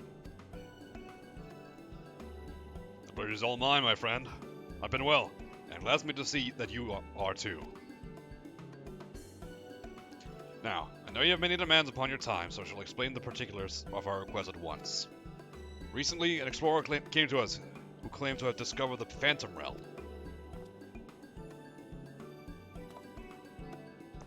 The Phantom Realm?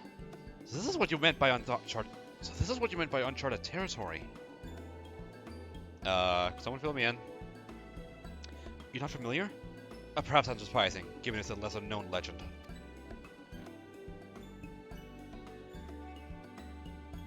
The legend holds that across Eorzea, there exists a realm that appears as a mirage.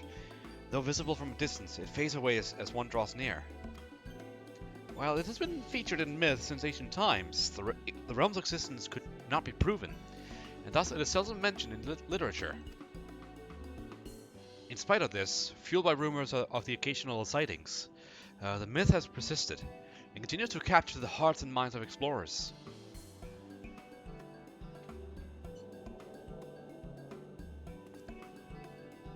That you yourself should reach out to us. Is it real then?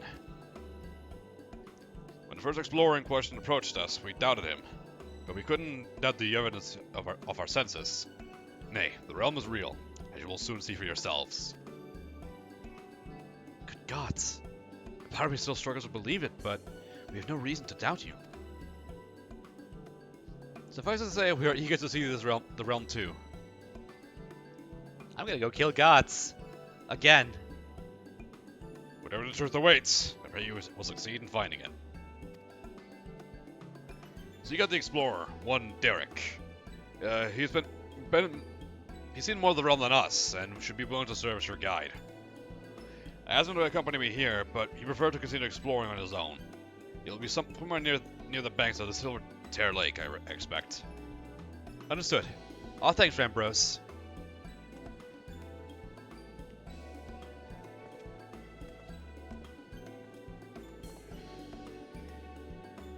Come, let's split up and look for our explorer.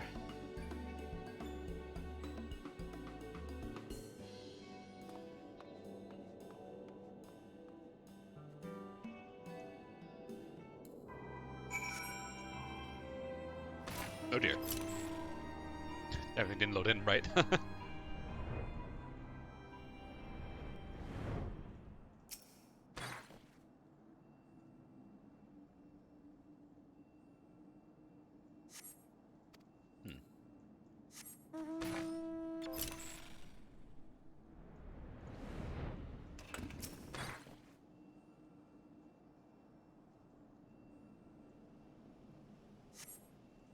Nope.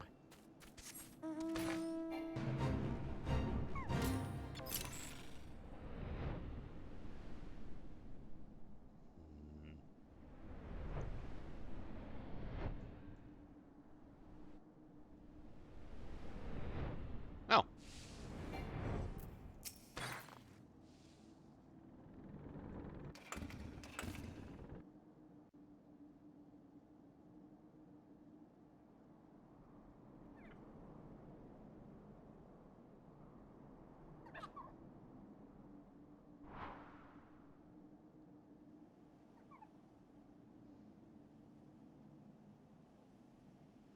Just in case you're entertaining the thought, Damien, that Appa Oppa is not our explorer.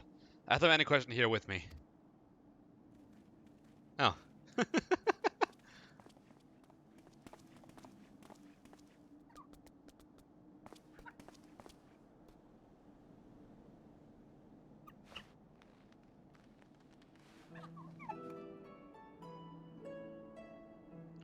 I'm Derek, the one who discovered the Phantom Realm. My apologies for making you search for me.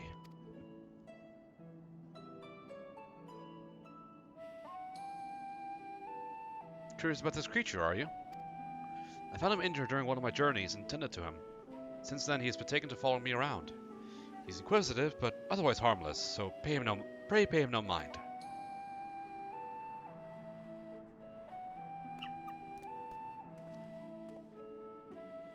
You're the hero who delivered our star from doom, are you not? What good fortune that one as capable as you should lend his aid.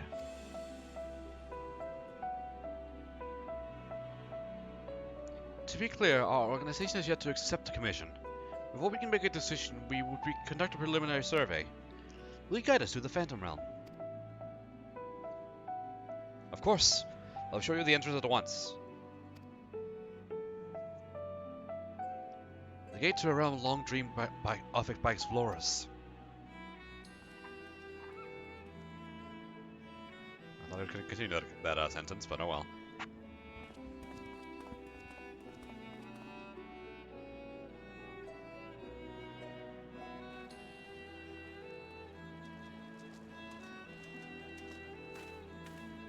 What are you...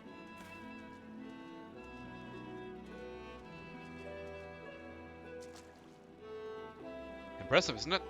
When the gate manifested, so too did this magic, allowing me thus to walk upon water. I thought it was just shallow. This is just like a Rihanna spell.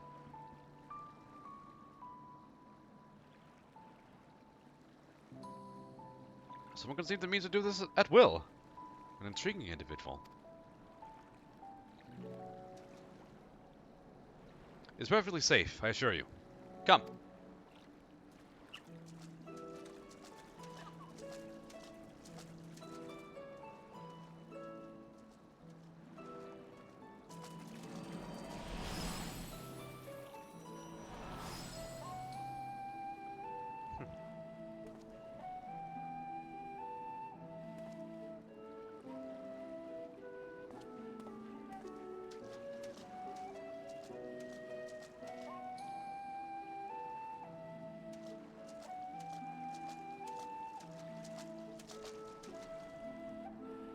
By the 12, you can truly walk here. What magic is this? By what means is it perpetuated? Forgive me. Let's continue on.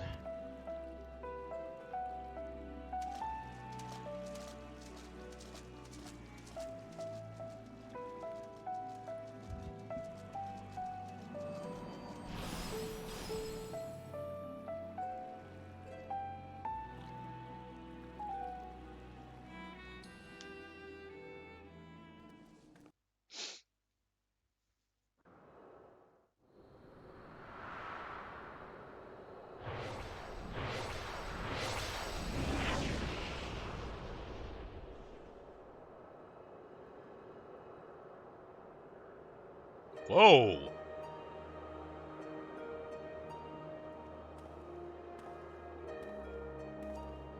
This is the Phantom Realm.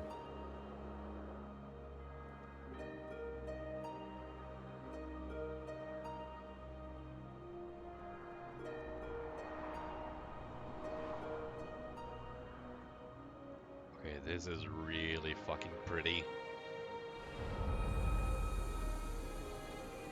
The Omphalos. Omphalos? Omphalos? I don't know.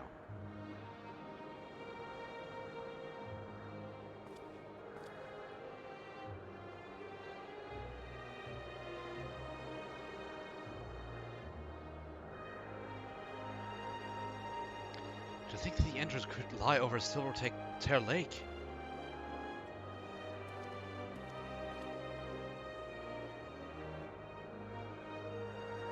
There's nothing out of the ordinary with the environment. The sights, the sounds, the smell, all appear as they should be in nature. That is to say, this place is no illusion.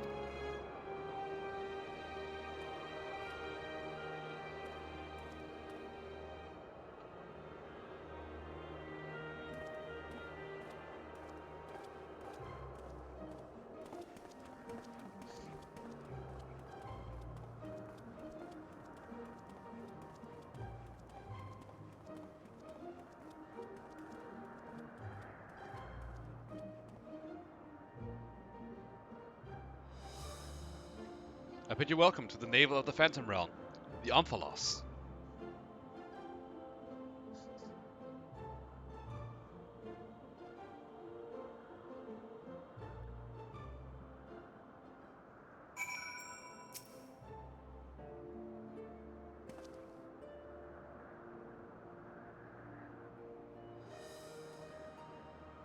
The Omphalos? The Omphalos, you say this place is called? I name it my own conception, I confess. I felt we needed something to call it by. Lest you wonder, the word means navel in the ancient tongue, an allusion to Mordona's location at the heart of Eldenard.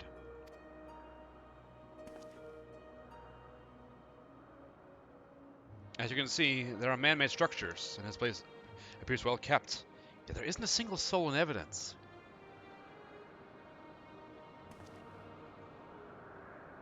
It is my hope that you will help shed light upon this realm, to learn who created it, and to what end.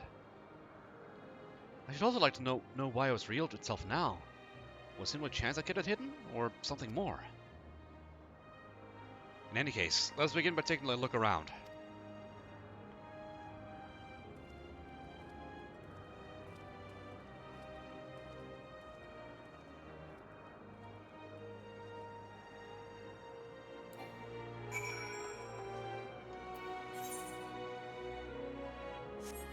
can definitely tell that people are going to be coming here a lot to take screenshots.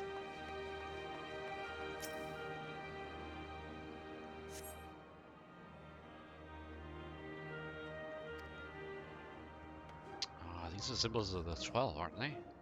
Yeah. I believe this one's Minfina, the one that my character worships. Well, at least the one that I chose when I started the game. I just kind of picked one at random.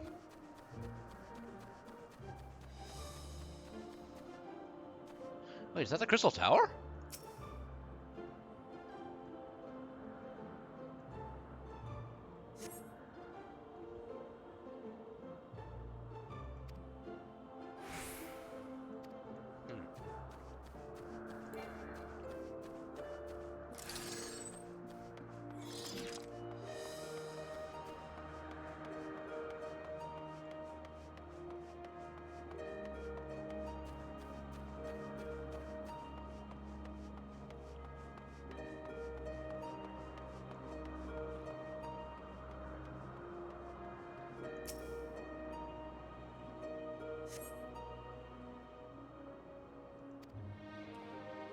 The architecture is unlike anything seen in Eorzea. Truly exquisite stuff.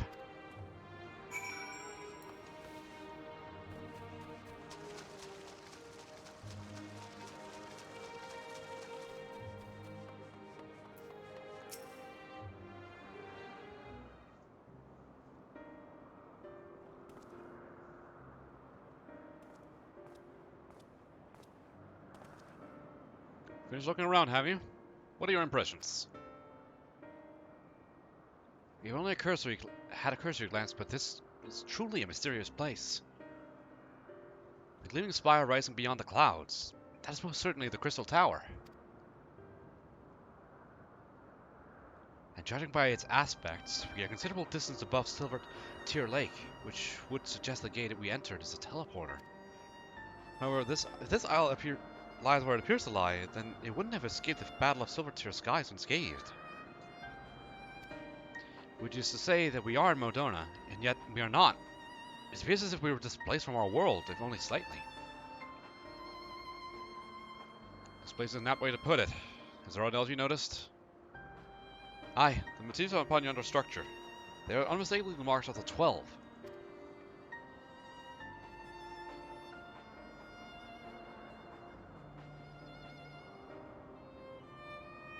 By which I posit it was created to be a place of worship.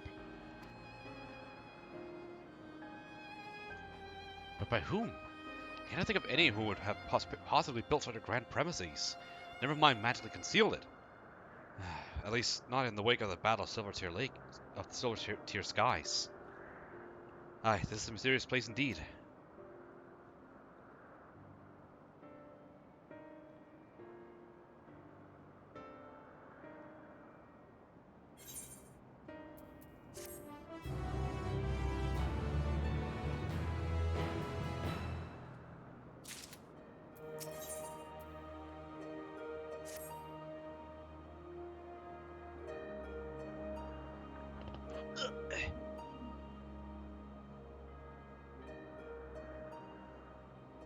Well, it seems that there is but one solution to your ignorance. A thorough investigation. For this, we will require more manpower and supplies, among other things. With your permission, we will confer with our representative, Kryl, and make the necessary arrangement for a formal investigation.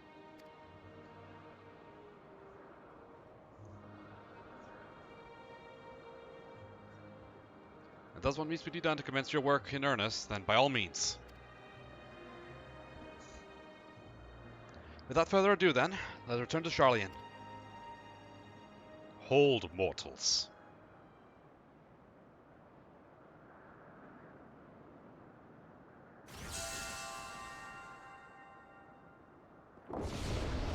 What the fuck?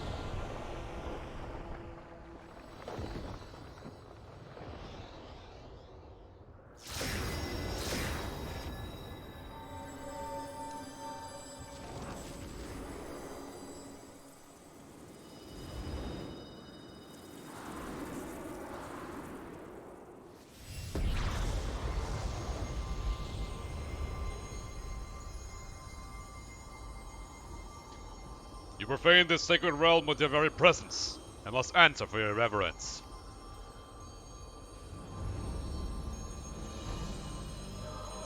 Oh, fuck.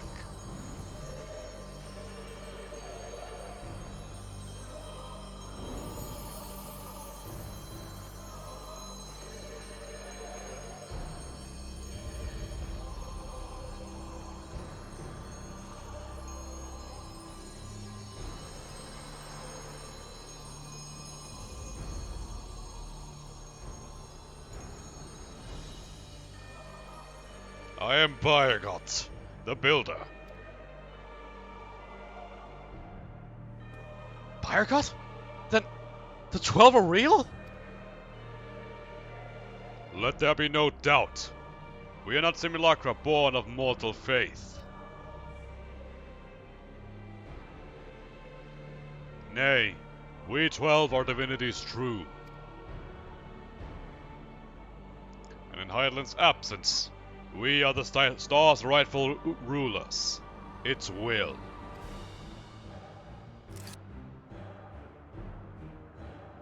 Closely, we have watched mankind.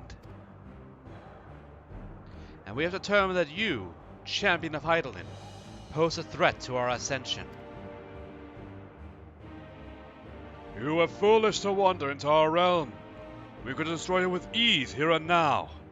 But as divinities, we must demonstrate grace and forbearance.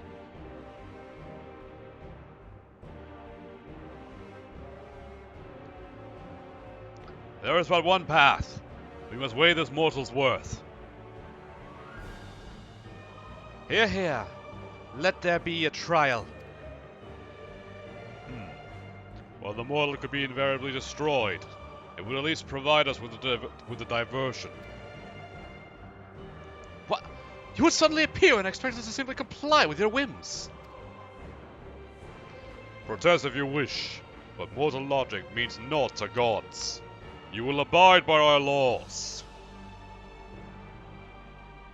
Lo! The gateway to our sanctum lies open.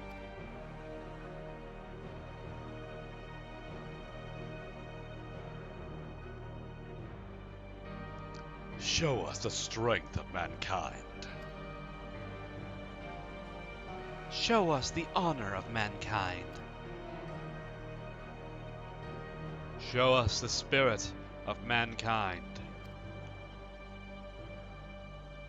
If man would remain the master of his own destiny, then assemble your comrades and come. Come, and prove your worthiness.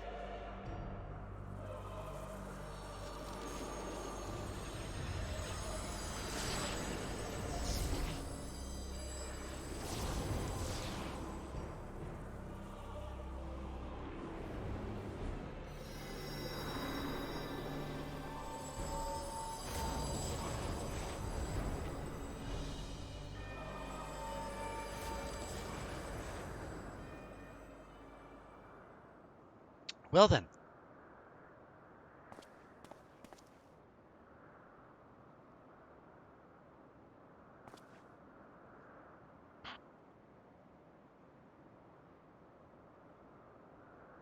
Seven hells!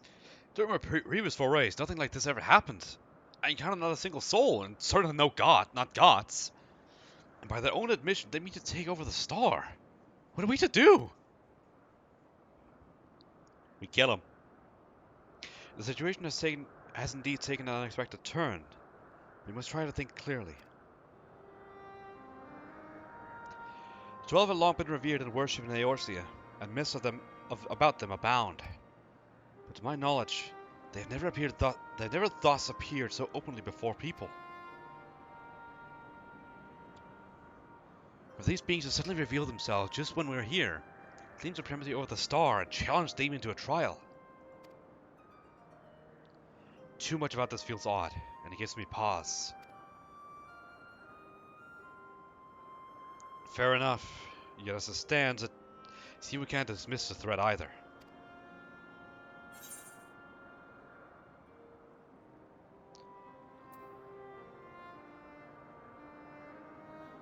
Gaius Van Balthor once said that the 12s too were simply primals.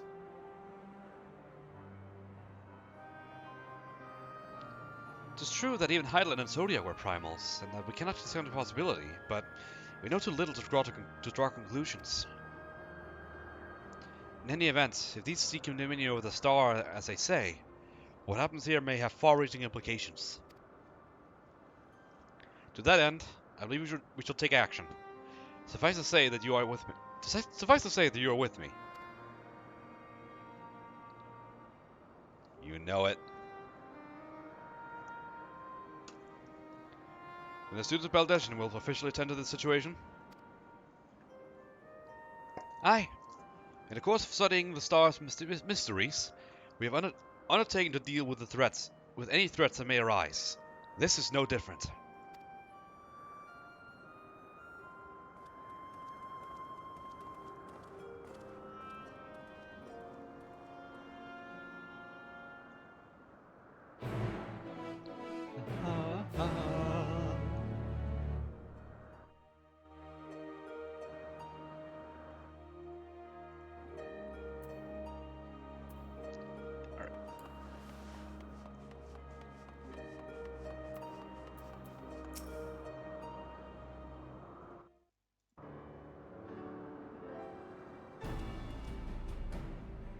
Right.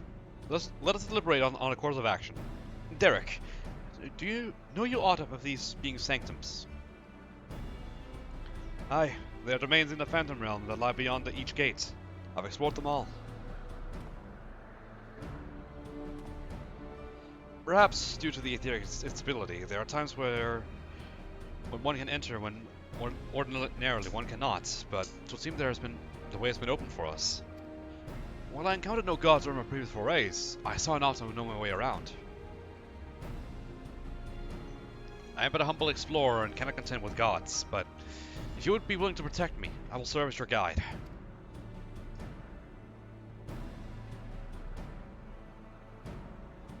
Assemble your comrades, Fire God bade us.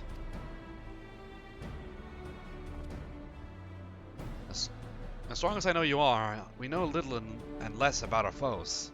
Neither their strength nor their true nature. We're decidedly reckless to face them by ourselves.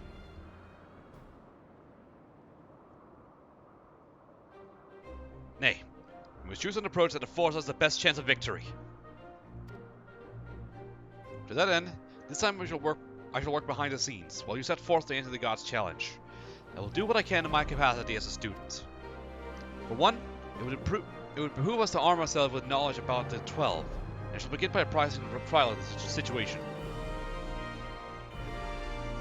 Thus, by utilizing our resources to the fullest, we shall overcome whatever trial awaits us.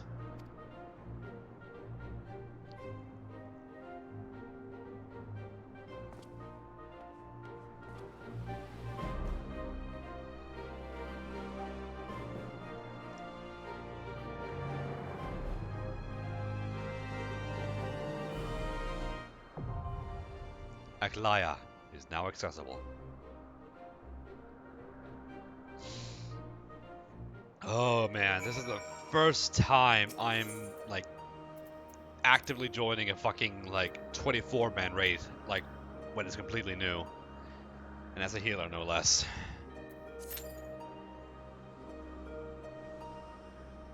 Right, I'm gonna go to the bathroom real quick while I wait for the queue.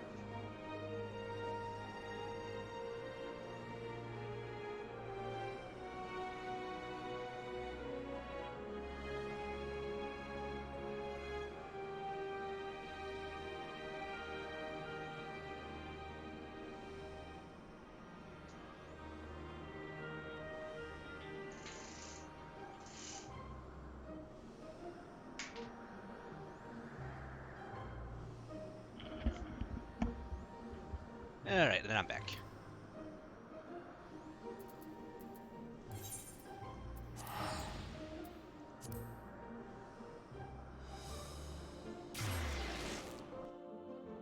I suppose while we're waiting, I look over the actual patch notes, because I know a lot of things have changed, but I can't remember everything.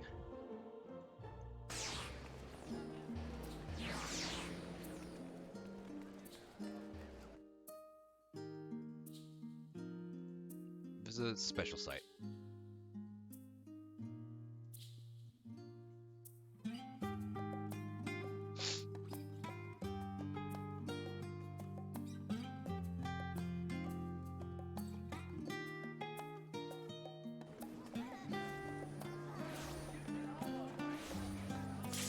Nope. Never mind.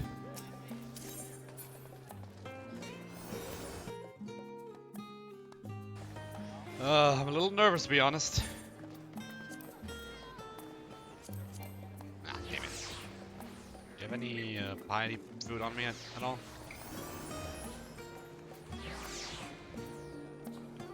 It doesn't look like it. Oh well.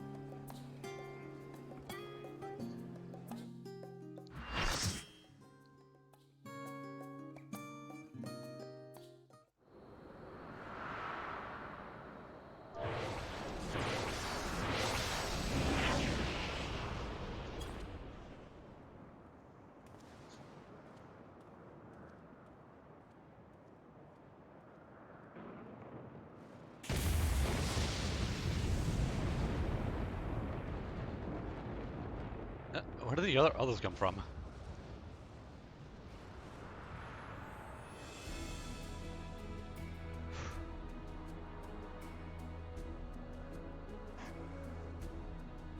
Aglaia.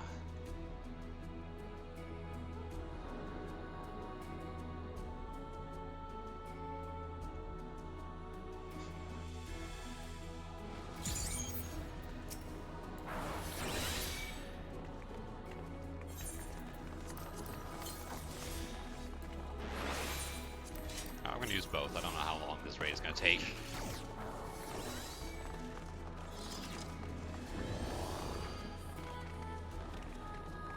Oh, we got a pretty even spread of classes. Shield healer, tank, regen healer, melee DPS, 2 range, and 2 spellcasters. And they're both... Oh, we are not gonna struggle with reses, that's for damn sure. At least I hope not.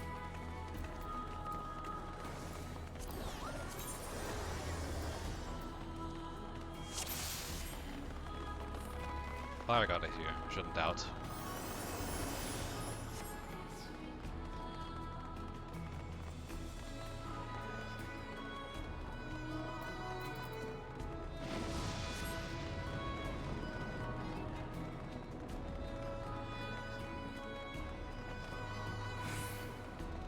So, you are resolved to face me. Ooh, it's voice acted!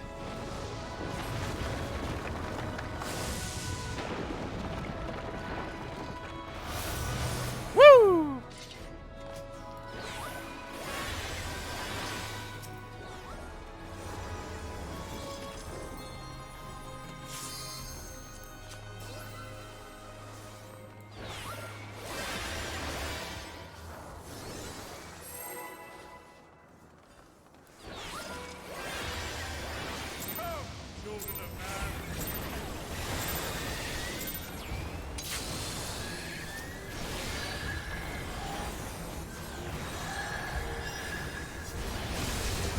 Ow!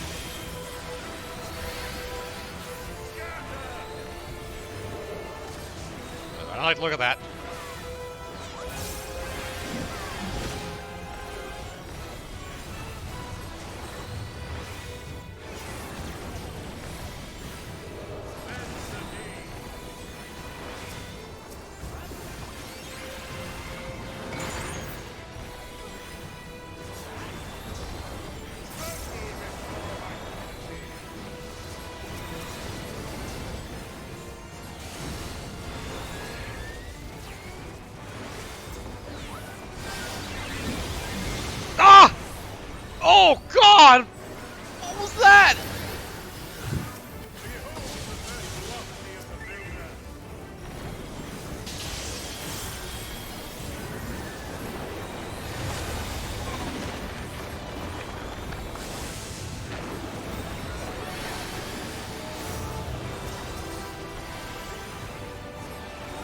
Platform's a little small, but it's fine.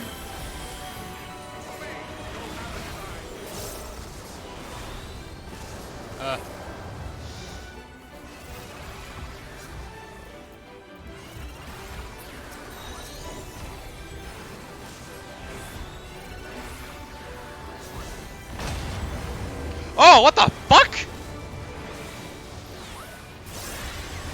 Oh, that's trippy. Okay.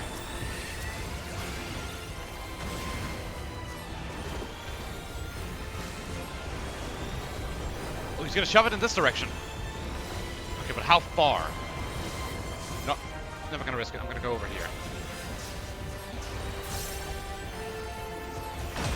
I knew it!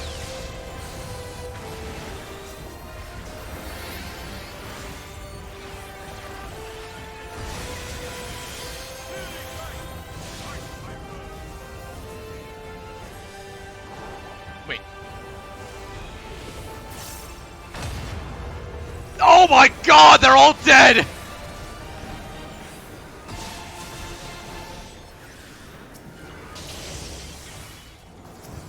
I had a feeling that's how it was gonna work, and I'm not a fan!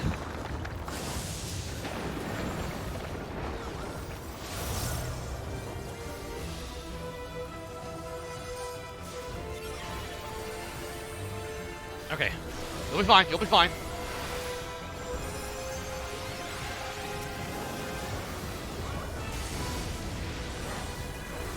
Okay, he's being rest.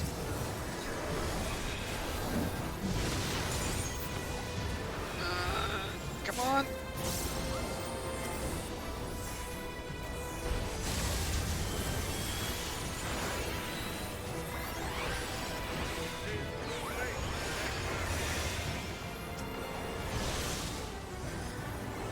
What? Oh, what now?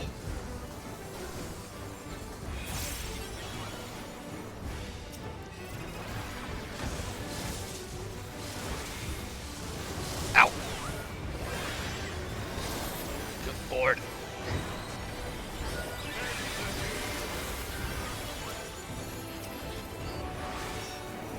I am out of mana!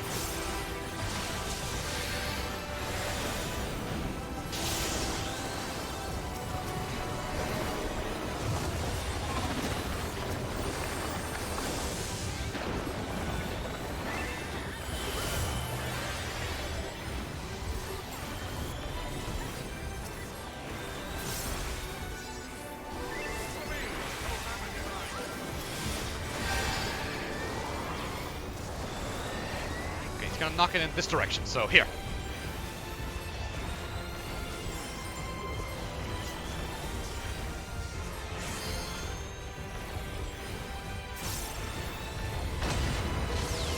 I knew it!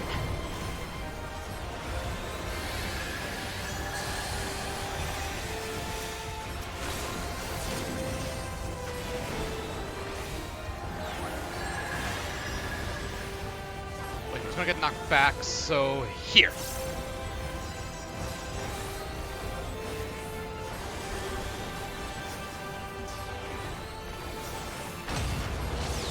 Aha! Alright, I'm catching on.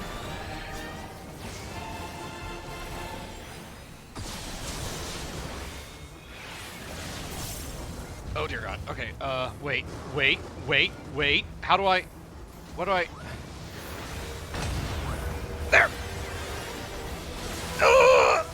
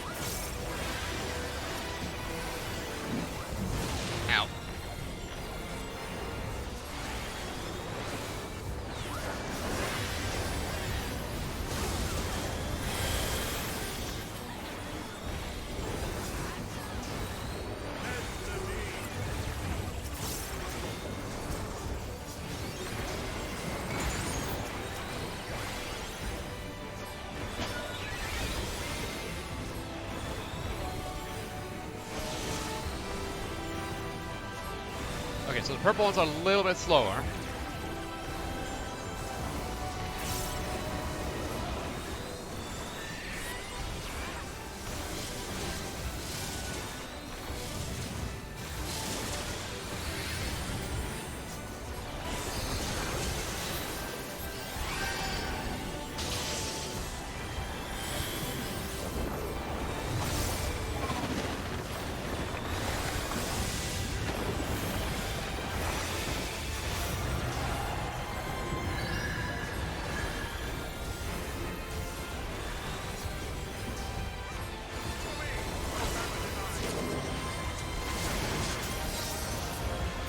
He's going in this direction.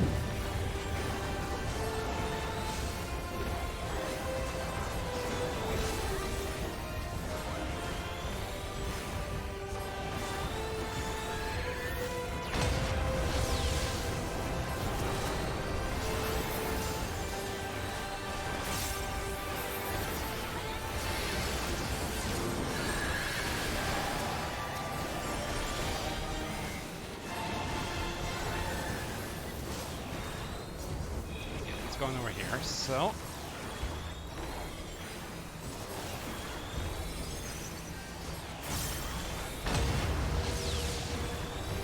oh well.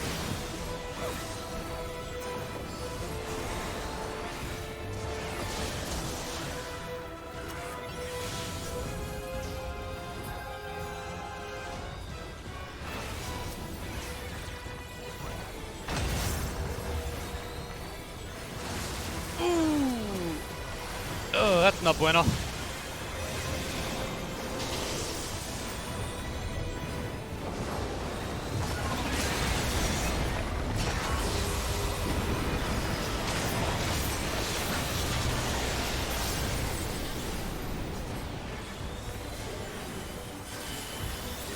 There we go.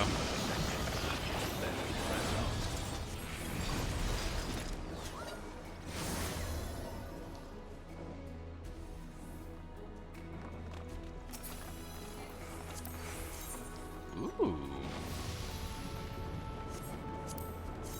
Damn it. Those are pretty neat looking stuff. Okay, so we fought Byrgot. Is this Rauger, perhaps? No. Builder has been It made. is! Intriguing. Then the destroyer shall take your measure. Provide my servant with some sport. Of course.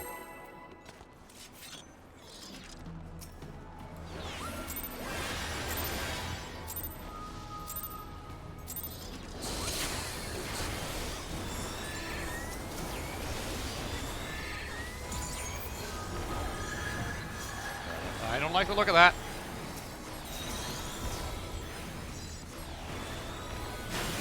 I knew it!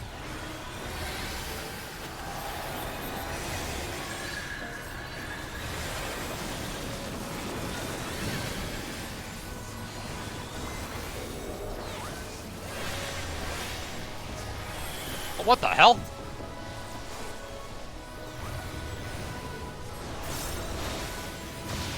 Ooh, okay.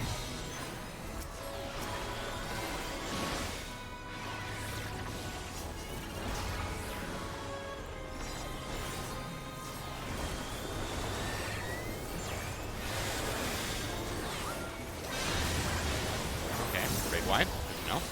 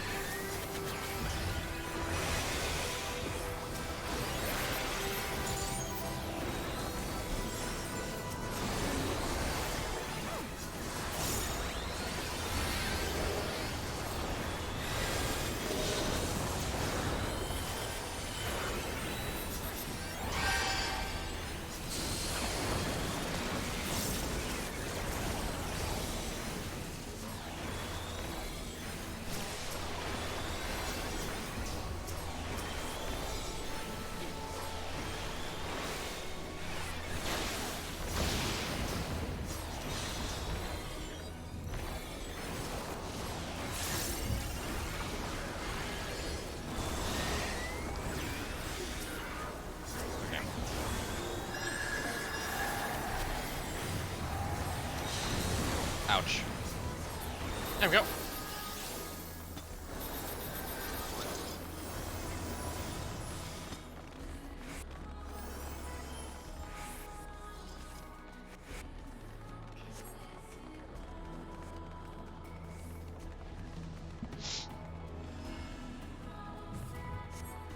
Ahead stands a statue I have fashioned for our contest.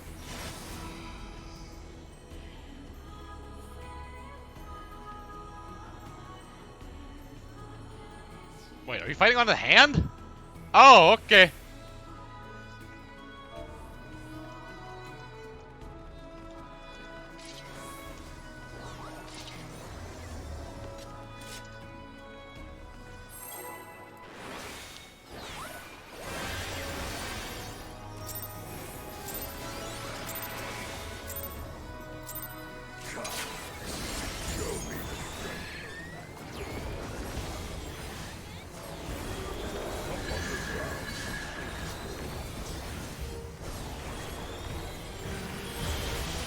Yikes! That was a pretty hefty looking,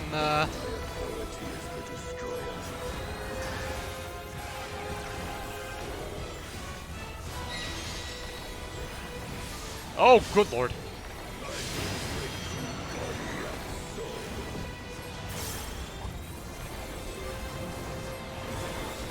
Okay.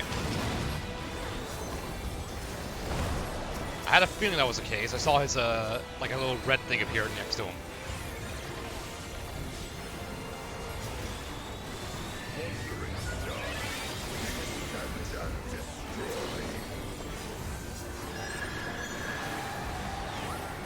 This is a very awkwardly shaped arena, I just realized.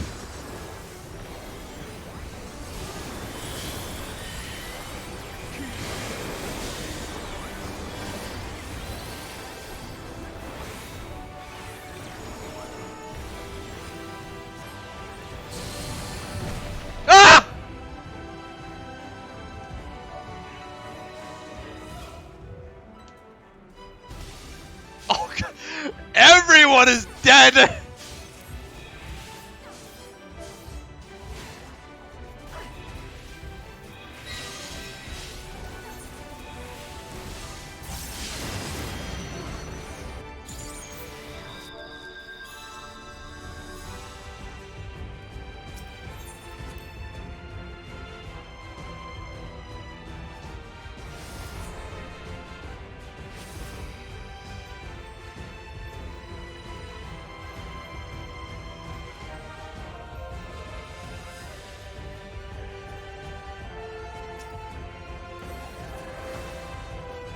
No? Okay.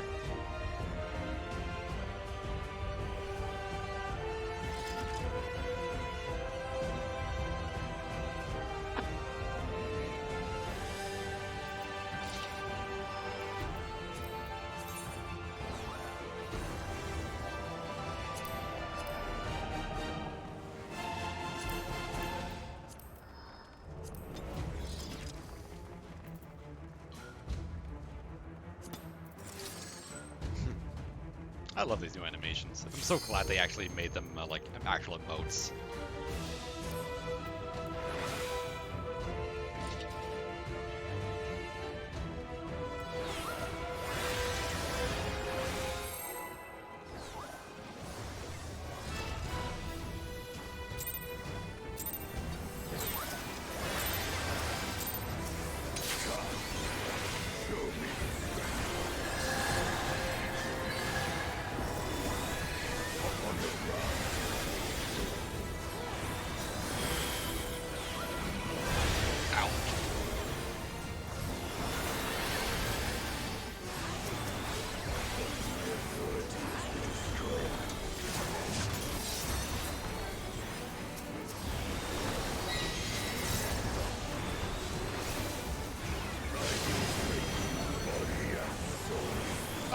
Wait. Which one is he aiming for now? Both? Oh, no!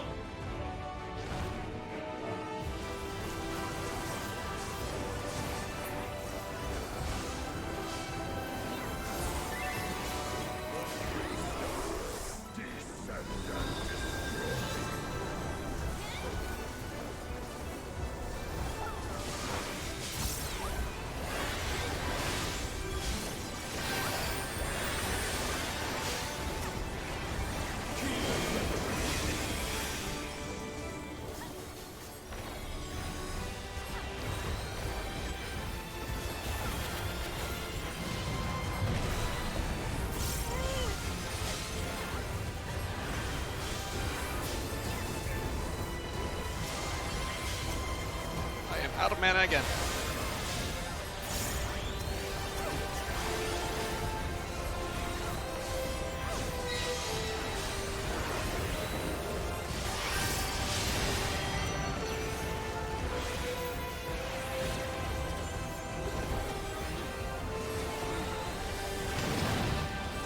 And then he punched the other one, I think.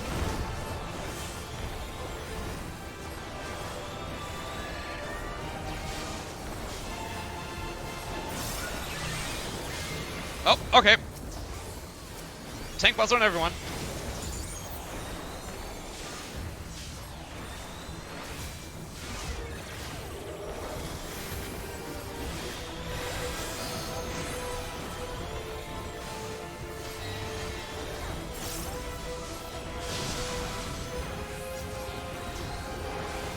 What is this then?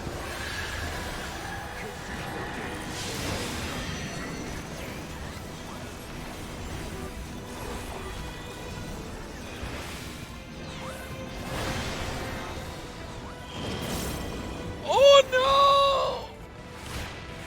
Ah! How am I alive? Come on, mana regen, mana regen, mana regen, please.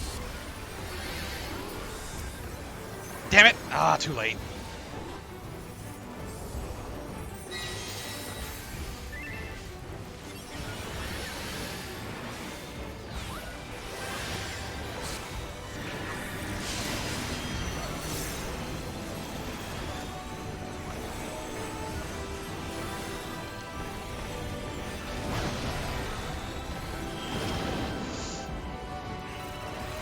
No!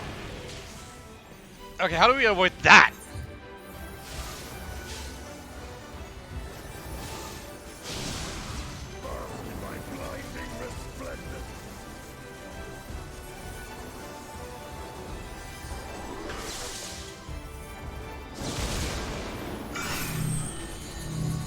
Oh no.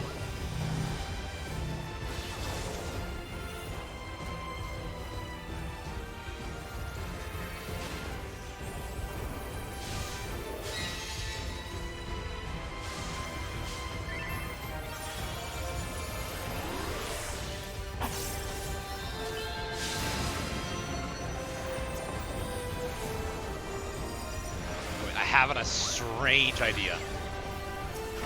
Nope, that doesn't work, that doesn't work, that doesn't work!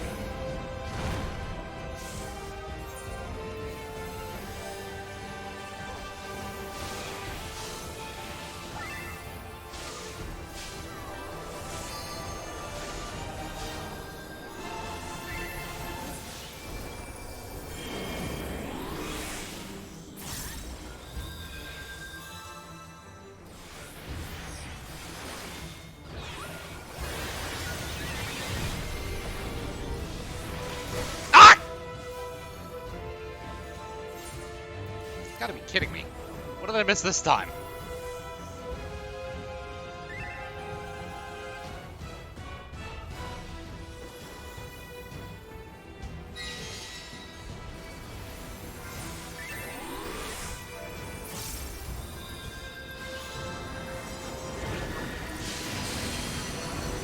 Starting in that one, so this way. Oh, are you kidding me? I knew it! Aha!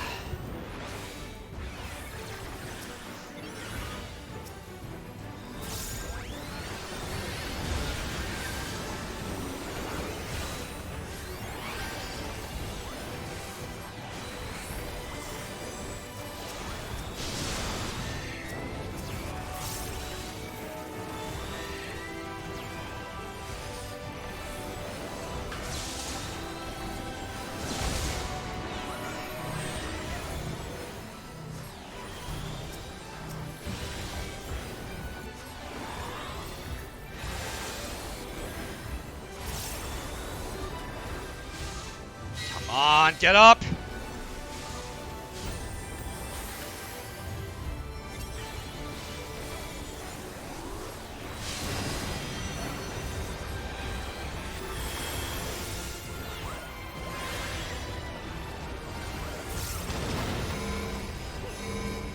Oh dear God!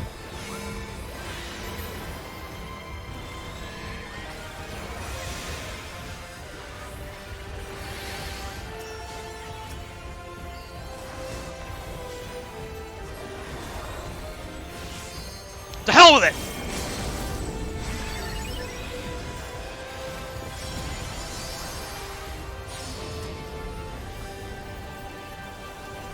I'm dead.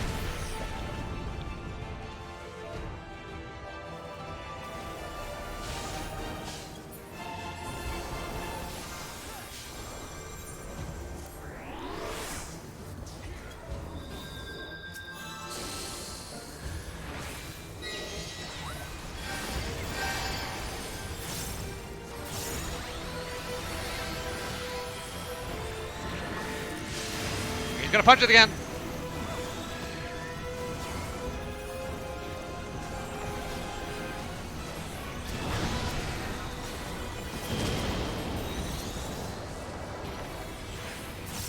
There we go.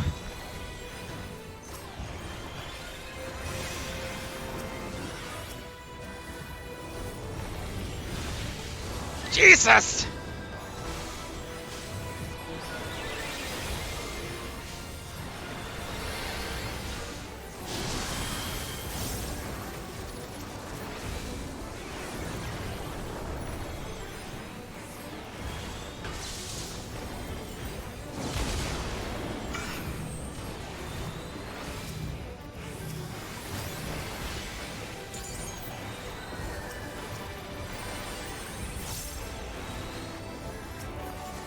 One stopped off. Oh wait, they've been rest.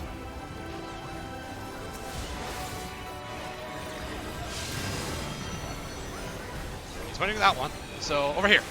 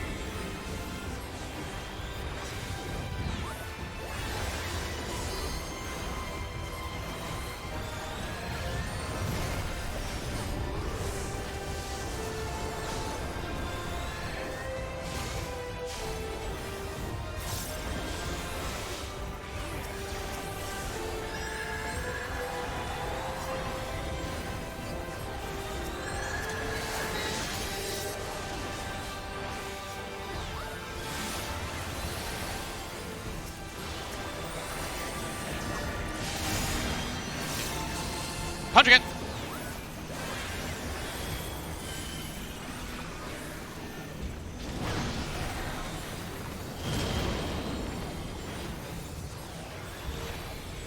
Oh dear God.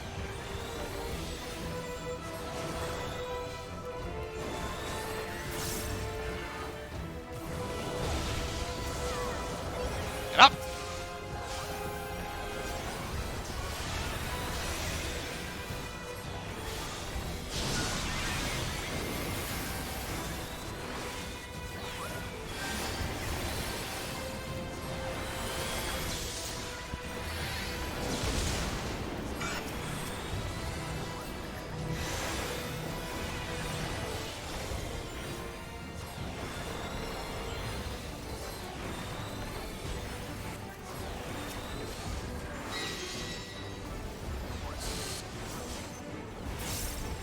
Who's he punching this time?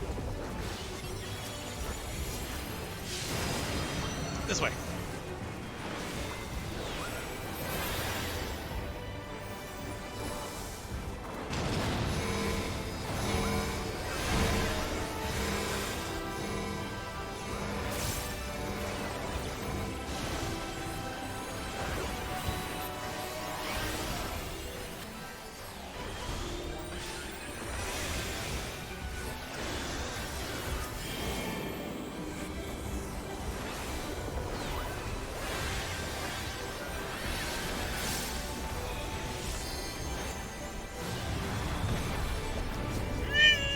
Slipping.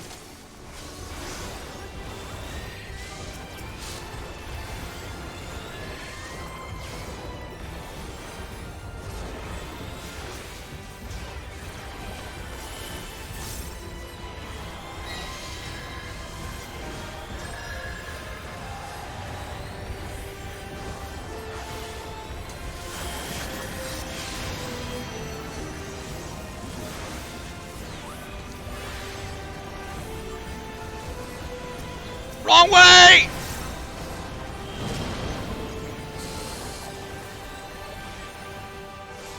Oh, good lord.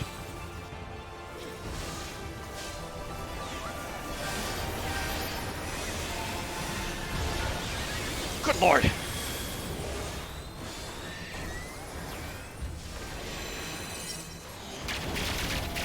Flashbang!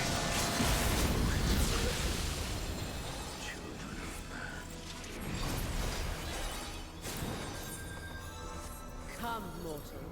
Enter my realm, if you dare.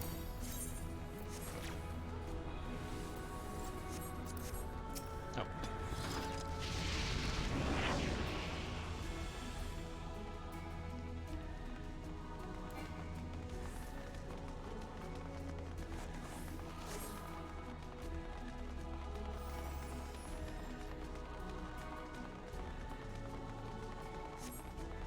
I believe... Which one was the fire goddess? Nimia?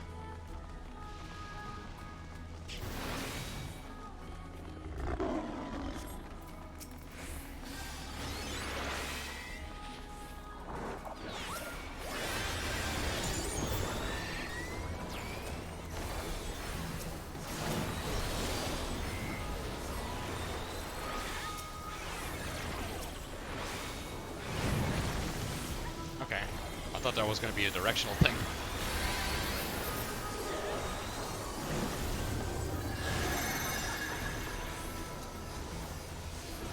What does that mean? Oh, that's, it shows the order which was doing. Okay.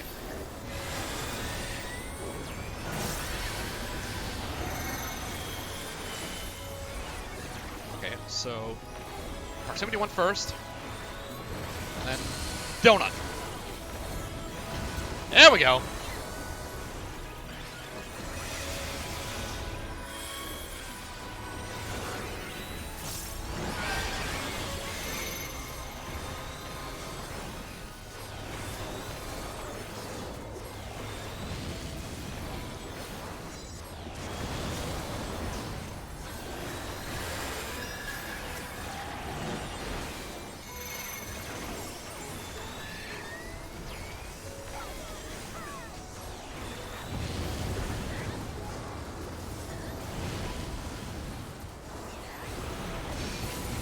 Oh, we have to kind of kill them simultaneously. Okay.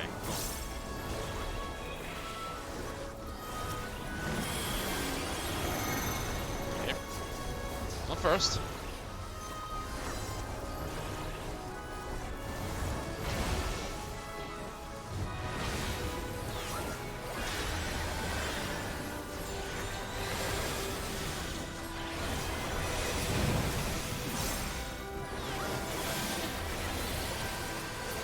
There we go.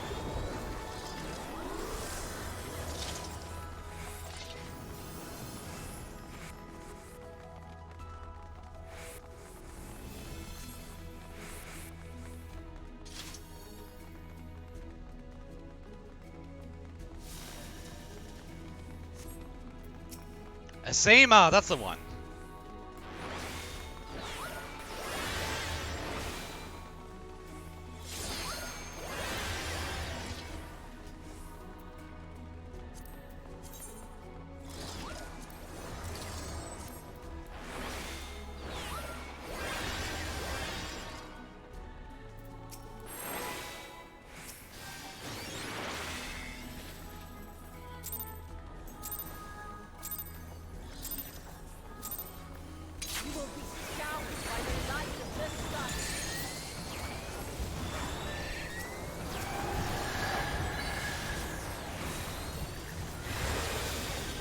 That's a wait right.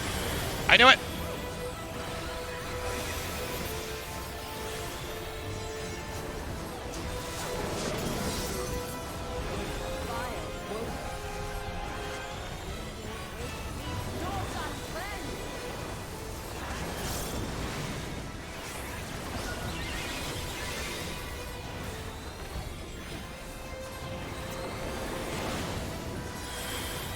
Okay. How's she gonna mix that up, I wonder? Oh, tank buster.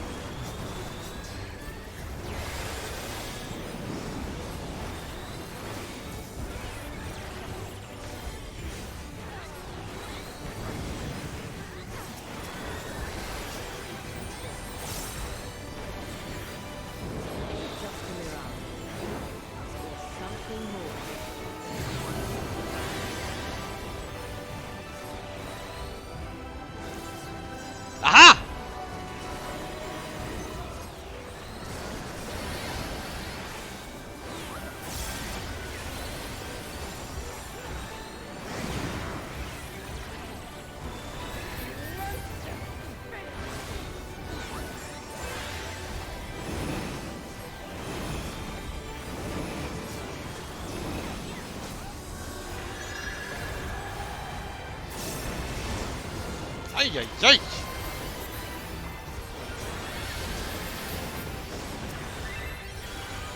Oh, well, whoops.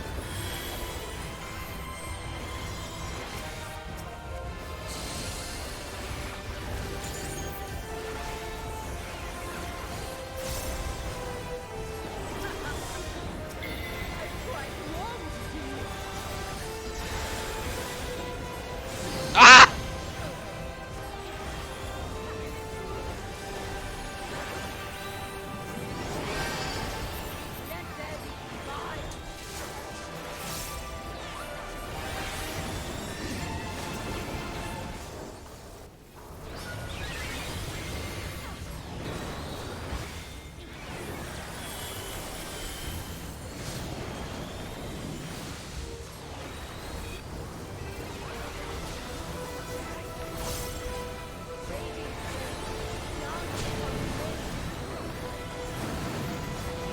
Ah, the fire!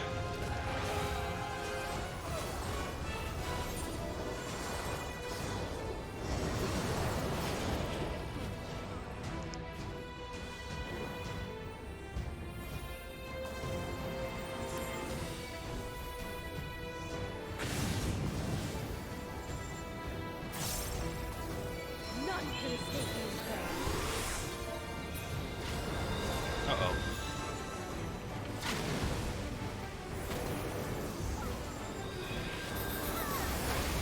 Ah! Fuck!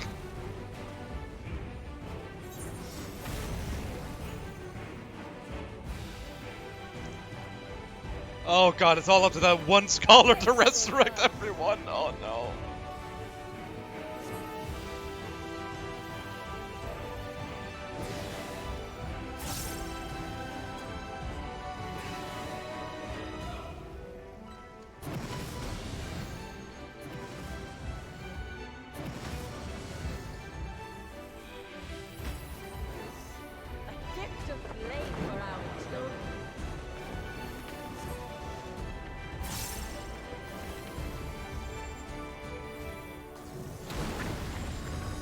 Yeah, wipe.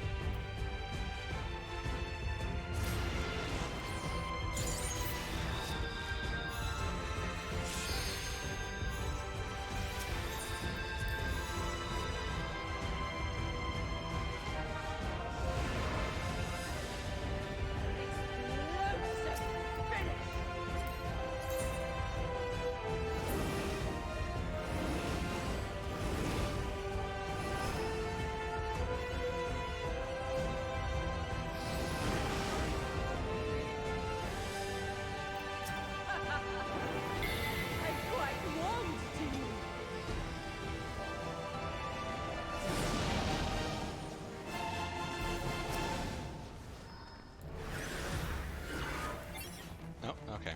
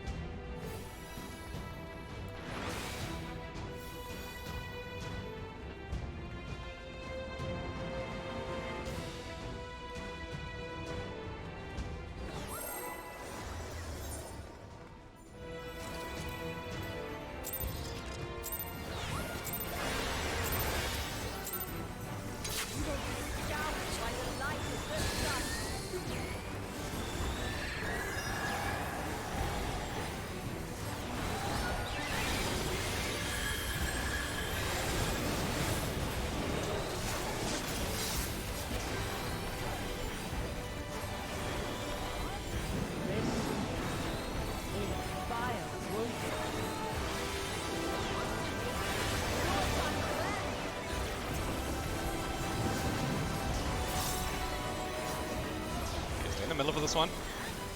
Not pushing them around just yet.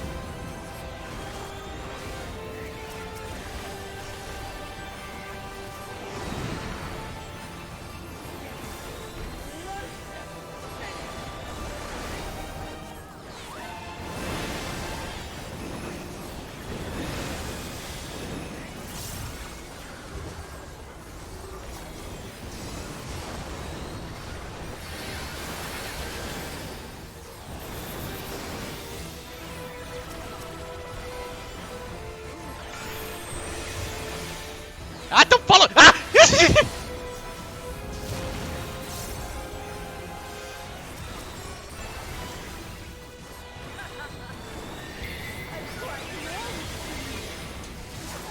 Wait. Ah!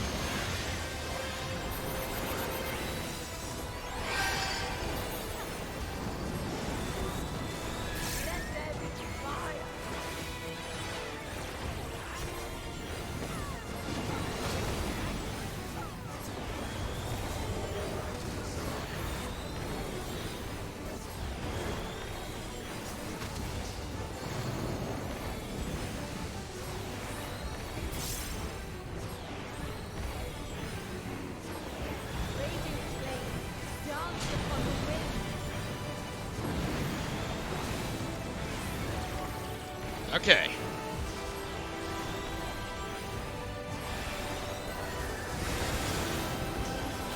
Good lord.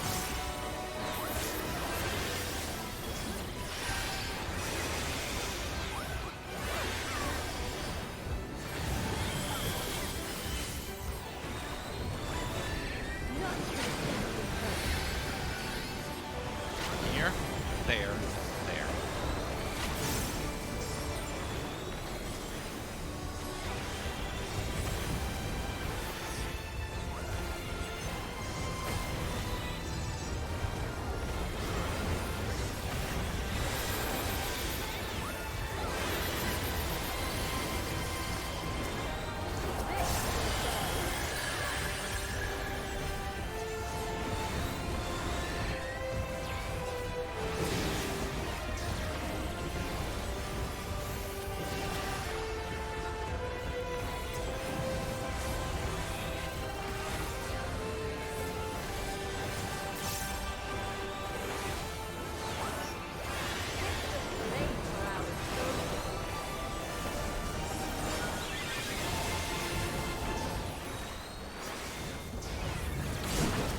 Oh God!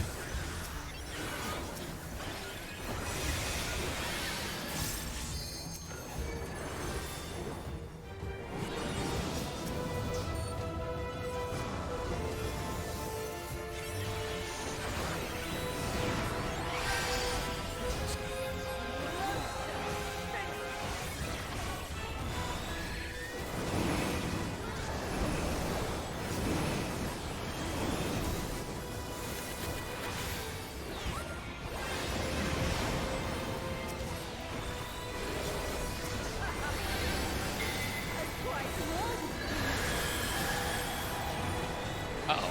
Ah!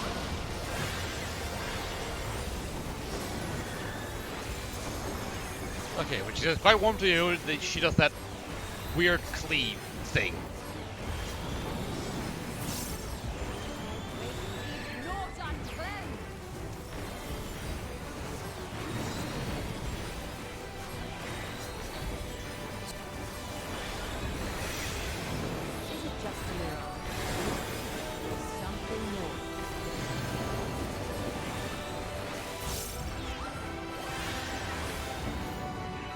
Ah!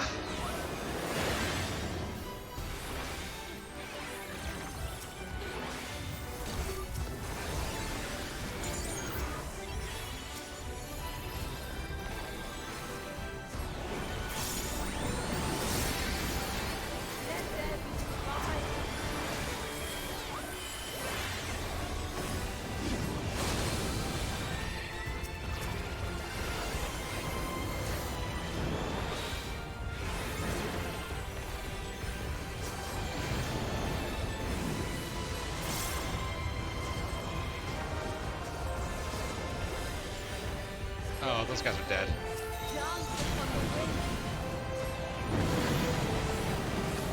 Oh God! Ah! I didn't see that third one.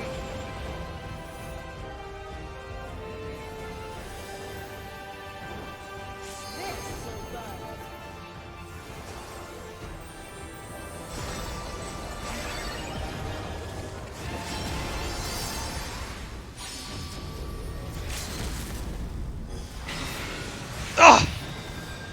Thank you.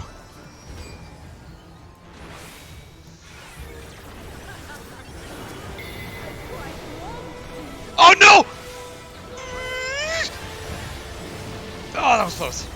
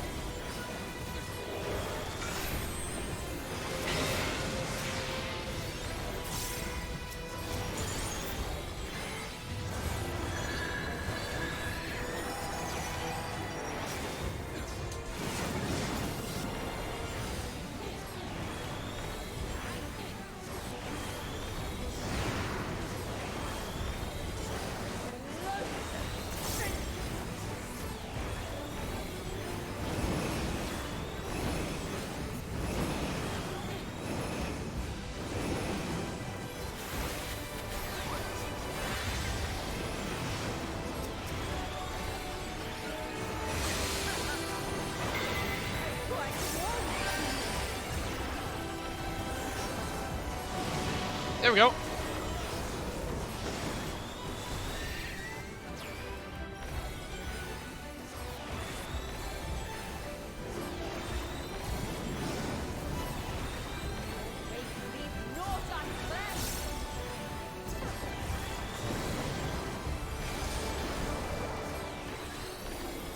Die!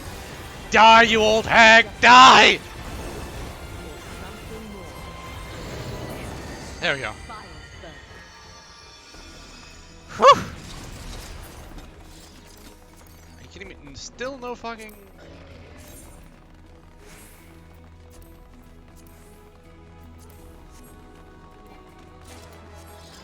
Oh, well.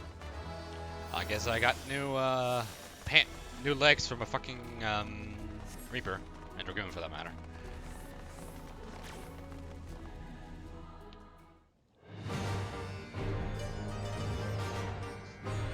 I am Null, keeper of the realm of the living.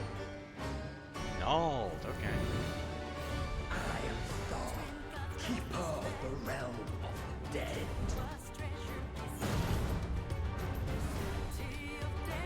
Ooh, okay. The traitors, Nalthal. Prepare to be judged, children of man.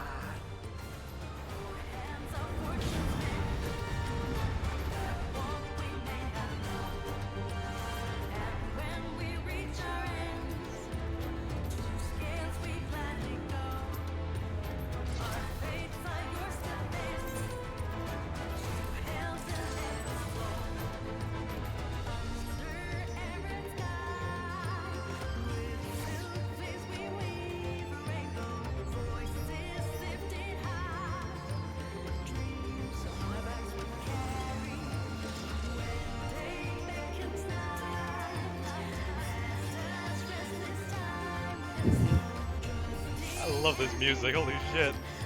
This raid is fucking awesome.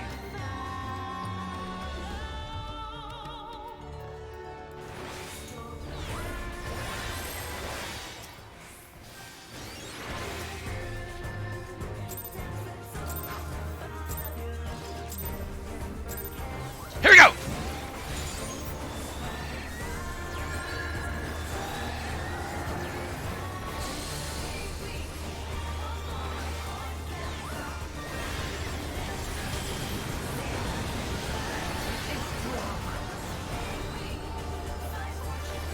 What?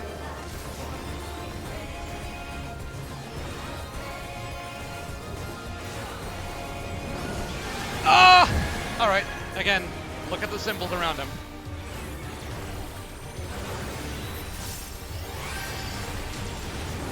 Ah!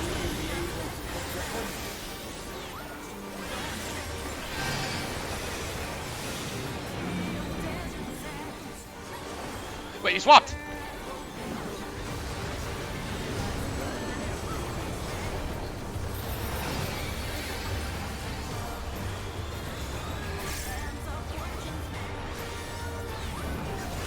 Ah!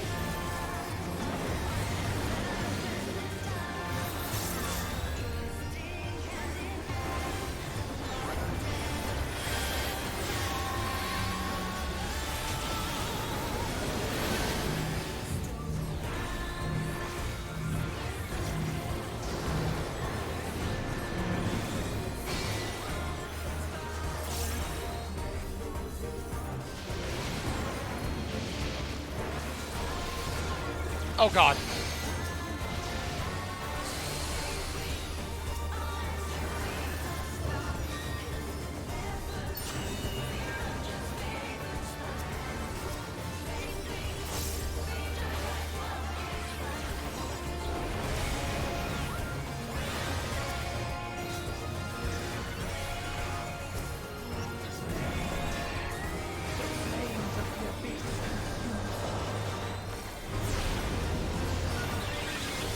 Meteors!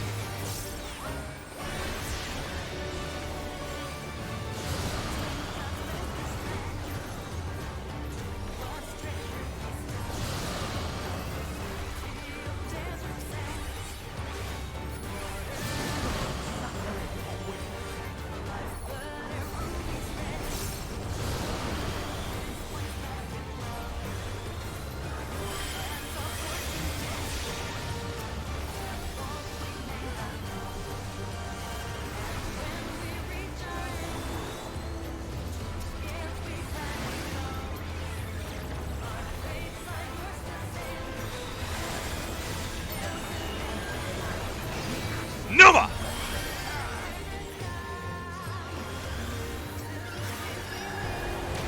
Ah, you tricked me!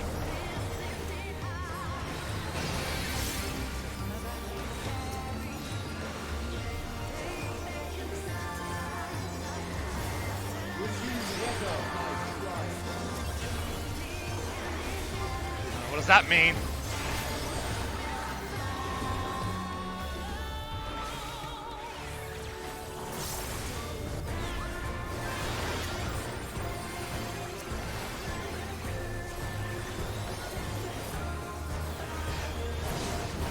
No! Oh my god, sure cast.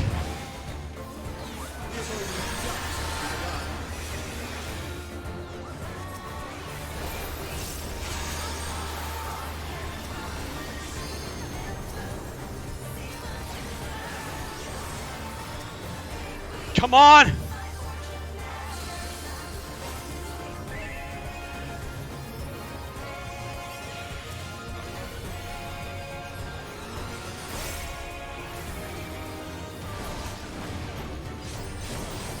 Ah! Ah!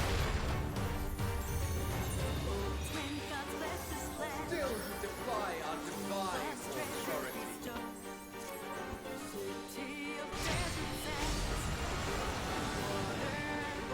Very well. Let us proceed to your judgment. Traitors shall weigh your soul.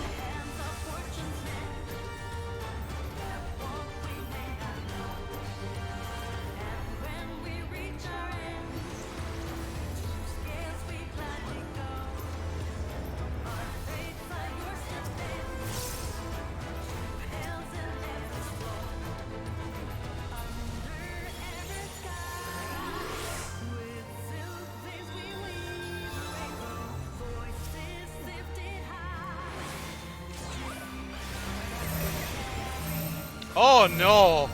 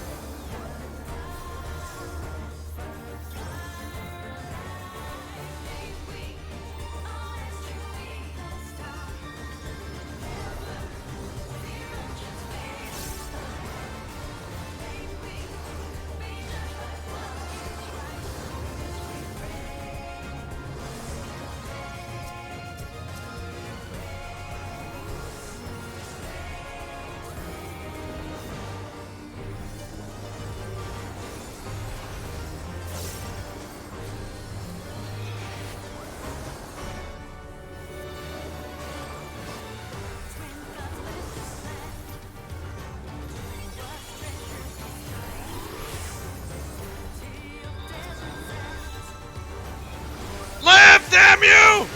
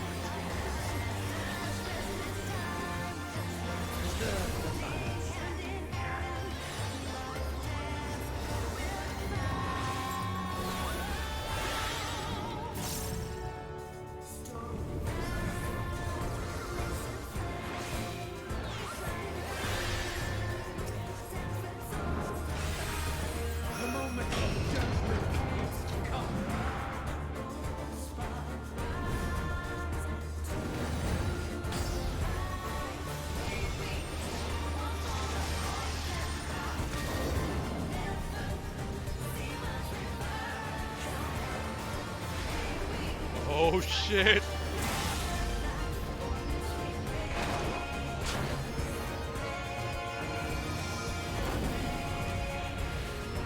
Oh my god, this is so cool!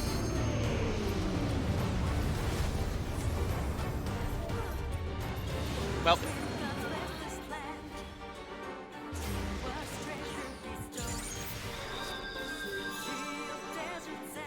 Oh.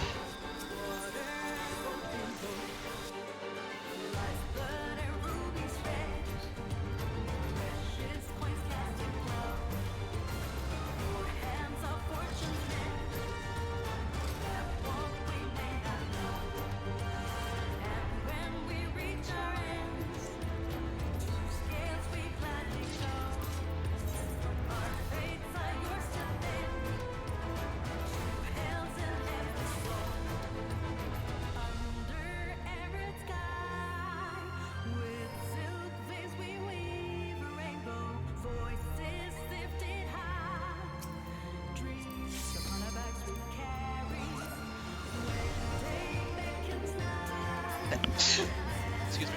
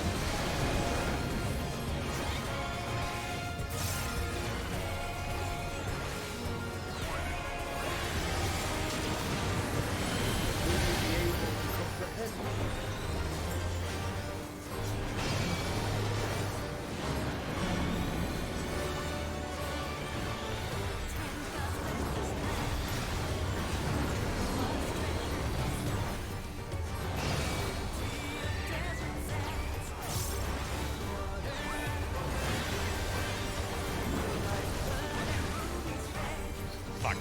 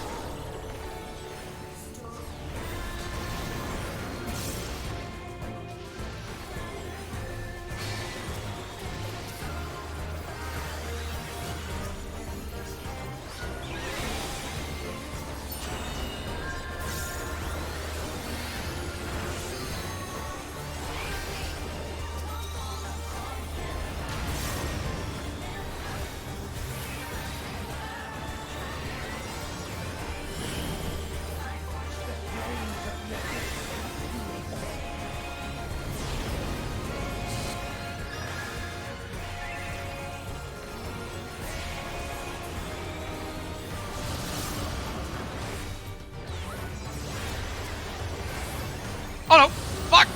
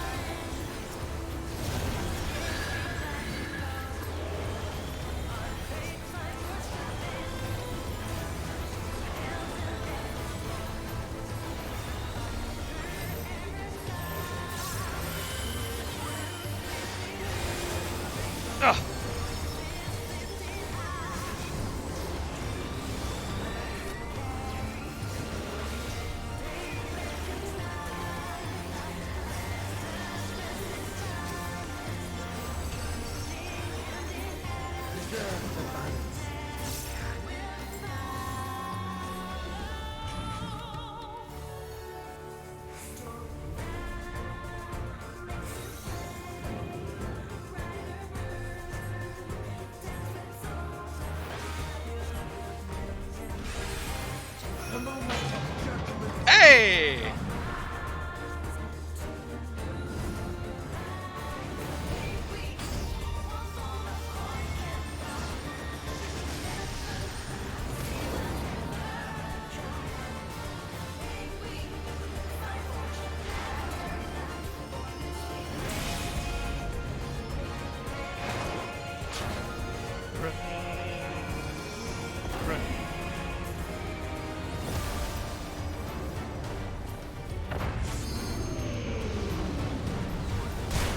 Hell yeah!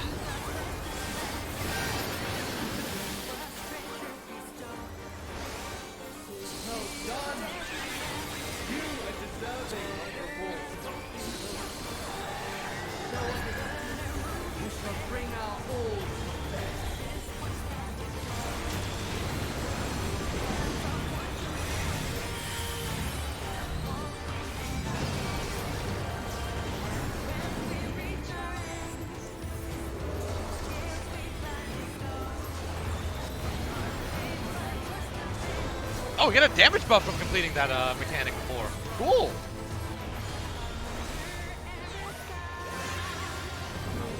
God! Never mind.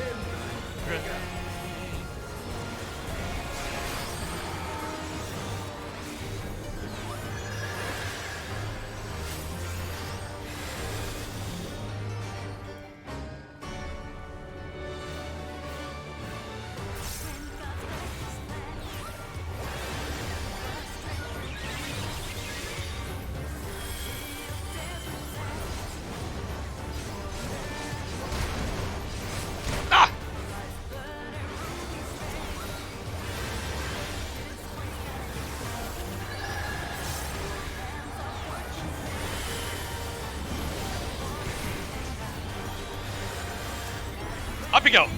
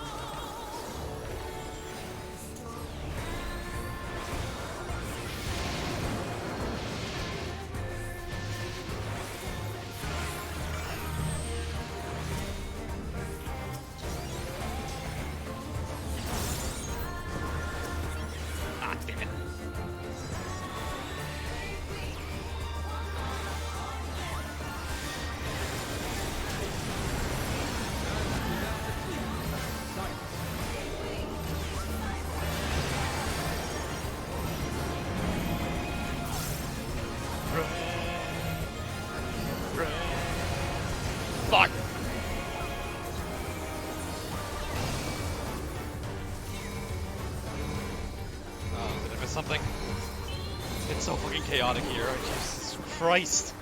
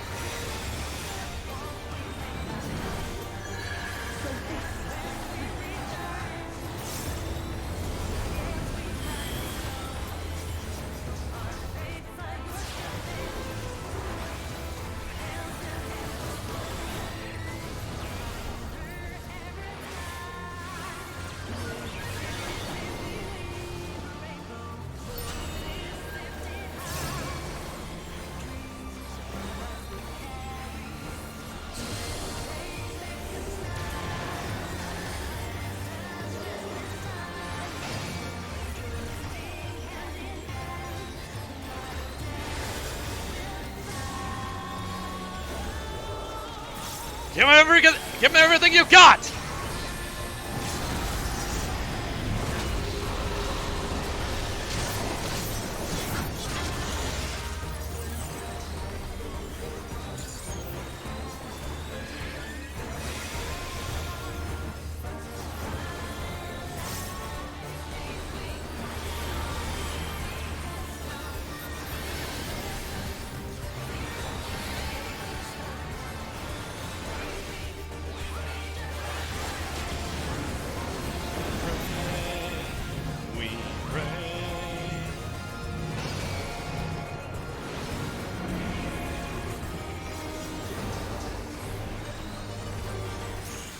Yeah!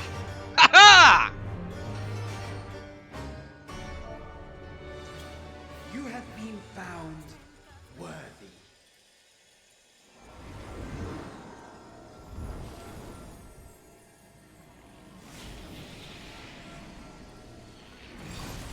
Ha-ha!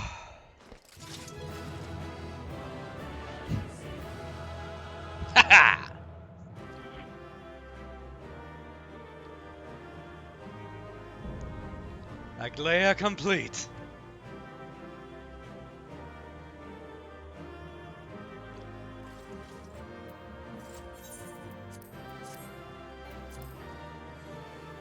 Not even a single healer up item anyway, so fuck it.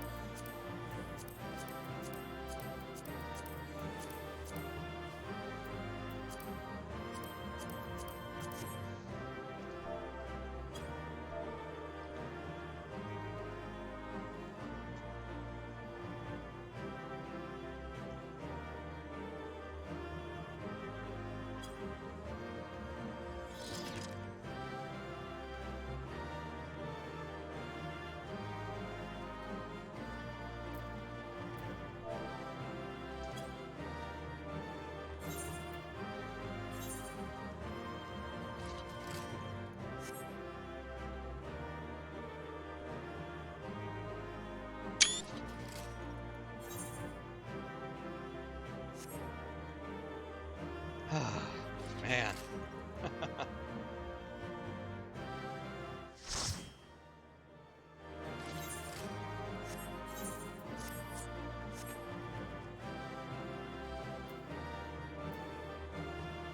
Damn it, not even a single drop. Okay.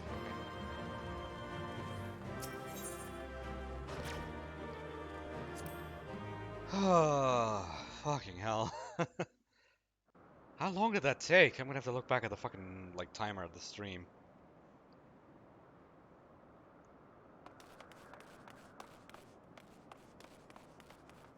You're safe! Thank goodness! I rushed here as soon as I heard the tidings from Raha. Is it true? Beings claiming to be the 12 have appeared? Yeah. And I kicked their asses. You defeated them all? Incredible. I had no doubt that you would succeed, but I'm no less impressed by it.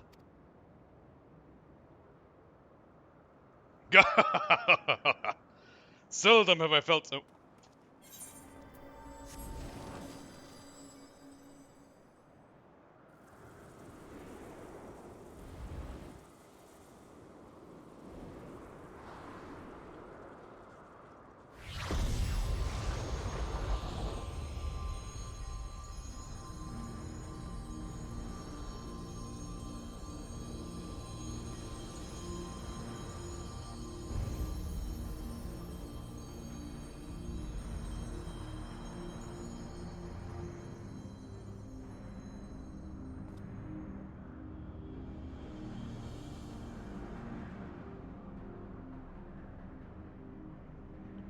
To think that the day would come that we would put on an act for men. Just to say, but I must say, by our God, you played the villain's role to perfection. Come now, Master. I merely did what was necessary to compel the mortals to confront us. It still pains me to speak to our beloved children so unkindly. So you say, Azima. Yet you seemed happy enough to fight them. You did not forget the true purpose of the trial, I hope. Well, I couldn't help but be excited. And do not tell me you felt differently. Consider yourselves fortunate, children. 'Tis rare indeed to see Newfound in such high spirits. What in the world is happening? Did you say you defeated them? Did they manage to flee? Or perhaps were re-summoned?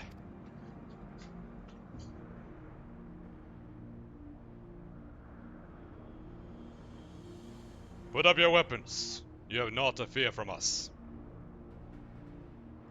Rest assured, we are not summoned beings. We do not drain the land of ether, nor do we take men into our thrall.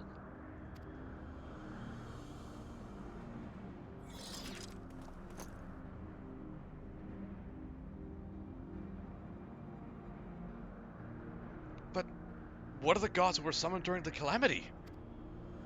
The ones Master Louisoix called forth to protect the realm. That was not us, but a primal born of your fervent prayers for salvation. Indeed, that was the worst of the calamity. That the worst of the calamity was averted and the realm restored in the aftermath, and was a direct testament to both the power of your hopes. There, fuck, I'm losing it. I was been streaming for 6 hours then, Jesus Christ. If you aren't primals, then what are you?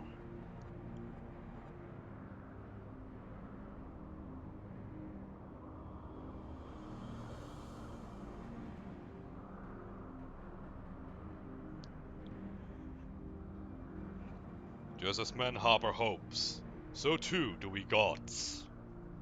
To realize our aspirations, it is essential that we do battle with you. Thus did I falsely claim that we sought to rule the world. It was deceitful conduct unworthy of a divinity, and I must apologize. But only for that, I've used my power to do harm besides.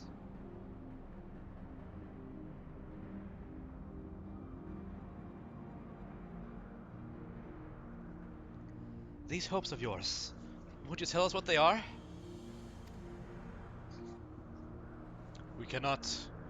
If you wish to know the truth, you must discover it for yourselves. It's not easy to move forward when there are seemingly no destination. But if you press on, you will eventually arrive at the answers you seek. Aye. You'll understand why we hold our peace, and far more besides. You will learn the very truth of our existence.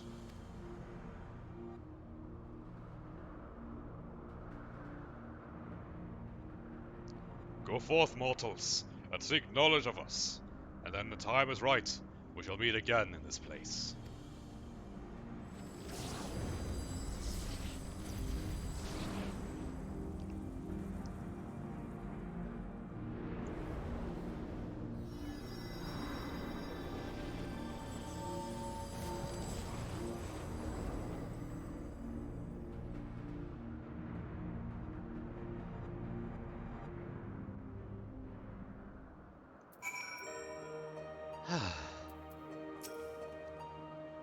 As if hearing about your battling the 12 weren't shocking enough, to have them appear before my very eyes.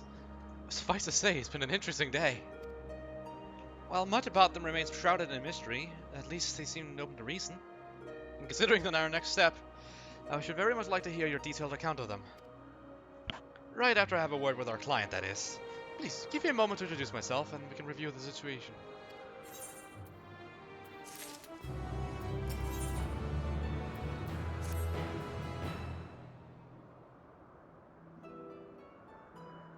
Greetings.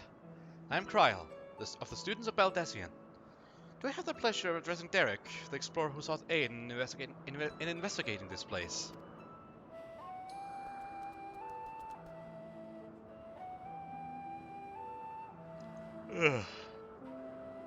I am Derek, and this here is a baby Oppo Oppo.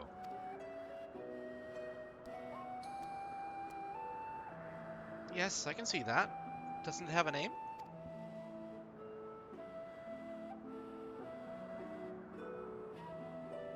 None that I know of. Nor would I presume to bestow one, for that would be condescending. I see. That's very considerate of you. So I understand you explored the various Phantom Realms with Derek. Will you recount to me the experience?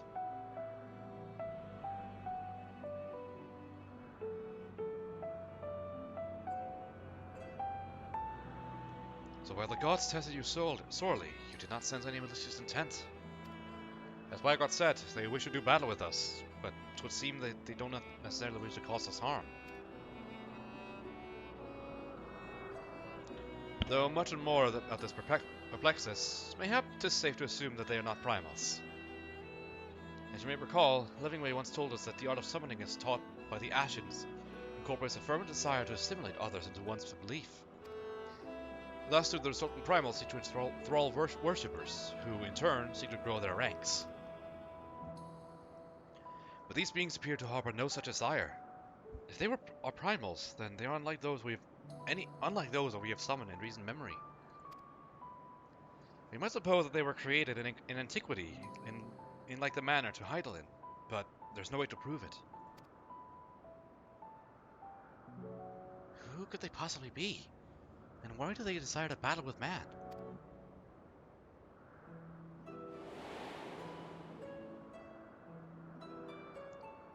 Even in your little Eorzea, you know precious little. The true identities of the 12, for instance.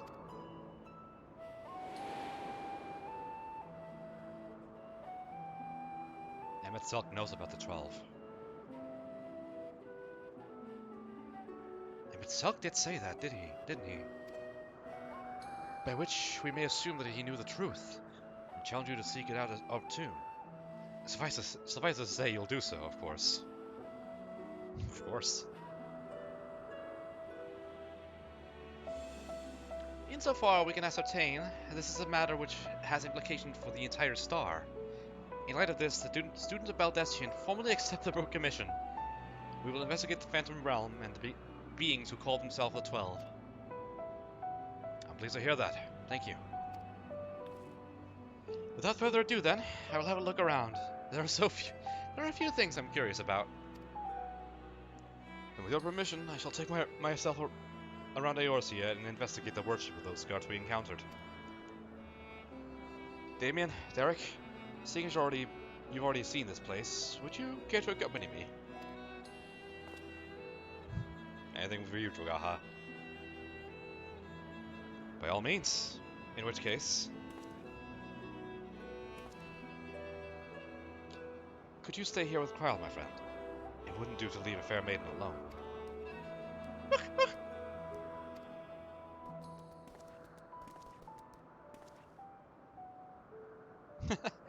I'll sure be glad for the company. Take care then, and good luck.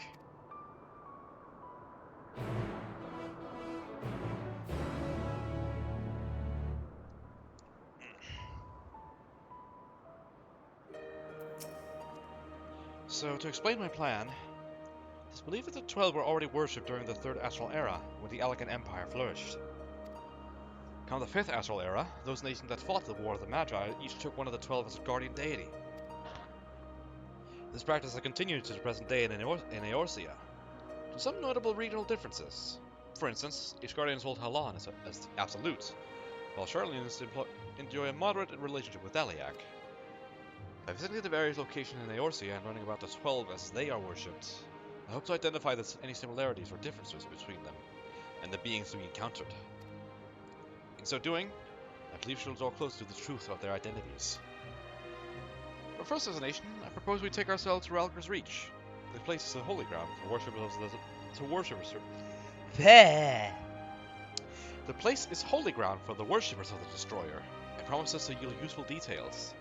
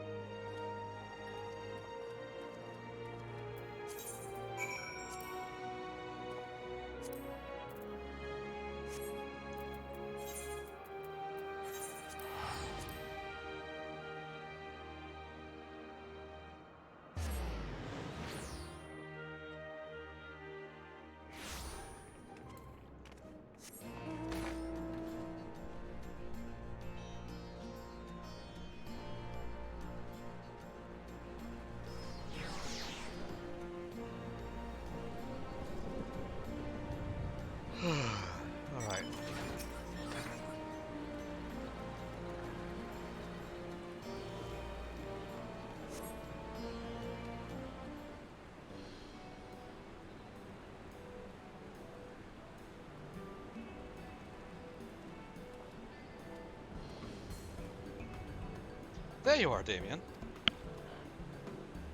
This place served as the base of operations for your investigation into Omega, did it not? How delightful to be here together. If you don't mind me making an observation, it seems you enjoy traveling with company. I do.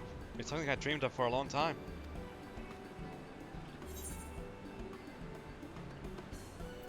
I enjoy company, but sometimes I prefer my own.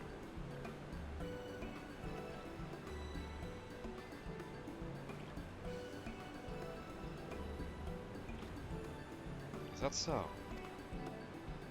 What of yourself? Do you normally travel alone?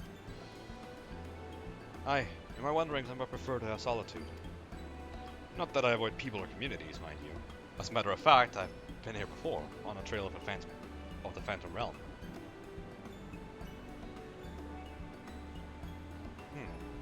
Now that I think on it, more often than not, those places where Phantom Realm sightings are known to occur have a tradition of 12 worship. And I dare hope that we're on the right track.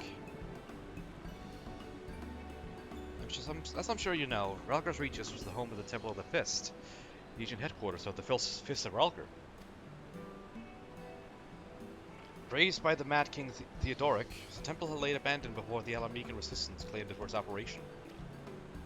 While I doubt that much literature has survived over the years, the people here may possess some knowledge of the local faith. So, let's split up and make inquiries, and reconvene here afterwards to share findings.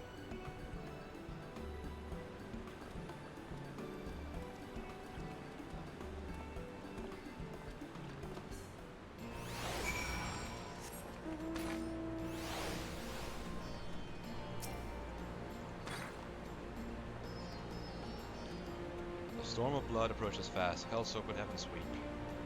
For no one soul doth lie beyond the measures of its reach.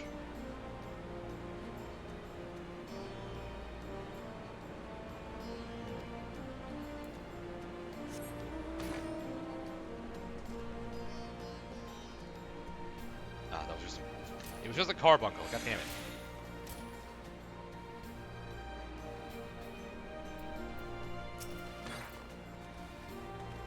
Oh, if it isn't Damien!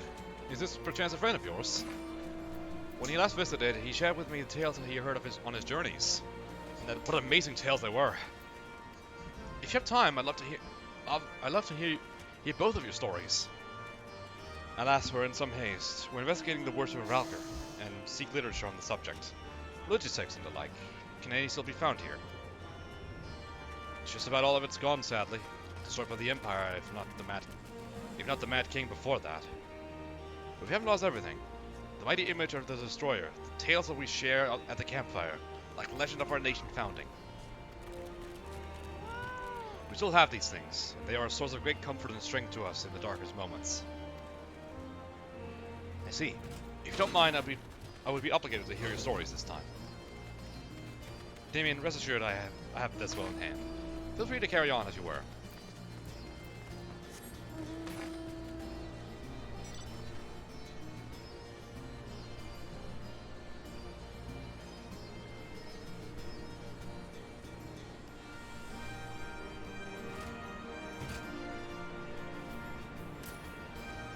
Ah, come on.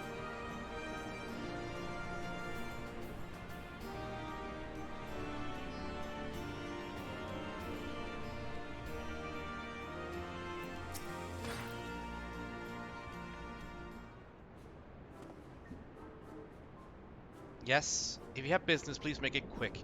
I'm due to meet with someone any moment now. Forgive me the delay. Oh. Why, if it isn't the adventurer who kindly escorted me to the Temple of the Fist, are you standing amongst two, perchance? If so, you ought to work together with me and my colleague here. Few things are finer than joining heads with them with like-minded folk. I don't recognize this person.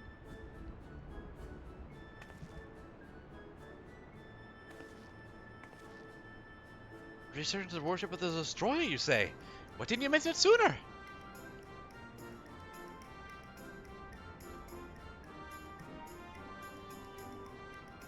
This is the a copy of Destructivity, a scripture of the Fist of Relgar. The original is of one of the few texts that survived the Temple's erasing, and is in the safekeeping of one Professor Eric. We went to the trouble of having this made for my colleague, only for her to say he doesn't need it, so I offered it to you instead. Lest you forget, this is your passion, not mine. I'm simply assisting you in this as a favor, and I thank you not to put us in danger.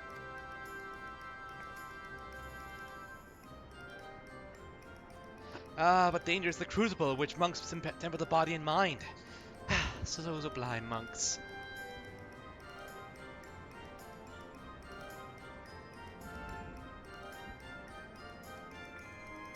Well, we'd best return to our work.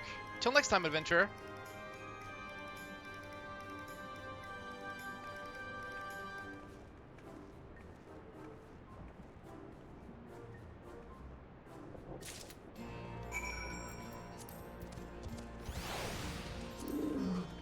Where is the Undeading Codex?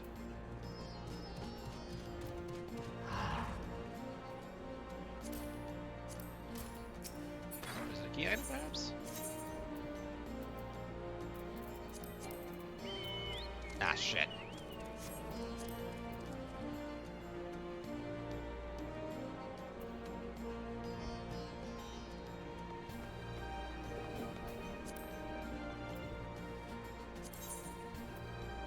There it is.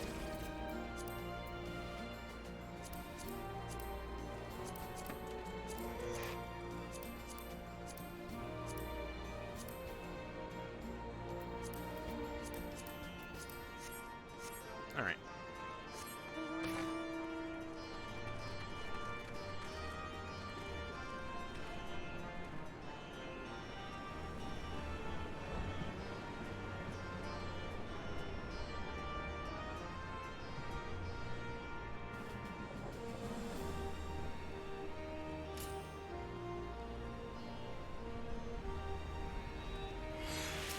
And we're back here. Okay.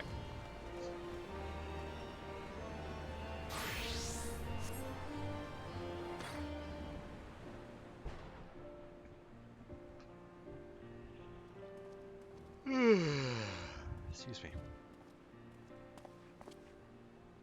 Damien, what were you able to learn? Well, this and that, and also this strange woman gave me this book. A copy of one of the scriptures, you say? A moment while I skim over it.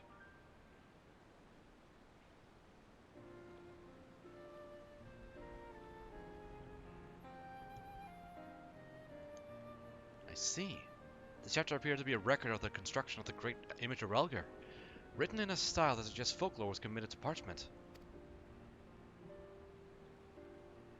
When a deluge of the Sixth Umbral Calamity threatened Eorzea, the ancestors of the Alamegans were guided to safety by a comet. Believing that it was sent by Relgar, they came to hold him in the highest. This much of the tale I have been familiar with. But according to the scripture, among those refugees who followed the comet, some claim to have caught a sight of Relgar himself. Their accounts were passed down through the centuries, and worshippers of the Destroyer pieced them together to give shape to yonder statue. It is a pretty accurate recreation now that we actually got a look at him. I must say, it bears more passing resemblance to the being we encountered. See, even Graha agrees. Like, seriously. Were that Relgar a primal, the explanation for the similarity would be simple. That is, the statue gives rise to a unified interpretation of Relgar's appearance, which in turn lends the form to the primal. However, this fails to account for what inspired the likeness in the first place. If the scripture is to be believed, the sightings during the Sixth Umbral Calamity. Yet for those witnesses to be able to recognize Relgar, they would have needed an agreed-upon idea of his appearance beforehand. If we then consider the history of the Twelve worship, that it already existed in a third astral era, it would not be ridiculous to think that these divinities existed even prior to that.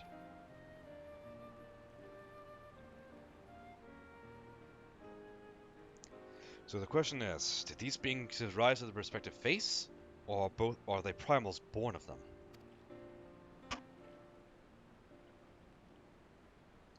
I thought we had made it clear. We are not summoned beings. What the fuck?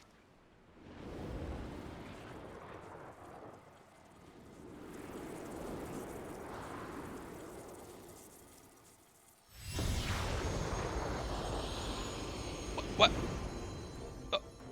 Oh. Since time immemorial, our domains have lain scattered across Eorzea. As a matter of fact, one of which you set foot in is nearby. It is unusual for mortals to glimpse us. The voice! Could they be... Indeed! I am Byrgoth, and the hawk beside me is Rolger. I shall elaborate upon my master's explanation. We thus disguise ourselves when we wish to observe the world without, for being seen in our true forms would violate all laws of conduct. Yet those we similarly disguise our sanctums, veiling them in illusion, whence are known to manifest when the surrounding ether is unstable. In such a time, should a gifted mortal chance to be near, they may inadvertently catch sight of us. Of course! During an umbral calamity, etheric imbalance occurs on a star-wide scale. The ideal condition for seeing the Phantom Realm. Precisely. How many times have we been seen? How many times we have been seen? We ourselves have no way of knowing, but that is a sound assumption to make. Well, Byrgoth, I believe that much shall suffice in the way of apology for our deception. Shall we? Indeed. That is all we have at liberty to reveal. Fare you well, children of man.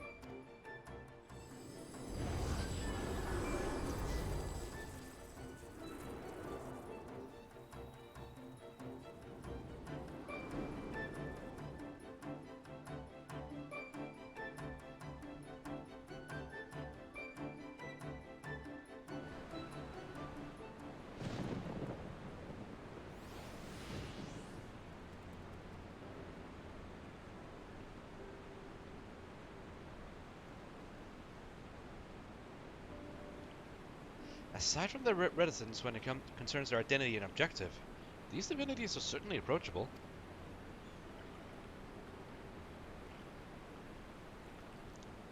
If what they said was true, then their worship can be traced back to their sightings. It would serve to explain one thing.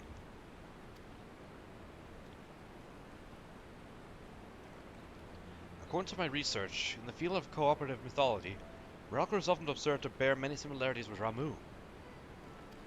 Assuming they were both inspired by Relgar of the Phantom Realm, that divergence may be attributable to the differences in culture between man and self.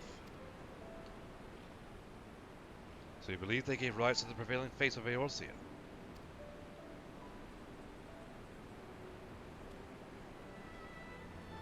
Given available evidence, yes, I am inclined to.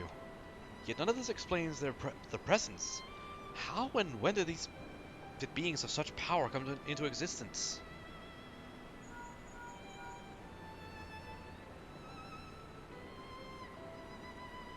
Oh, 'tis you, Kryl. Has something happened? Truly? Very well, I shall take care of it.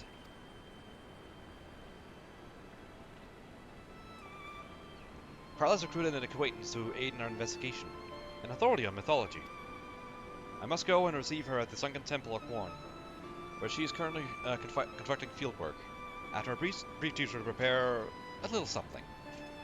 Conveniently, Thanline is home to countless adherents of Nalthal. While I send to business, may I ask the two of you to make inquiries in Ul'dah? Very well. Excellent. I'll join you as soon as I'm able. By your leave.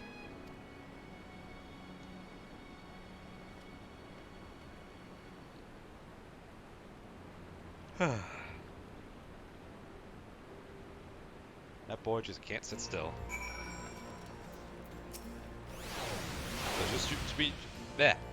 So it's to be just you and me in Ul'dah. I suppose it can't be helped. How long is this quest line? Alright. I'm sorry guys, but I am fucking exhausted and I haven't eaten in 6 hours. I need to get dinner stat. But thank you all for coming to the stream. I hope you enjoyed. I certainly did, even at the expense of my own health. And I'll probably do the rest of the quest line on my own time. But I'll record it, like, in my own time, if need be, but yeah. Thank you all for coming, and have a good one.